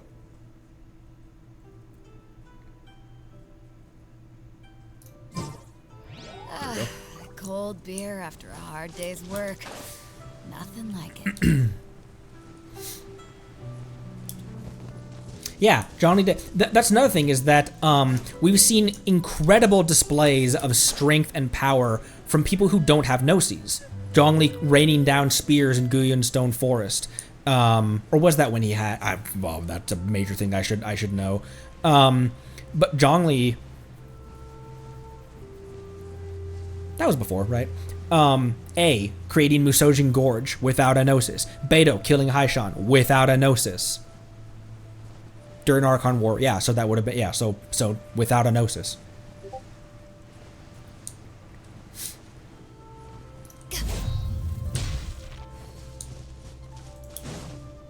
I just have my sneaking suspicion that the Gnosis might be MacGuffins, and... But my question to myself is, but then why does the Tsaritsa want to capture all of them? If they're not as powerful, or maybe it's an Infinity Stones thing, where like the Gnosis by themselves were ancient power that was separated out, that was divided up, and if you get all the Gnosis back together, that'd be such... I kind of hope they don't go in that direction, because that'd be kind of a cop-out to treat them like Infinity Stones, where when you assemble all the Gnosis, then that's where the power comes from.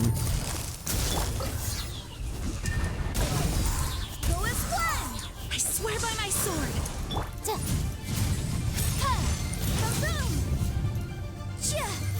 Motion to compel.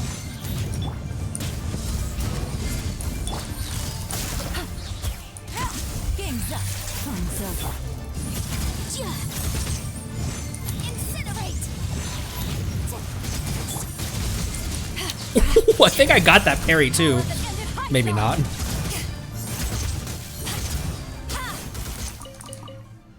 Beidou looks so good with that Black Cliff Slasher. For all intents and purposes, it is her signature weapon in my heart. Because it's the one on her wish anime, on her wish screen. This would look good on Moika as well. If we can pull on Moika in the next couple of days. How many primo? Oh hey, I can primo myself silly. I can get 2.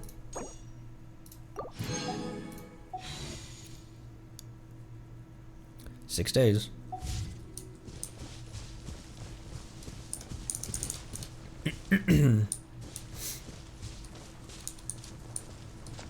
Oh, you know what? We should rewatch the Travail trailer.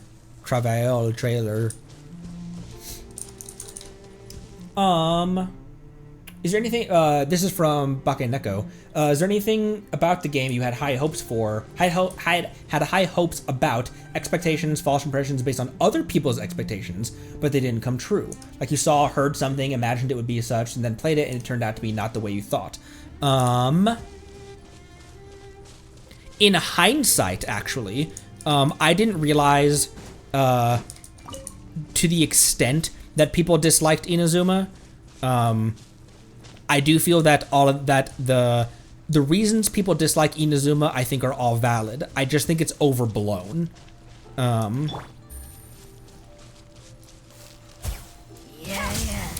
Dia's uselessness as well, I think is a bit overblown as well. She obviously pales in comparison to how she should be if she wants to be a DPS. But as far as being like utterly useless, no redeeming qualities, I think that is not how I thought it would. I thought it would be.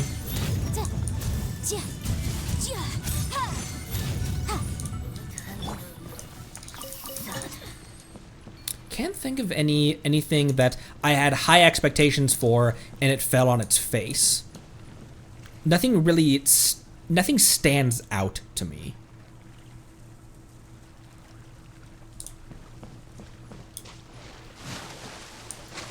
It was rushed. That's my problem with Inazuma is that it was paced poorly, because you spend a lot of time with Yoimiya, spend a lot of time with Ayaka, and that's fine. But then we spent almost no time with Raiden. If you put Raiden's 2 story quests as mandatory parts of the AQ and make Inazuma a 5-act AQ, then it's better. But I still think that we didn't have enough investment in Raiden when the Inazuma Civil War came to a close. You need investment. You need investment in the character in order to care about the character, and you need time in order to build the investment in that character. The part that didn't feel rushed was talking with the 3 Inazumans who lost their visions. I felt like that could have been half as long as it was, but still convey everything that it needed to convey.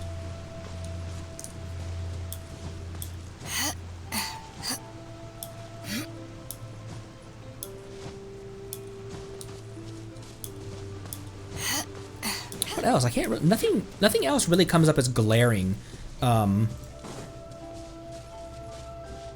Nothing really strikes me as like really standing out as an expectation I had that was met tenfold or fell on its face.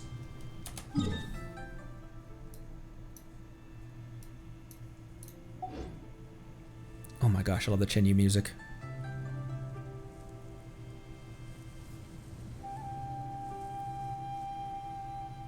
It's so good.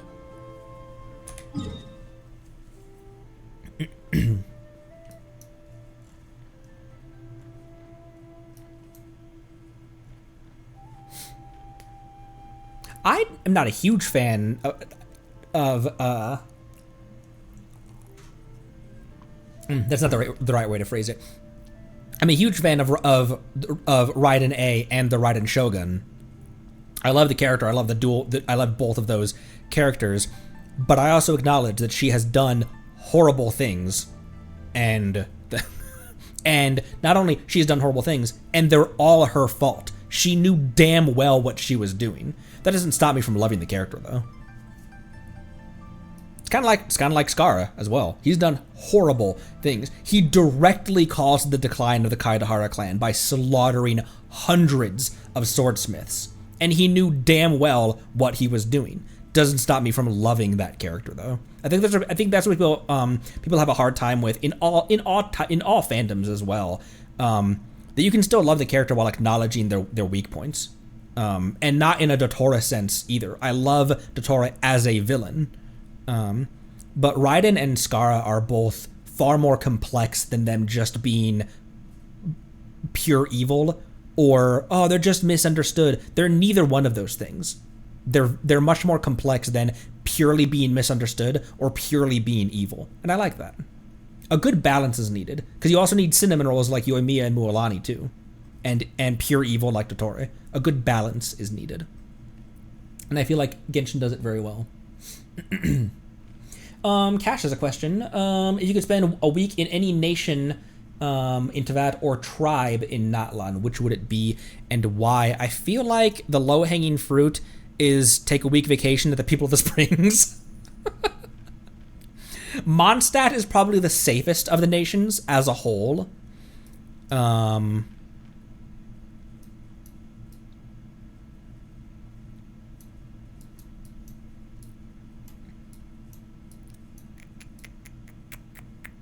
I don't really have an itch to have fire rain down on me. However, when you're in the city, it doesn't trigger. It's kind of like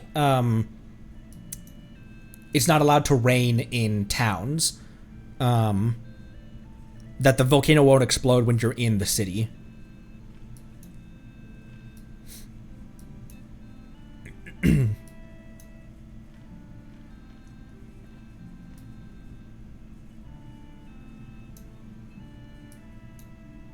Can't really think of a whole lot of other places.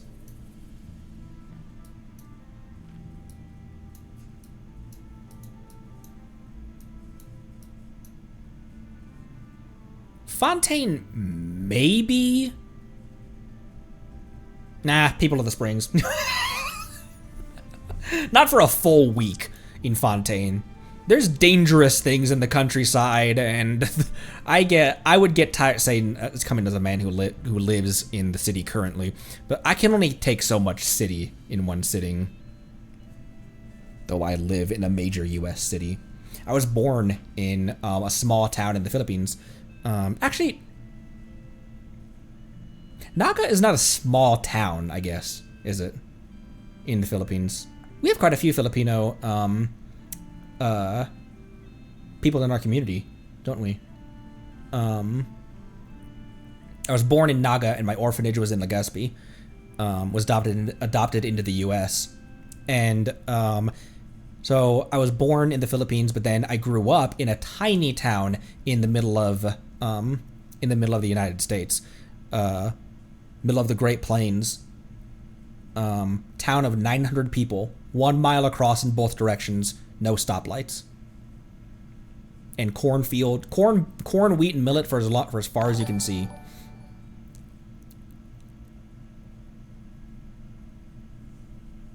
Holy Zajev77, thank you for the raid with 738 people.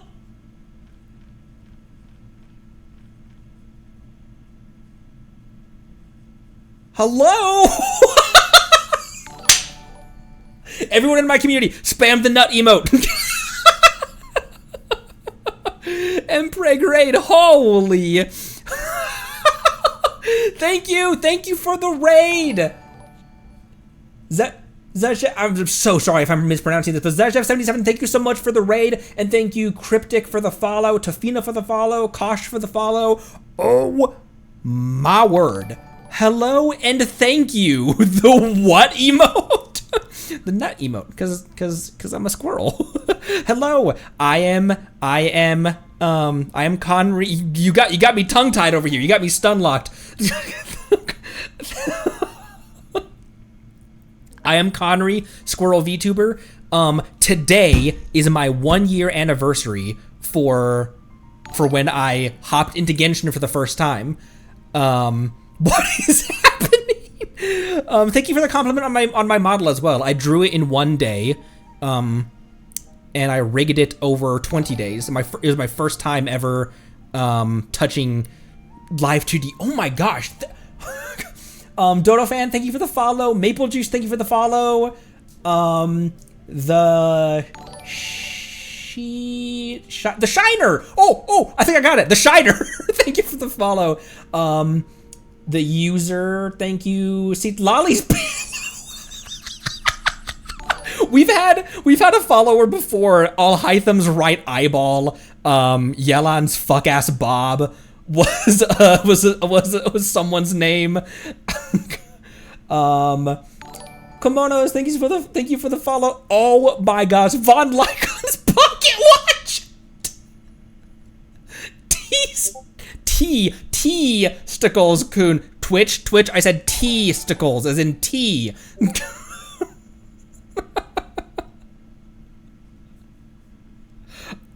Oh my word. Thank you so much for the oh my gosh, thank you for the raid. How insane. Seeing triple digits on the concurrent viewer count is wild. And not only just triple digits, but 400 people right now are thank you so much. Glorp.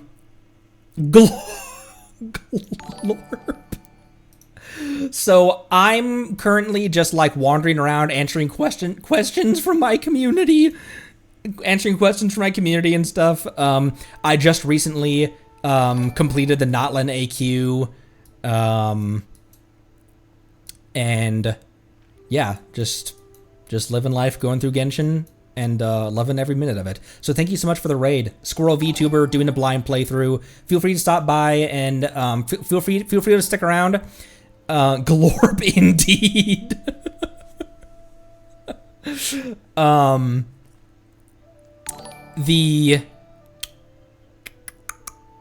This is quite the experience right now. I haven't watched the Nodcry teaser actually. I've been very much protecting myself from spoilers, and stuff.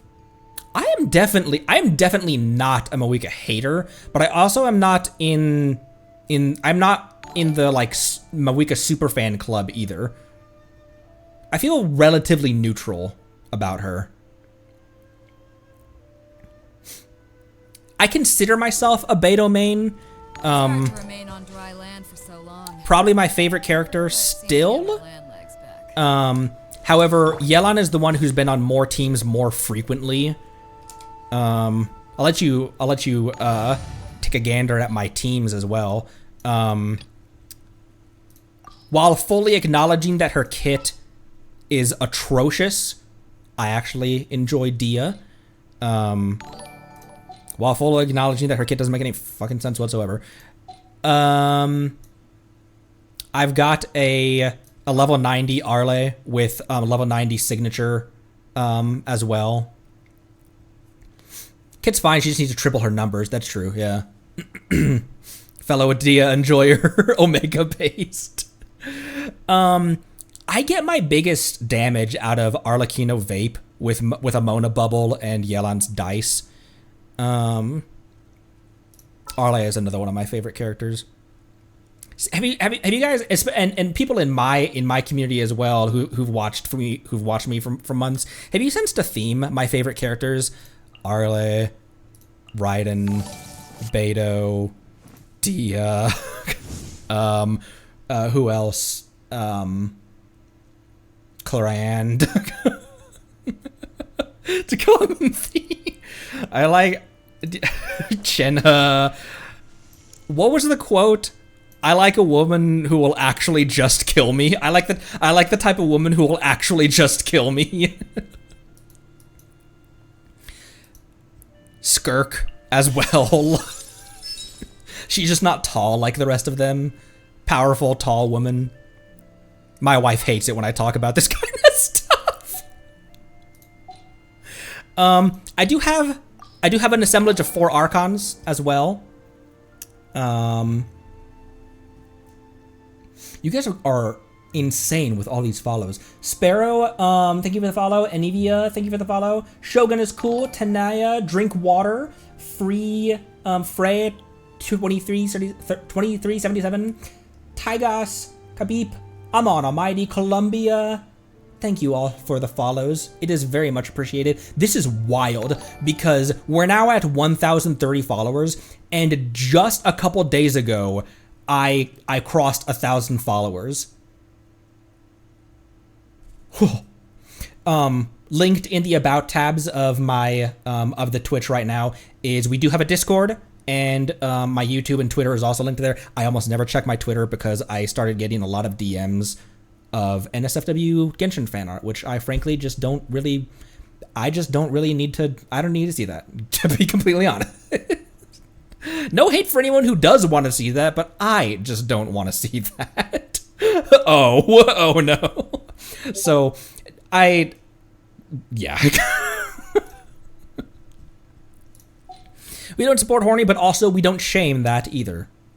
Live your life. Do what you want to do. My only behind my level 90 Arlecchino with a level 90 signature weapon, my second highest damage is Navia. And she's with Shalon and Farina and Ian-san. I didn't mean to steal everyone's Eon-sans, but I did.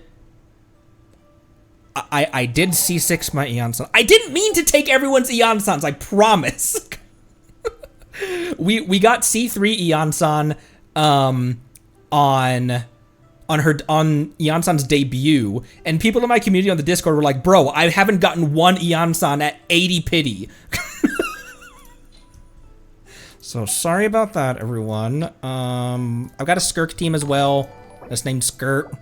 Sniper Bloom, which I don't play Hyper Bloom super often these days. It was Caesar Eon-san after 150. I don't know what to tell you. I didn't C6 my Dahlia though, right?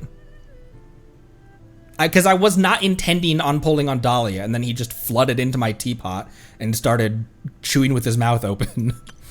I'm also a bit of a Kale stan as well.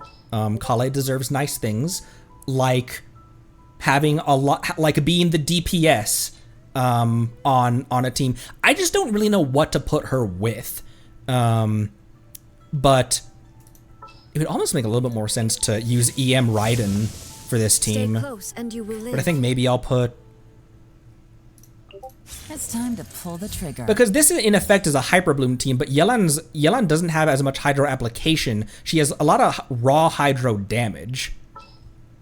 It would make more sense to put Xingqiu here if I was doing an EM team, if I was doing a Hyper Bloom team. So maybe I just make this a spread of 8 team and put... I don't know. I had a really bad habit of putting Shogun and Shinobu together in a Hyper Bloom team where Shogun was stealing Shinobu's Hyper Blooms, and I didn't realize that.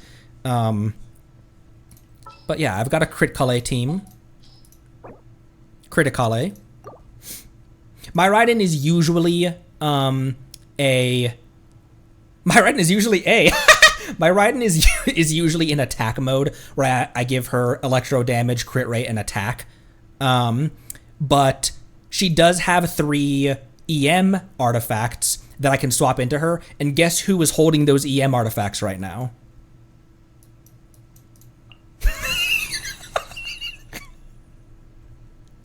Lore accurate.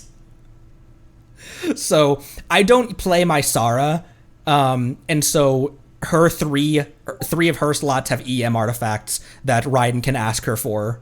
And she can just be like, Sara, I require my EM artifacts.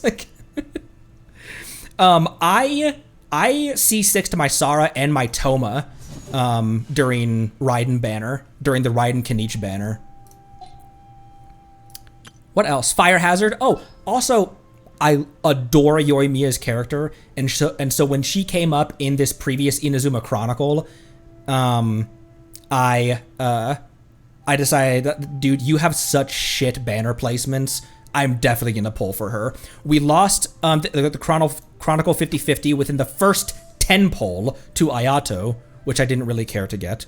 I would have taken pretty much anyone. I would have taken other than Ayato. I don't know why I just didn't want an Ayato. I would have taken C0 or C1 Kazuha, and then the other one's Ito, Yaimiko. I would have definitely but we did get 50/50'd to Ayato, but then we came back and we pulled our Yoimiya. And yeah, Kazuha has his lore accurate weapon. If I take him to the Abyss, then I give him the...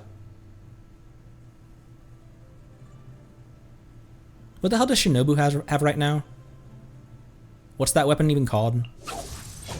Oh, that's your Iron Sting. If I take him to the Abyss, he has Iron Sting. But for Overworld, Kagetsurabe Ishin, which I still don't think I pronounced correctly, is what it's fine. Even with a non-EM weapon, he still is over 800 EM, which is perfectly fine for Overworld. And then it'd be really easy for me to copy paste Zhongli on every single team, so I could have a shielder. So I have Shilonen here to create crystallized shields, which I know they get dumpstered in one hit, but she can create quite a few of them. And then Dia for interruption resistance, so Yoimiya can actually get to her 5th attack string. That's the thing I don't like about Yoimiya is being forced into doing all of her attacks to do any considerable damage. But she's such a... I love this character so much that I can overlook that. Same with Dia. Where's Dia? She's in this team. Same with Dia. Wrath of the Rock. This is a team that I haven't built yet. I just think it'd be a fun team. And then currently, you know what we should do right now? Summoning the luck of this incredibly generous raid.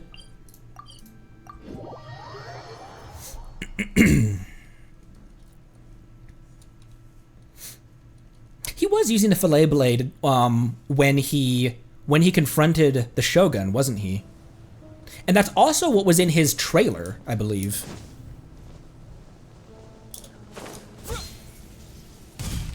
We got Pyro Traveler, and he's got the Sword of Narzisenkreuz, although it's level 20. But, you know what we should do? Summoning the luck of all of you in this generous raid. Thank you so much. Thank you, O Power, Terravolt, Visia, Calderath. Am I right, Shreddy? No, that's not Am I right, Shreddy? Am I Shreddy? Am I right, Shreddy? and Vivivich. Thank you all so much for the follows.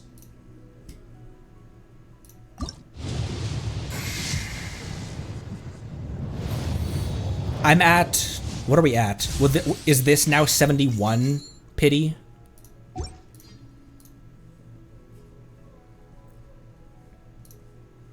One more.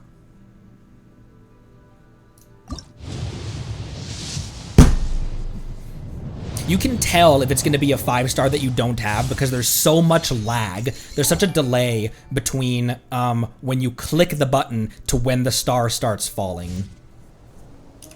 And if there wasn't a delay and the star falls, then you know it's a constellation for a 5 that you have.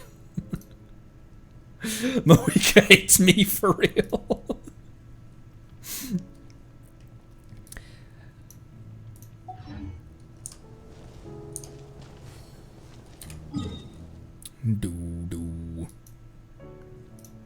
Where were we? We were wandering around. What we've been doing this stream, because this is my 1-year anniversary for hopping into Genshin for the first time. We were just kind of wandering around Chenyu Vale, doing an AMA, doing Q&A from people in my community on the Discord. Thank you all so much. Thank you for the raid, and I cannot believe this many people have stuck around after the raid. Thank you so much.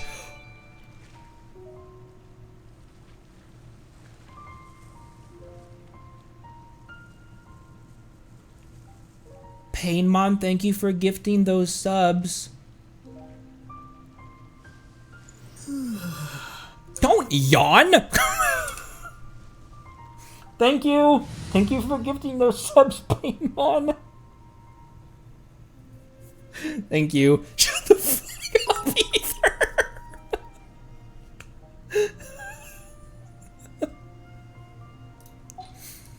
I also have started a Genshin playthrough as well. I also have started a Zenless playthrough as well. I'm very early into it. I'm still not through the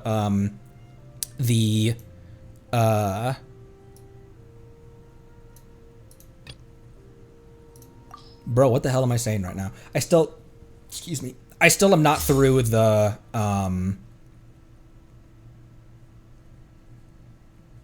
chapter 1 intermission. But I did pull my Miyabi, and I love her very much. I came in at when Jane Doe had her previous banner. How's my trees? What, Marceline? Also, I did pull Lycon as well. He was my choice for the selector because I came into Zenless right around when 2.0 was dropping, so. And I got his signature as well in the selector too.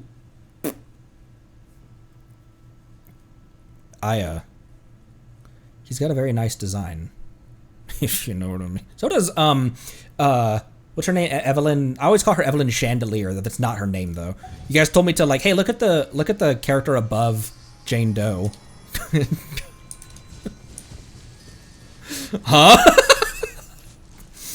The Inazuma tree. I don't think we have. No, we don't have enough sigils for anything. I do have a single Pyroculus though that I can deposit. Nutlan. Have I not done my I haven't done my dailies for today.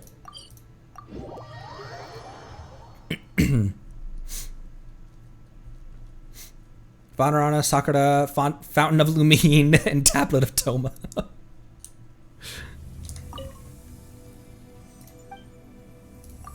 Oh, and the reason behind the cabbage emote, it was 2wiki. I still remember the username as well. Your guys' usernames, your guys' screen names, I'll remember for the rest of my life. I talked about that before. It's not a joke. I'll remember you guys for as long as I live. This has been the most gracious. That's what the front part of this stream was me just thanking everyone for being so. Speaking of which, for being so generous.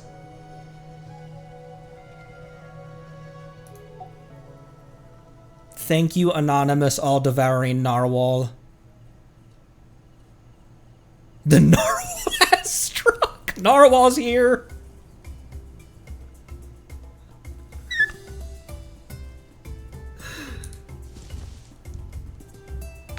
What was I saying? You guys have a really bad good habit of stun locking me when I'm in the middle of saying something with your generosity, whether it's follows or subs or. Let me hop back into Traveler. Let's go back up to Cappy's throne.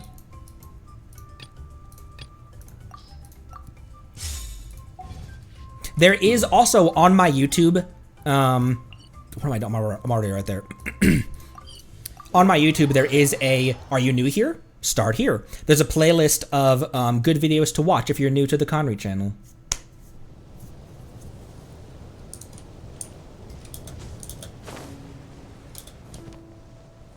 Don't kill Ether.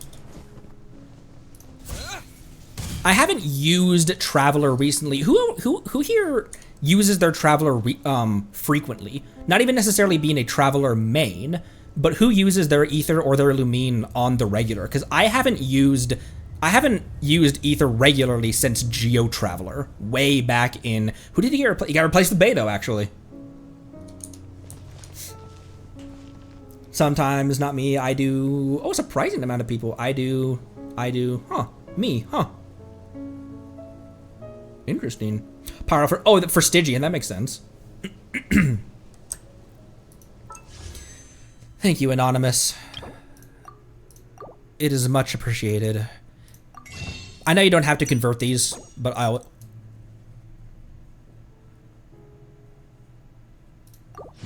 Alright, question.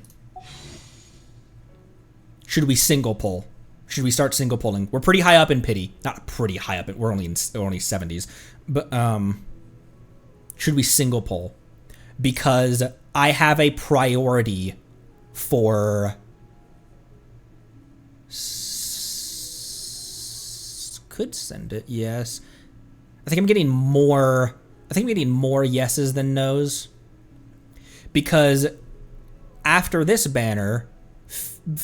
You know what I mean? Phase 1 of the next patch is Citlali, who is a must pull for me.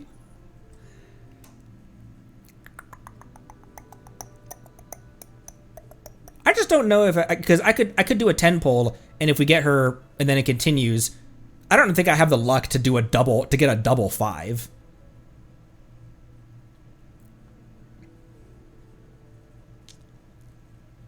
Singles.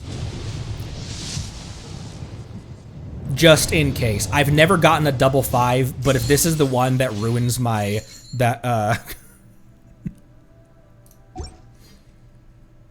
Are we due for oh no, we're not due for Radiance, are we? With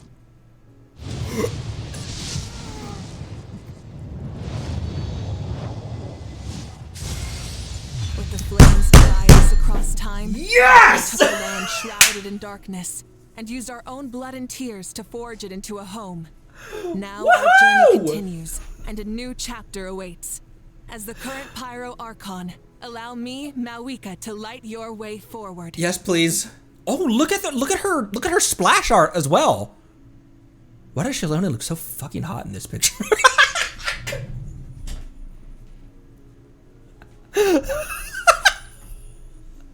Bro!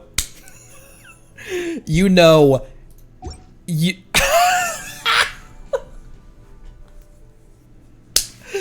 Thank you. Thank you so much, Anonymous Narwhal. I don't know who you are. I wish I could thank you properly, but thank you so much. My word. And, yeah, now we have 12? Now we have 12 to start, Seedlali with, I'm okay, I'm fine. What does she want, by the way? Does she scale on anything? Nope, she just wants attack. Actually, she does scale on attack per fighting spirit, though. I did not pre-farm for her, because I'm going to be honest, I wasn't super confident we'd be able to get her. Attack, attack, and attack. No ER. Yeah, like Skirk, she doesn't operate off ER. I don't want to pull this off of Beto, but I might. What would I give Beto instead? Oh, you know what would be good for Beto would be the Okomaru. Okoyomaru. I wanted this because I love Beto so much, and this is her wish art weapon. My Mora is cooked, as it oft is. This is actually a pretty decent one because she has a really high burst cost. She's 80, isn't she? Yeah, that actually might be a pretty good one for Beto. And then if I want to bring her in for drip purposes, then I can give that back to her. Maybe I give that one to Malwika for right now. And I don't have a lot of codexes for her. But at the very least, let me fast equip her. 4 piece of codex. What's it giving her? Rate, attack, attack. The fast equip is based on what other people have. The fast equip is based on player base, right? It's not based on the company, active players, okay? Because the company is sometimes really atrocious at building a character. I remember the Trial Yenfei has an 86 to 91 crit ratio, 86% rate, and 91% damage. It doesn't make any sense at all. Look. I think I do have enough to get you up the... Oh, no, I don't. Ley lines.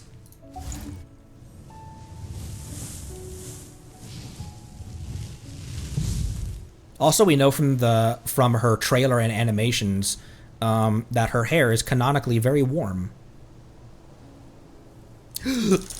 Okay, I'm good. Let's begin. In the words of the Duke, let's begin. That was the worst Risley impression ever. Let's begin. Risley, if he smoked Marlboro Lights.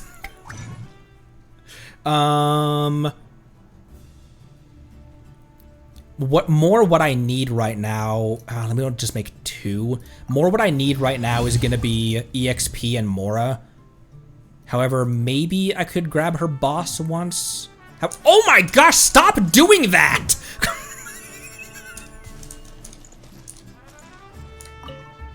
Oh, right, this is a, Alright, this should do the trick. Prepping meds for baby Zarians? Ah, sharp eye, traveler. Here, check this out. A new formula I just whipped up. Works like a charm for juvenile saurians suffering from appetite loss. Just one problem. It's too good. If juveniles without appetite issues eat it, let's just say they start binging. Me? For real, for real? Case in point, a few days ago, Kakuku swiped 2 tablets while I wasn't looking, and... Kakuku is an iPad kid, confirmed. Still in that room for seconds, bro. Yeah, I'd say it works. Looks like the flavor profile needs a tweak. Otherwise, Natlan's gonna have a juvenile saurian obesity epidemic shortly. Oof. No way, bro. That was it! That was the whole interaction! I love it! Up and away!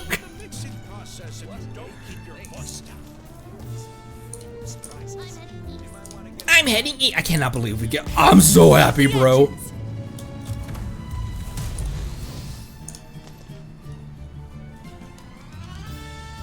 It's always when I get a new character, I try the new character out in my wife's world because my wife's still down at world level 5, 6, something like that. And so it allows me to play them in an overworld without being just donkey stomped by everything. Okay. Ley lines. EXP ley lines, first of all.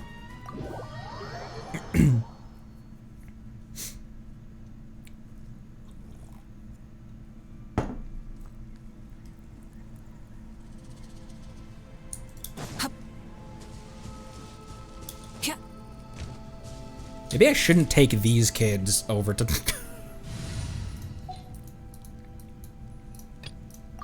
My Arle it hits the heaviest out of any of my characters, Arle and Navia, but neither one of them have still broken 170, 180. I think Navia once with a Mona bubble, and a full 6 shot in her umbrella. Maybe she hit 180 once, but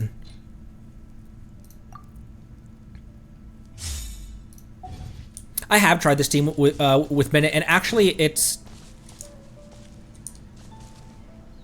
Oh my gosh, you just gave me...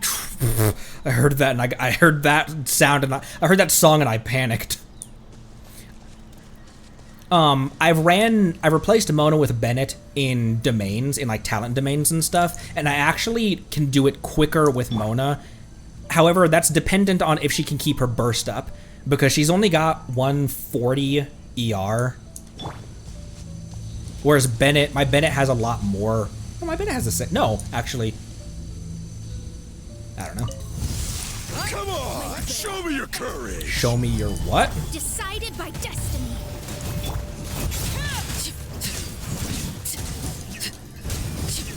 Yeah. Don't mind if I do. I do mind if you do.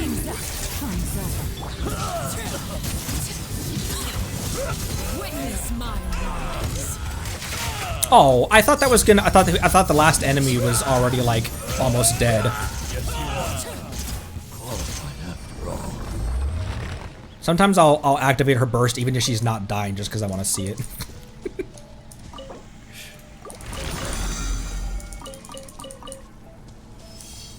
I will get back to people who have left questions in the AMA on Discord. I will get back to that in a sec. I just got distracted and stun locked by this generous raid.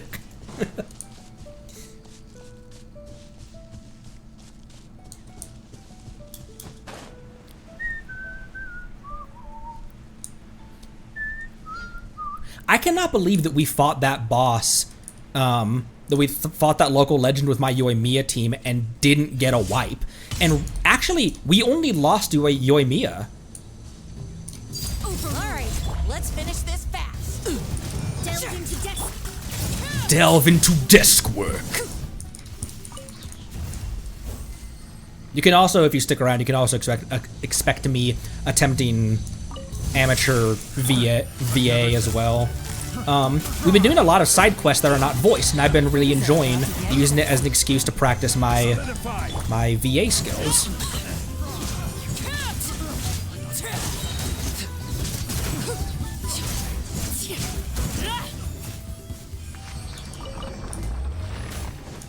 Who's everyone's strongest character?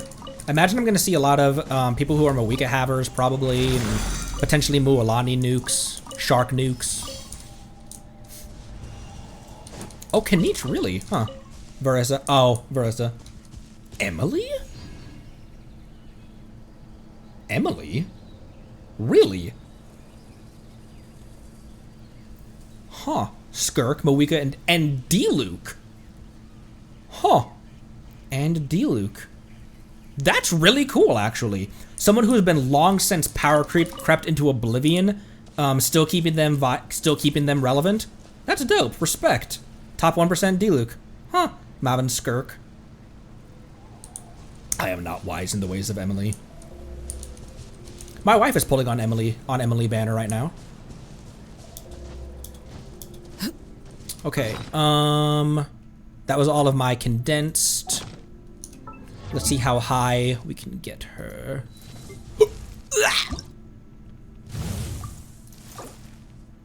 Oh, I hate wasting 5,000 EXP here. Let's go to my teapot. I can show you my teapot as well. This is so crazy to have this many new people. I am still shook.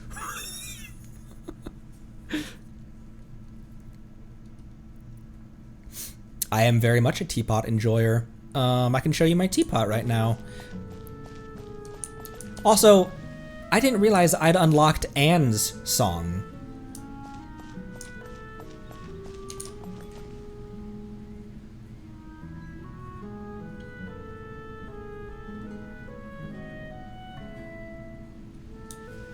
I've got these little things from Lantern Rite here.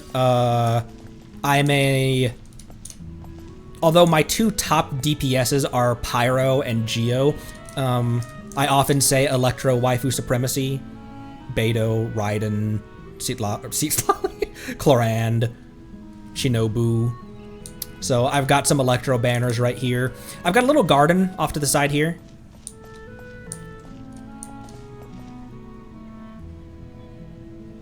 With some cute trees and... I really enjoyed the teapot. Enjoyed as if past tense. I really enjoyed the teapot. And then our cute picture with Mimir. I haven't been raising fish for some reason. What can I raise?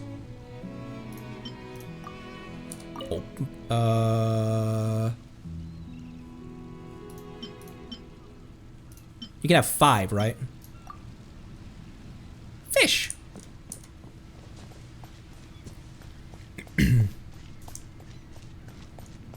Also, this cute bench. I've got a telescope with some chairs here. Excuse me, I burped. I need to fix this because tall characters bump their head on this.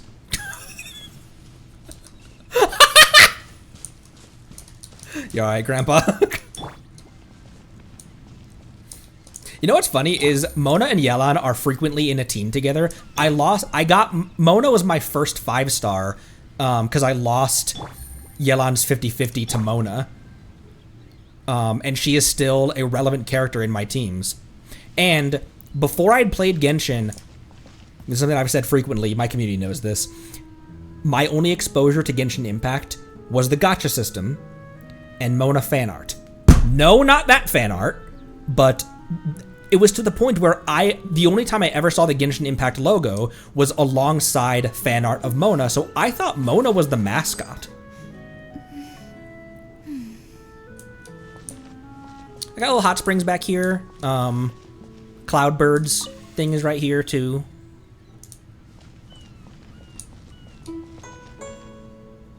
The music box I put next to here because it looks like my wife's oil diffuser. What official art of Mona? Because the fan art goes wild, but official art is someone. Was it you, Jobster? I don't know why I'm calling you out. If it wasn't you, I'm sorry. But someone put out put in the Discord. They'd measured the pixels of in Hu Tao's birthday art this year. Via pixels, her thigh is thicker than her waist. Anyways.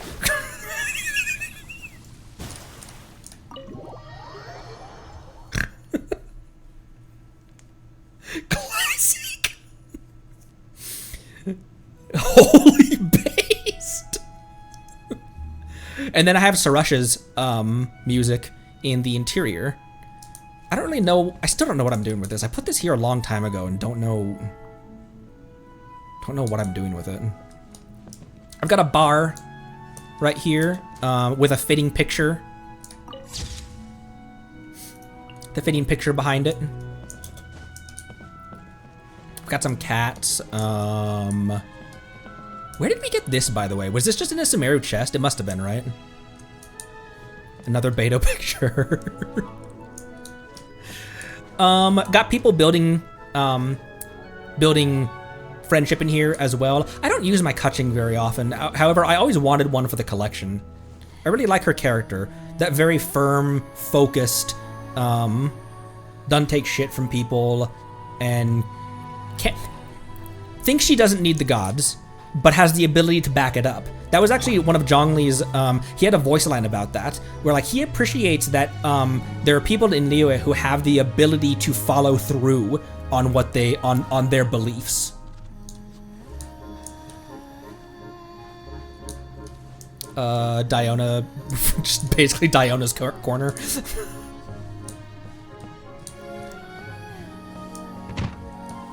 This is starting to become a Fontaine-themed guest room. And the other one is a Sumeru-themed guest room. Still working on those two. Got a kitchen over here. Hello, cat. The kitchen.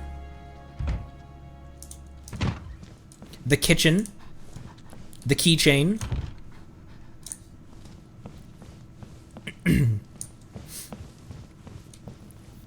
Beto shares VA with Acheron from Star Rail.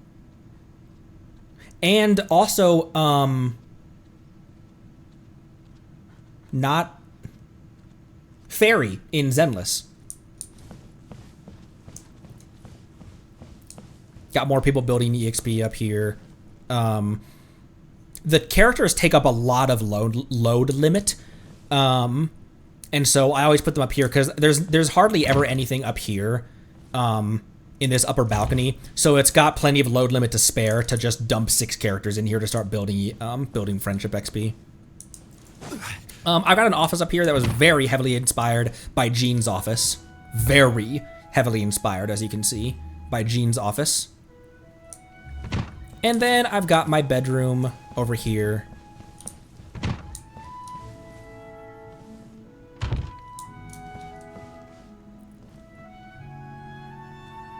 And I've got all of the characters. I didn't realize I had that in 2 places. I have this picture here as well. I've got everyone's little mementos.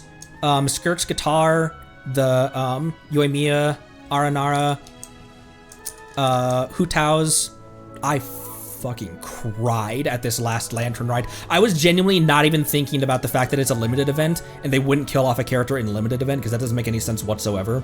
But there was a moment where I was like, dude, this character's going. And I fucking cried, dude. I've cried at many parts in this game. But we've got her plum branch there. Ayaka's hair clip and Chiori's, what is this? I forget what this even is. But this is the memento from Chiori.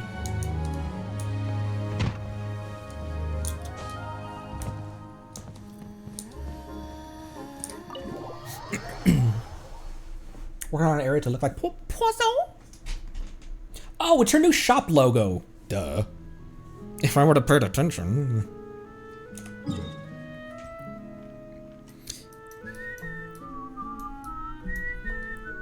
Oh, I can run down to the beach as well, and then I have teleports at the other islands.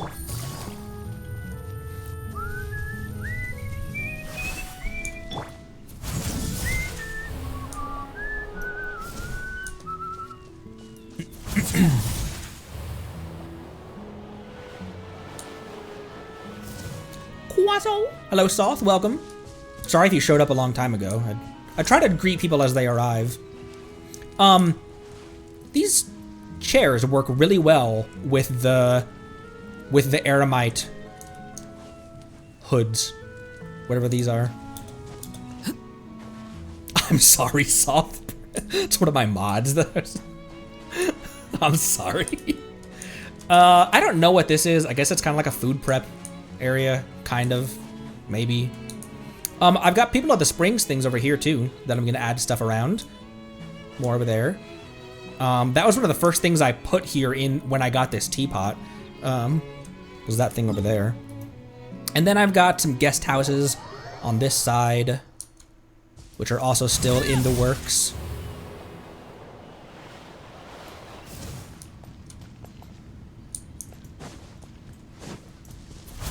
And then the farms over here. I'm just gonna teleport.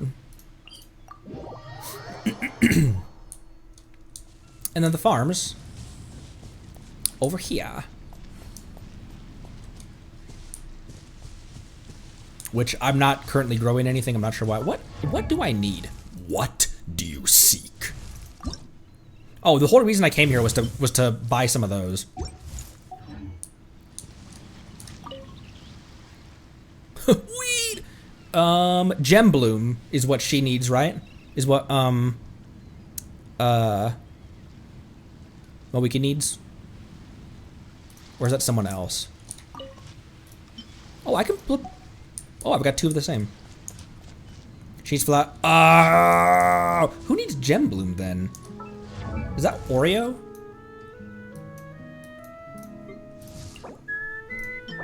No, he needs horn shroom. Varissa needs those. Why did I think I had a character that needs those? Rainbow Road.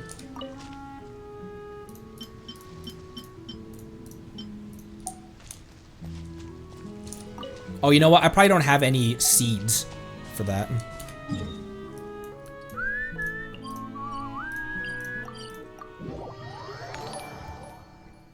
Skirk does too. Ascended, thanks for the follow. This realm is... That one's at 7. I get them to 7 and then I kind of... Because that's when you get all of their voice lines, their teapot voice lines and their character screen voice lines. And then I replace them with someone else so someone else can start growing some more boopity boops. You know what I mean? Boopity boops. I just need one of these. I'm not sure why I don't lead with buying this. I always buy this, and then that at the very last day. But I never am short. Except in real life. I never am short on realm currency for getting... I really should lead with that and buy that first. If you ever have any questions about the realm, I'll kill you myself. I go full friendship, fair enough.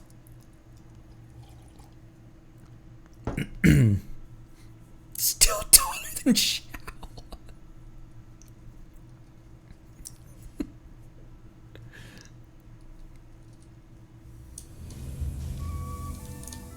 How many Saurians have I killed these days? I don't want to know.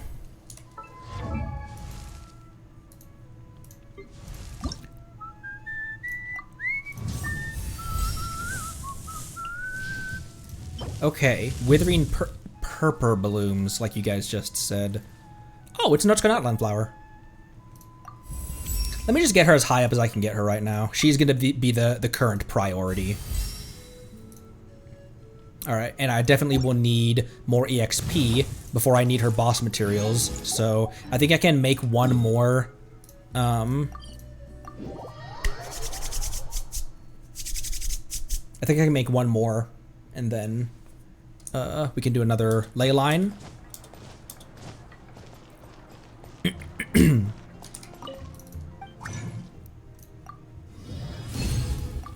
do have stuff going on this evening, so probably go for an hour and a half more. I said this wasn't going to be Squirathon length, but it is becoming Squirathon length. Squirathon, for everyone who's new, is my version of a subathon, because part of me doesn't like the idea of a subathon. It feels a little... Not saying anything, and I don't think that people intend to do this, but I don't like the idea of saying, make sure you, in essence, spend money on me. Make sure you sub and do all that stuff. And I don't like saying that because I started this channel during a really rough point financially in my wife and mine's life, and it's rough all around for everyone. So there's no requirement for subs or anything to keep the clock going. Squareathon is not a subathon, because a subathon is the more subs you get, the longer the stream goes. So one paid sub increases the timer by 5 minutes or something. That's not how I do things. Squareathon is not a subathon, it's an endurance stream to celebrate the achievements we already have achieved. For example, 1,000 followers on Twitch, 2,600 subs on YouTube, 300 members on the Discord. That is wild. It's easy to look at the big content creators, some of my favorite content creators like Mark, Jack, and Pewds.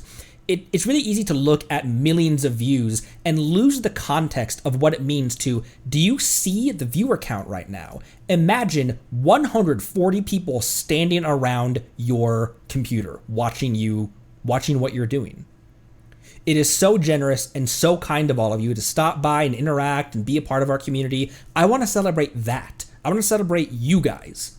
So, Squareathon 4.0 will be coming, not in the near future, but we're definitely not going to stop doing that.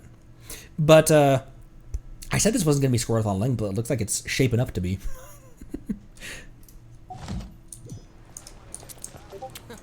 What is the ability to not get lost? Add ass. Thank you for It's a collective achievement. It is. Yeah, that's right. That's how I see it. Because if not for all of you helping me through this game and also just like being awesome people, but also helping me through this game, I'd still be floundering around a physical traveler and being super stingy with my ults and trailer reactions, Nightwalker. I think maybe we save that for the next stream actually, because I want to get back to the AMA on the Discord. Is the ability to not get lost some sort of talent? Ugh. I need another pack of Sonoma 100s. Sorry. Let's do one of these, and then I'm going to use restroom real quick, and then we'll get back into the AMA on the Discord. It's over here, right? Let me grab someone else let me grab Arle. Or let me grab Arle. Let me grab Umbrella Warfare.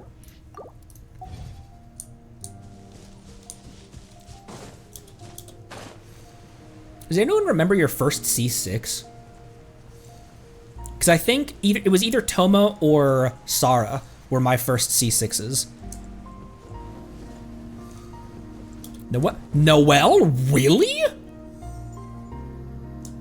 That's not an easy one to C6 either. Because that's either really lucky standard pulls or standard pull. That's either really lucky 4-star on banners, or it's going to the shop to get her. Version's 2.3. Huh. Got so many Kales when she released. Bro, I would love a C6 Kale for my crit Kale team. Hazo. Bennett or Barbara. Now, did you activate your C6 Bennett? And for the teams that your Bennett's in, does he want his C6 or? That'd be another thing that's another thing that I repeatedly put in the surveys is toggleable constellations, because you can toggle the, or maybe is it just appearance? Maybe is it just for the Mindscape cinema? But you can toggle your Mindscapes on Zenless, can't you? Or can you not? Let's hope you put up a good fight. On my morb! All right, let the mountain's veins boil. Feeling lucky? That was quick. Let's finish this quickly. I will. Stand down. Who? Tao? Hey there! Faster, stronger. Start the clock. Hear the echoes of the valley.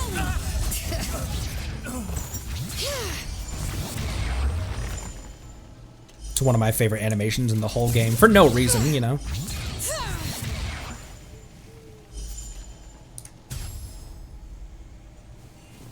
She's so cool, bro.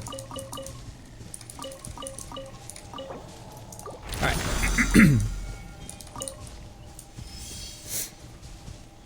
C6 expanded for Sunfire, but oh, Sunfire Gene.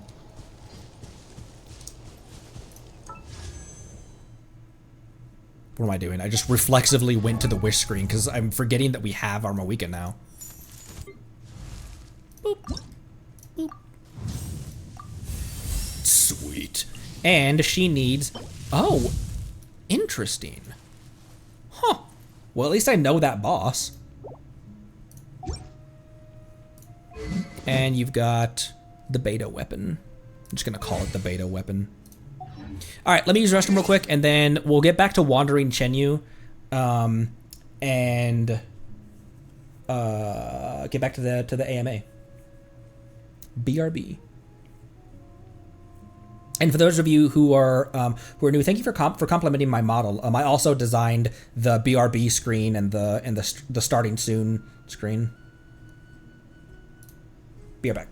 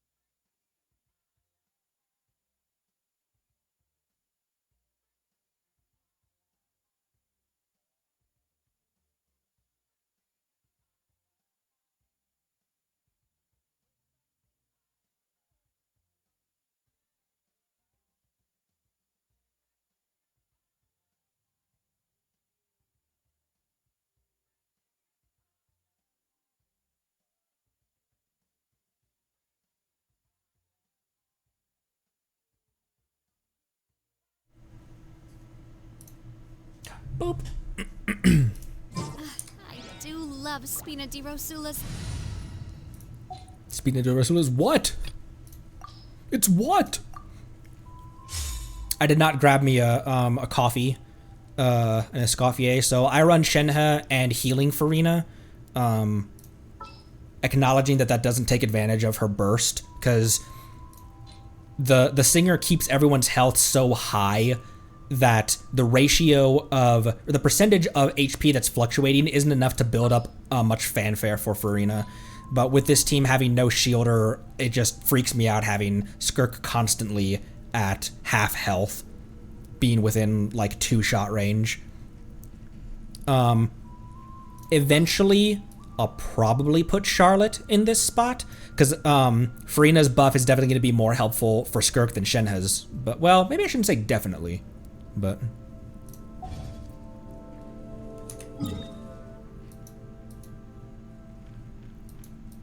let's go back to...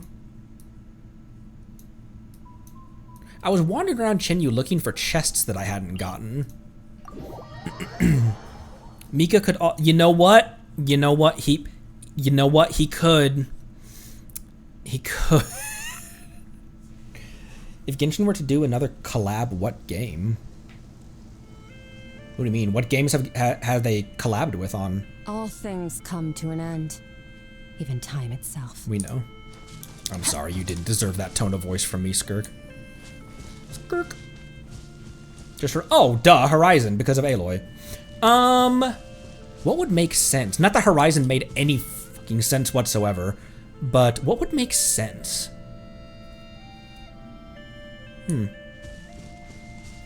I can definitely, this is going to be a really low-hanging fruit. This is going to seem like a cop-out answer. I can definitely see them doing a collab with another Hoyo game. It seems cryptically hinted that the Hoyo games exist in the same universe.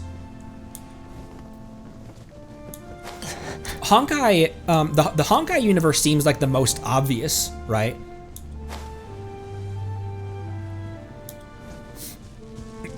What game would I like?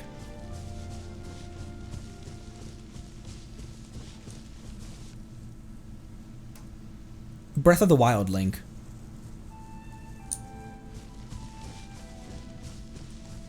Knowing that Tears Link, Euro Truck Sim.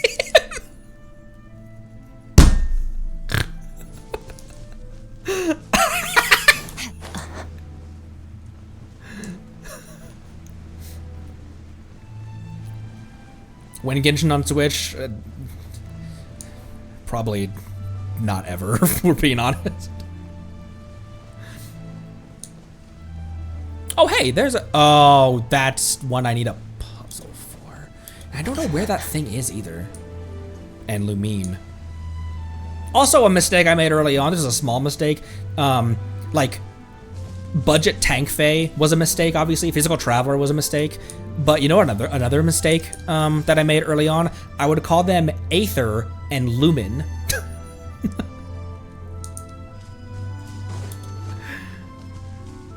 I must have been talking over top when Aether in the intro cutscene said, Lumine! I must have been talking, yapping over top of that for some fucking reason.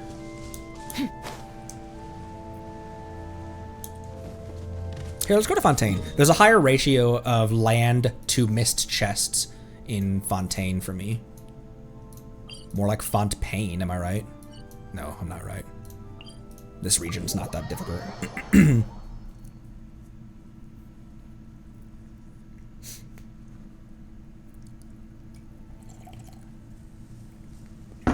Okay. Last time we answered Cash's question. If you could spend a week in any nation in Teyvat or tribe in Natlan, which would it be and why? And my answer was probably a pretty easy answer: is People of the Springs.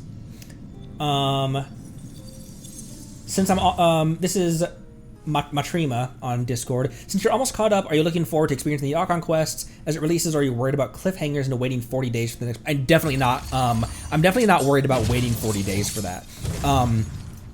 It's really cool. I'm a huge Avatar: The Last Airbender fan, and it's really cool that people now can watch Avatar from front to back in one sitting. But you know what I mean. But I honestly, back in the day, it was so frustrating and cool to have to wait after the fall of after the end of book 2 to wait on that cliffhanger after what happened to Aang, after what happened to the ruler, after the rulers, what happened to Zuko, waiting months. Was it months or was it only weeks? But we had to wait for the next book and wonder and theorize in our brains about what happened to Aang. What's gonna happen with Zuko? Where's this all gonna? I am very looking forward to huge cliffhangers and stuff, and having to wait 40 days for us to get out of the Fortress of Meropide. And Gabriella has one on Discord. Here's a thought back when you were playing Natlan's War Against the Abyss. A second Cataclysm event happens in Teyvat. Which of the nations available in the game so far? Which of the a second Cataclysm happens. Which of the nations available in the game so far would you go help? You can only help one since you can't be in multiple places at the same time.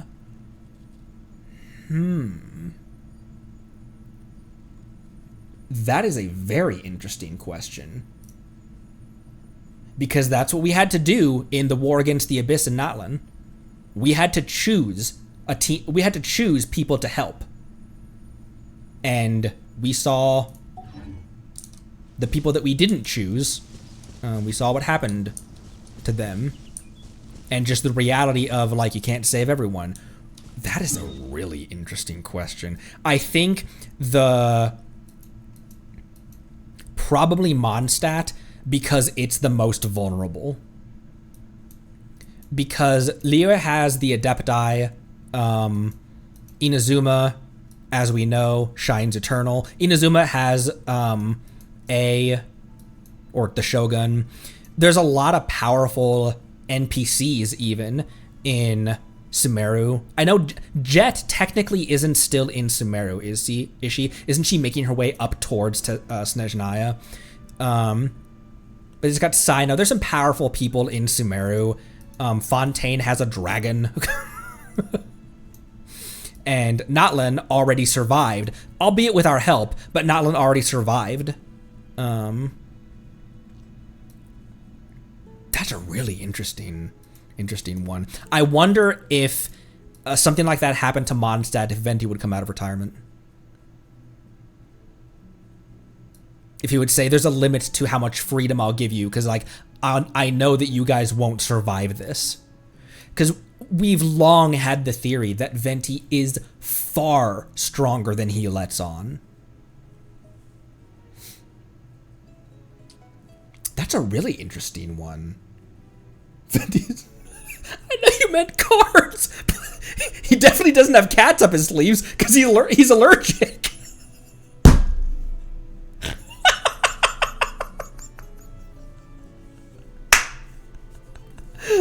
Thank you for that typo, Luna. That was amazing. And then Cabrera has another question. What's the lore behind the name Connery and why is it a squirrel? I don't think this is This is definitely not the direct pronunciation, the direct translation to it. But when I was creating this VTuber model, I typed in chaotic squirrel into Google Translate and translated it to Japanese, and it popped out Konten Risu. And so I took Konten, Kon, and Risu, Ri, and just made it Conry, chaotic squirrel. And Konten Risu is definitely not the direct translation for chaotic squirrel, but that's how I got that name. And yeah. It makes it unique at the very least. Jai has a question on the Discord as well. If you could take any car on a road trip anywhere in the world, all paid for with no limits, where are you headed and where are you driving? Also, if you wish to span the trip across multiple days, accommodation will be fully paid too. I would buy my dream car and I would do Hot Rod Magazine Drag Week. So Hot Rod Magazine Drag Week is a week of driving... drag racing every single day at a drag strip and driving in between the drag strips along the way. So you're driving over 1,100 miles throughout the week, but you're also punishing your vehicle by going racing every single day too. And I would want to do that in a 1968 Chevrolet Nova. That's the car that got me into cars originally. I was walking home from school in sophomore year of high school. And let me go this way. In sophomore year of high school, and there was a 68 Nova. It was a small block with a 4-speed, or it might have even been an automatic, actually, not looking back at it. And it was a rusty pile. The guy wanted $2,000 for it. It was probably worth $200 back in 2010, 2009, somewhere around there. But the body style left an impression on me, left a deep impression on me, and that is my dream car. It would be a not complicated, because all it would be is just a blown big block with a 6-speed. But that would be a built vehicle. If you're talking about like a showroom fresh vehicle,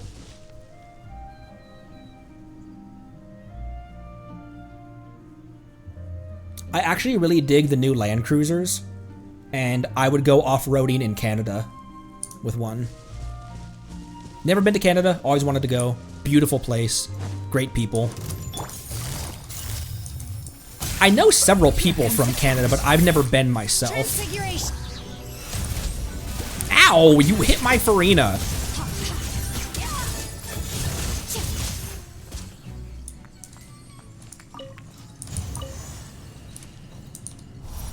Zajev is in Canada? I mean, am I pronouncing that right? Zajev?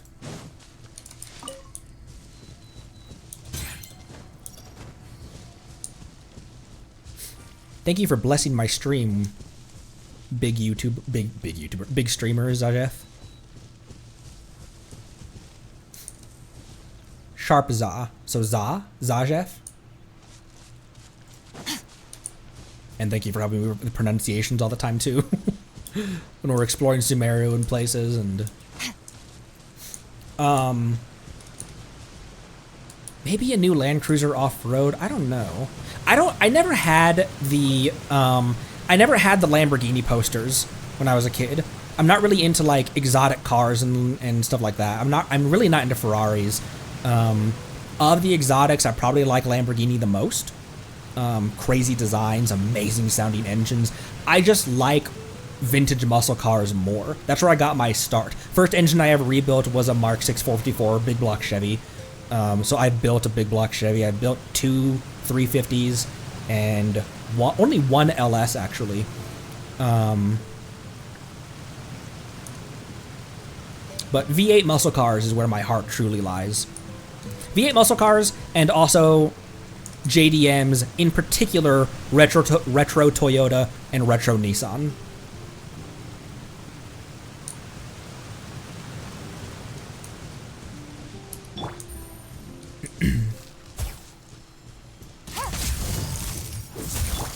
By ordinance divine. And by ordinance disturbed. Things are about to get dicey.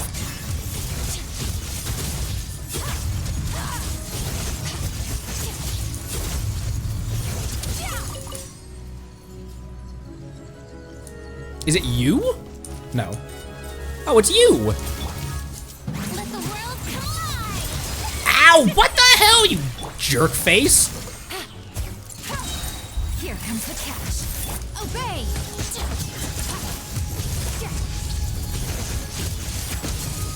Every time she says Surge, I think she's saying Skirk, like she's a Pokemon.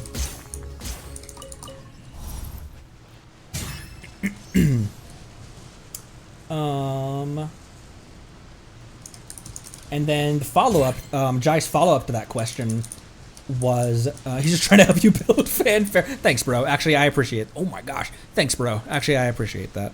Follow-up to that is, in a follow-up, you now have to fill that car with Genshin characters for how many passenger seats are available in your chosen car.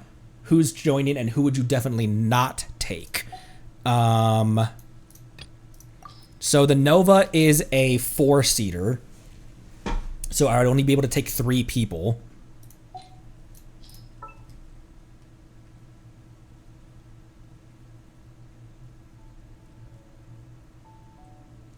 Beidou Yoimiya Kazuha? And who am I definitely not taking? Mr. Choose with his mouth open. I'm sorry. I am and I'm not.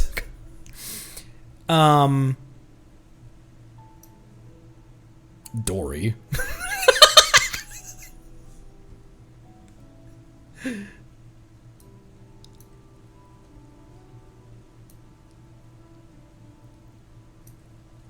There's not a lot of characters that I really can't stand. I even think I'm being overly harsh to Dahlia because I don't know anything about him.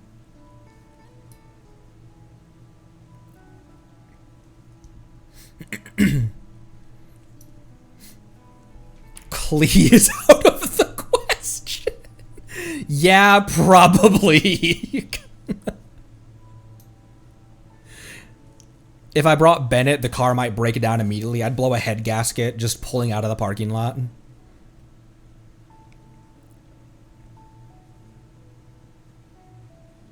Oh, you know what? Shanyon. In case the car does break down. Because it's a 1968 Nova with a blown big block. Stuff is gonna break if you're drag racing it every single day.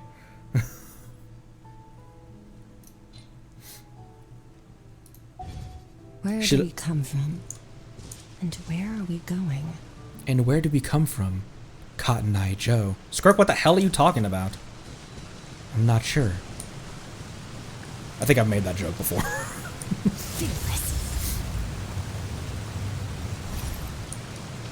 Grandwin, has another question, has a question on the Discord. This is not really a question as much of a thank you for... Oh, as much as a thank you for playing the game and making such an amazing community. Watching you is the highlight of my... Well, thank you, Grandwin. Everyone nuts and cabbages for Grandwin. Thank you, Grandwin. That's very appreciated. Ooh, and another follow-up for Jai's previous one. A 10-hour plane trip. Let's assume it's a normal 3-wide plane seating arrangement. Who you taking on both sides? Who's on your right? Who's on your left? Beto Dia sandwich. Okay.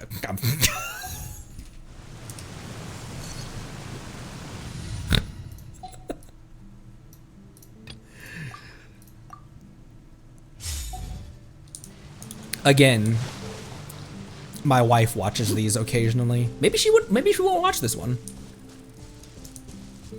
A Risley beetle.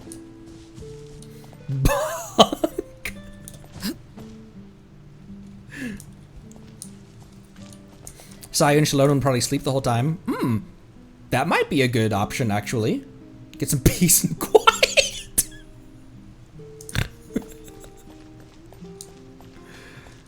I'm not sure why I'm taking you back here, Arla. This is probably a kind of a traumatic spot for you, isn't it?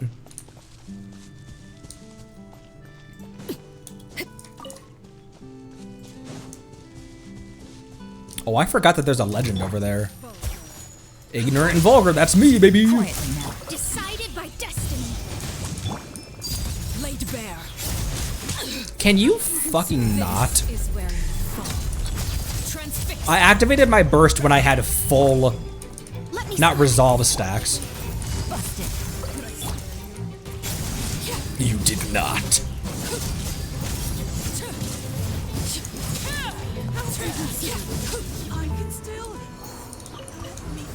Oh, you're still alive?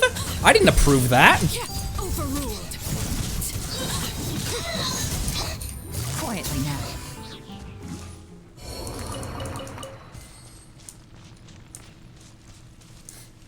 Yelan's pose after her burst animation Things are about to get dicey. is so iconic. The burst animation itself feels a bit awkward though. That the this angle shot of her looking down, I don't know why, it just feels a bit stiff. Disciplining the children. I have not yet taken Farina to the Arlecchino battle. I want to fight the Arle boss with all of my Archons. So maybe they can help her conquer her fear. Or maybe that's not something she needs to do. Maybe she doesn't need to do that. We can just keep her away from Arle. And that'll be fine. Owling. Is there any Genshin characters that upon first impression didn't strike you as interesting initially, but the personality, interactions, or lore brought their character up to a 10? Navia.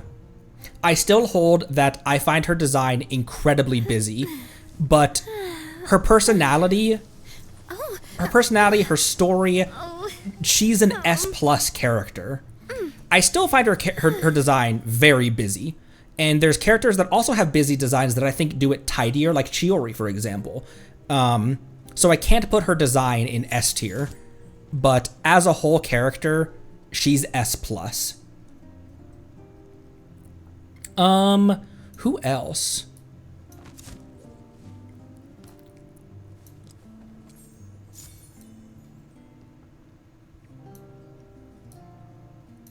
I actually felt kind of lukewarm about Risley as well. Like, he's hot, but I didn't really I felt very medium about him, very neutral about him. And not necessarily that he went up to a 10, but it really surprised me how much I liked his character. Who else?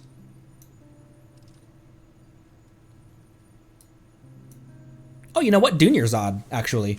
Dunyarzad, I thought was going to be a super forgettable, just random NPC, and she became one of my favorite NPCs. She's not above Jet. Jet's hard to beat, but these are good questions you guys have gotten.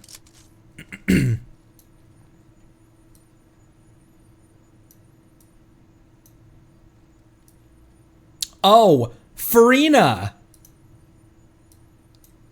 Without question. Without question, it took me this long to figure that out. I was a little put off by Farina. I like acknowledging, even in the moment, I was like, I know that like this is supposed to be her character, supposed to be kind of bratty and overly confident and stuff, but it kind of rubbed me the wrong way. I was like, I don't know that I like her character that much. And it was after learning why she had to be that way that I fell in love with it. And I love that brat Farina is still part of her. It's still a forever part of her character. Because it wasn't that like, oh, she's bratty, I hate her. It was like, she's an 8 out of 10. Like, the brattiness sometimes wears on a little. It sometimes overstays its welcome a little bit. But it's still fun. It's still cute. I really like the character. And then realizing why she had to be that way took her from 8 to 11 out of 10. Very slowly, I am prepping to make her the first one that I put a crown on. I have crowned nobody in this game so far, and she will be the first. She deserves to have her normal attack crowned. I'll fight you on it. As a character, not as meta. I probably won't. I'll save the resources for someone else. But she would deserve to be triple crowned.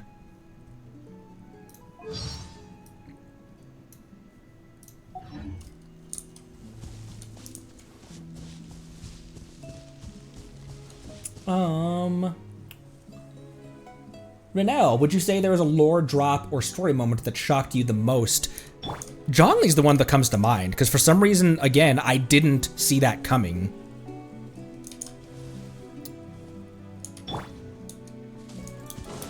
That's the one I can pull out of my head right now, just off the top of my head.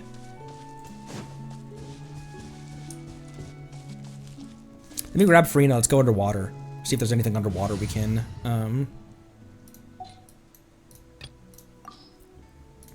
and I might...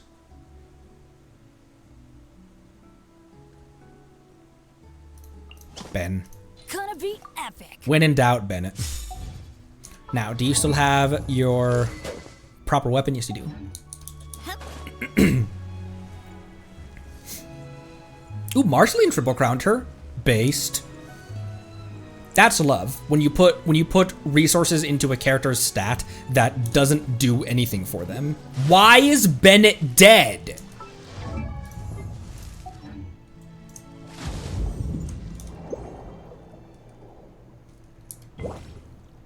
Why is my Ben dying?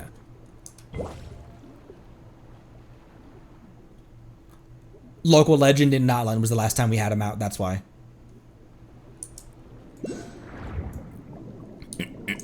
He's just really unlucky. Just dying casually. What else? I'm sure if Zhongli's the one that comes to mind immediately. I'm sure if I thought I could probably think of a better answer, but that's the one that sticks out the most. The one that I can think of immediately.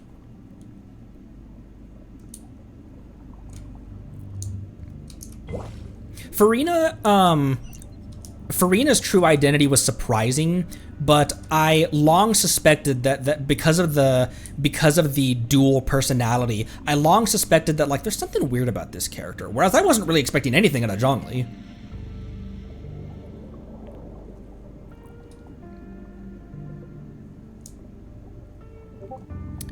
Everything about Arlecchino as well. When we read through all of her lore books and everything, that was also heavily surprising to me. Crimson Moon Dynasty, Perrin Harry, all of that stuff.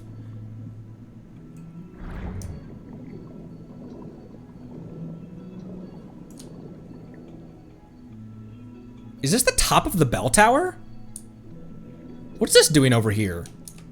Wait a minute. No, that's gotta be something else.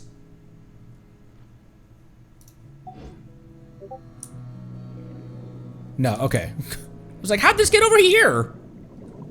I was about to say, like, there's nowhere even close to the Ordo. I will have Ordo. This console won't turn on. Imagine that, Connery. I'll pin this for later.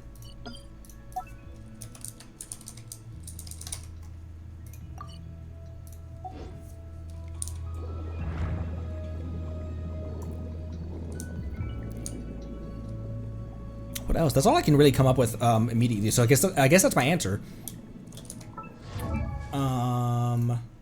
Neko has another question as well. Do you associate yourself with any of the characters you already know, personality or appearance-wise? If yes, who? Not really. My wife and I talked about who'd be the easiest character for me to cosplay. I think I could probably pull off a Gaming pretty well. You guys don't know what I look like, so this is kind of a weird thing for me to say, but I could probably pull off Gaming pretty well. Short stack with dark hair. I kept Amber in my party for a really long time. I think subconsciously because Amber's hair, and then also maybe a subconscious reason why I like Beto so much. Amber's hair, Beto's hair. If you ever want to trade tactics, I'm always ready. Reminds me slightly of my wife's hair, actually. The long, silky black hair.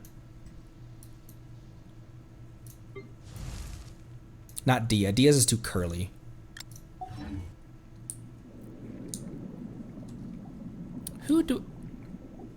There's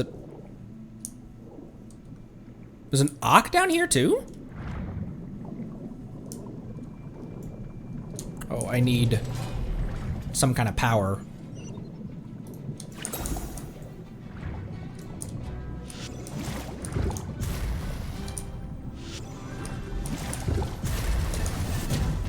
Ah, I got hit.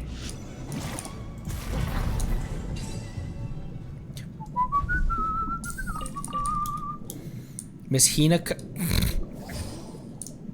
I don't really think so, but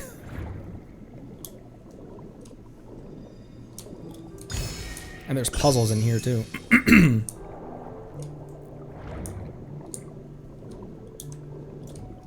Oh, I'm locked in. And that is one of those. I'm leaving.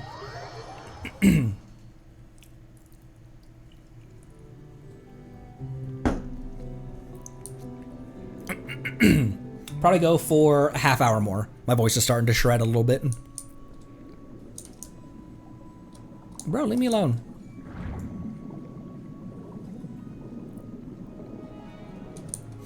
I don't know that I associate my personality or anything with anyone.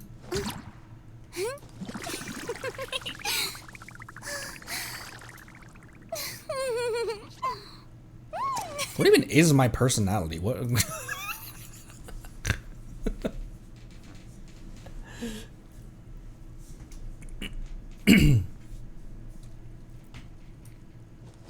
I feel like I can be a bit of a nerd. Nerd! Oh, take your weapon back from Kaya. Oh, that's not... From Jean. Everyone's weapons are all sorts of hecked up. Switch that back.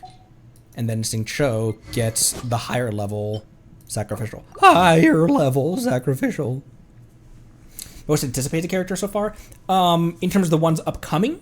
Or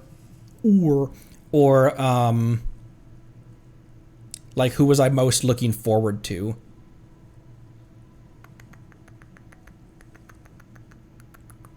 Citlali and Mualani not included.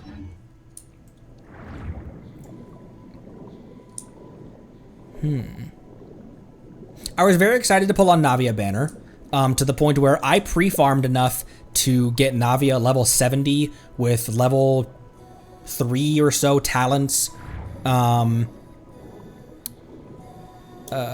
day 1 of having her.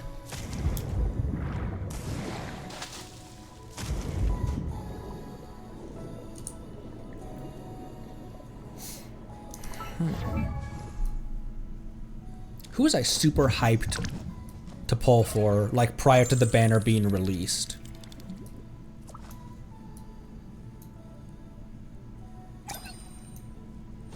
Maybe Skirk.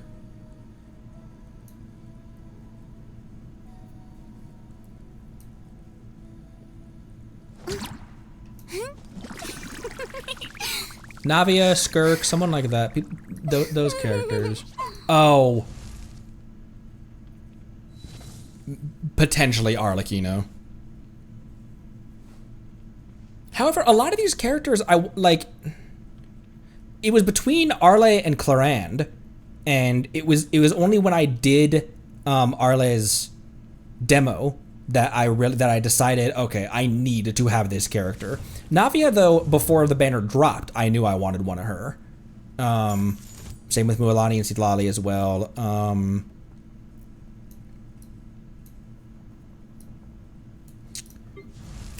Probably Dia, even though she's not a limited character. And Miko. The words "I want a fox lady" have left my mouth so frequently during this playthrough.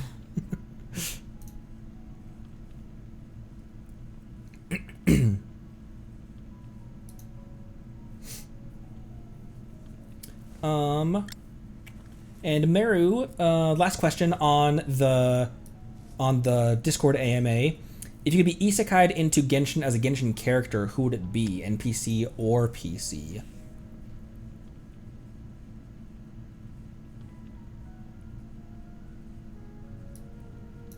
That's a very good question.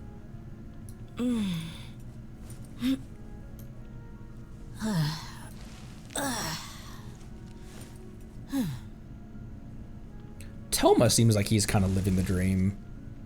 Gainful employment that he enjoys. Relatively strong. Pretty cute.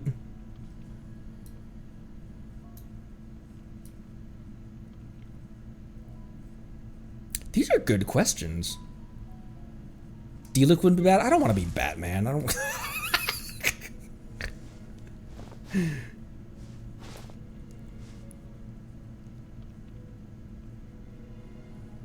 However, that would mean that potentially you had a previous relationship with Jean and you could try to reignite that spark.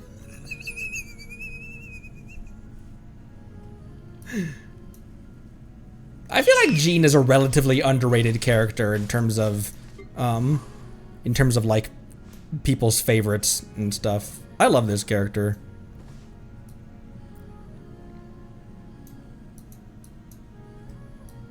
Although I don't know if I don't know. Sometimes I can only see her as a boss, not as a dateable.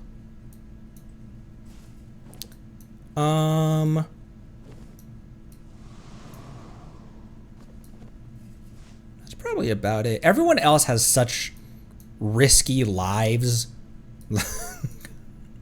They're in danger constantly, or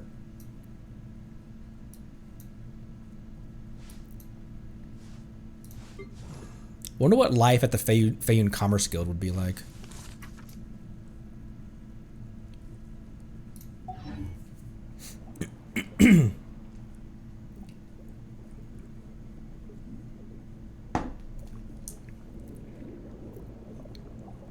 What do you think? One more roll on the punishment wheel to end this stream out?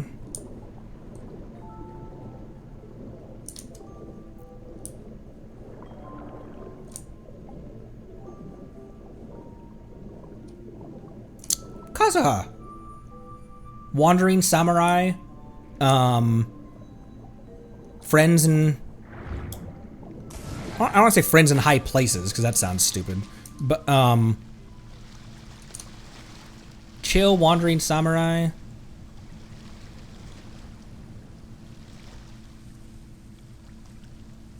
Friends with Beto. What more can you ask for? Friends in the Crow's Nest. Go ahead and ask, Luna.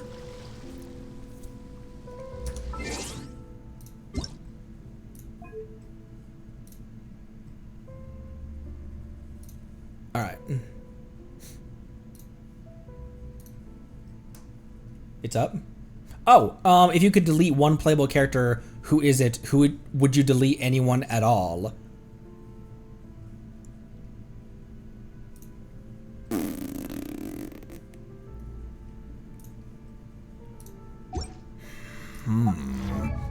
Character screen, archive.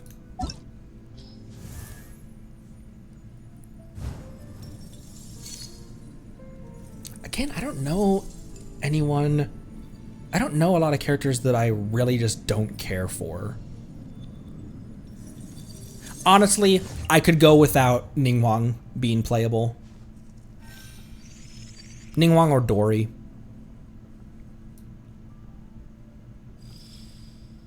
It's just her playstyle does nothing for me, and as far as the character is concerned, she's okay. She's all right. I don't know anyone else that I would demote. I'm cool with all these characters.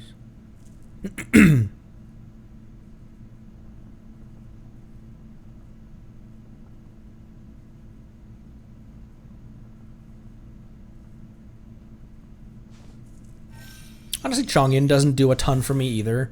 However, I don't play him often. When I do play him, he's okay.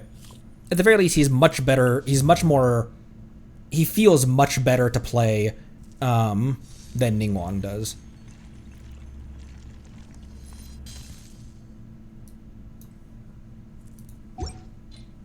Good question, you guys. Let's do a run on the punishment wheel. And we can end this anniversary off. This was borderline a squirtathon, wasn't it? We're at over 6 hours right now.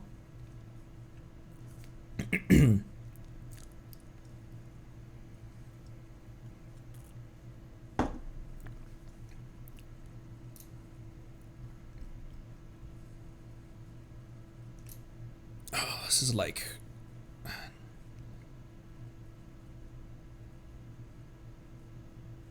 Oh, show old art. That's not bad.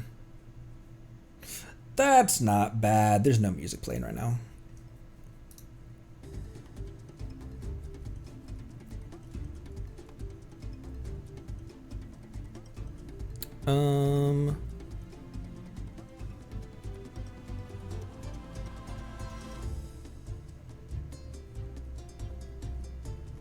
Let me go back up to these tracks.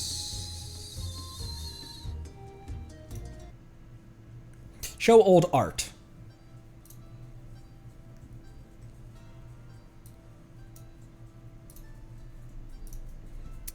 Go to my alternate account.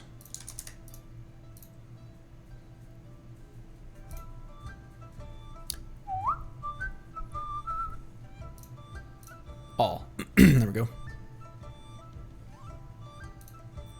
Let's go dial this thing back.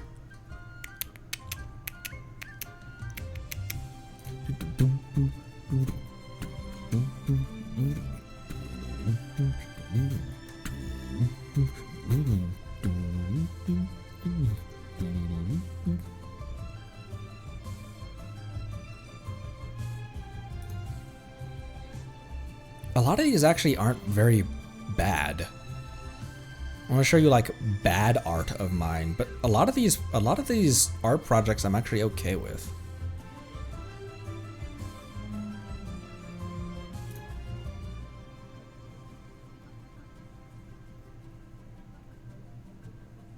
Here's one. I had two characters that I put on the windowsill of my... No, maybe I didn't put characters on the windowsill. How did I draw this? But this is actually just a picture I took at my first apartment. And then I drew these two. Drew these two on it. Here's some old art for you. Even this one I'm pretty okay with. It's not good, but it's not bad either.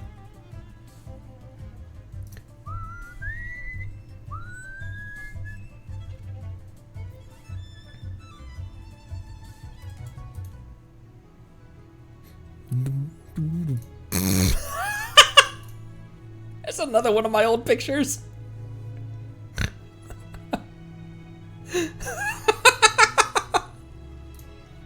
I've always been like this. In case you were curious, I've always been an idiot.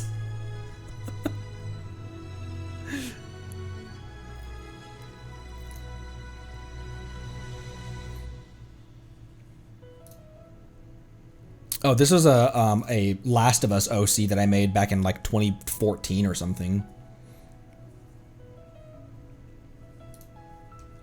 All right, I think that will do it.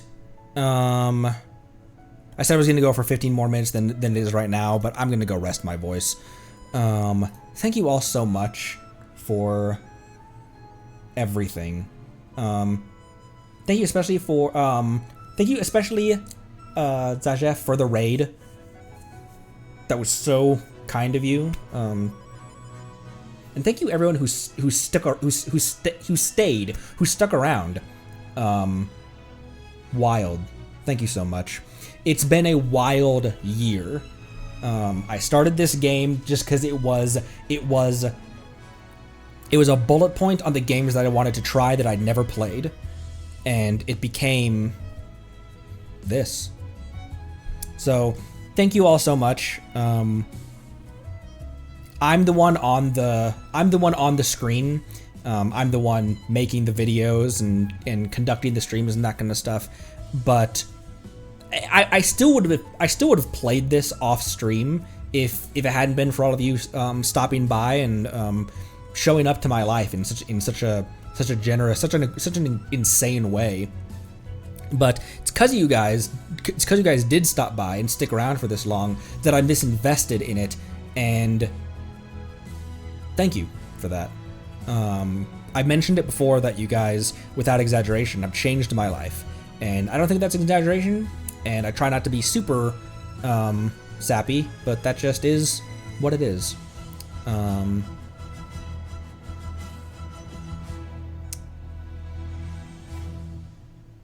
We are nowhere close to finished with our adventure in this game.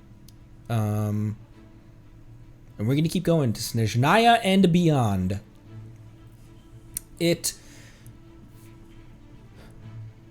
never ceases to amaze me never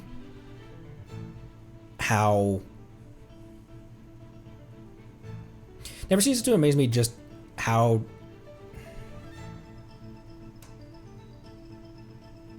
something like this can happen to me. This was always the like, I would always be in the comments section and chats cheering other streamers on, and like, oh, I'm so happy for you. You got 100 subs and 100 and followers and that kind of stuff. It still is strange to realize that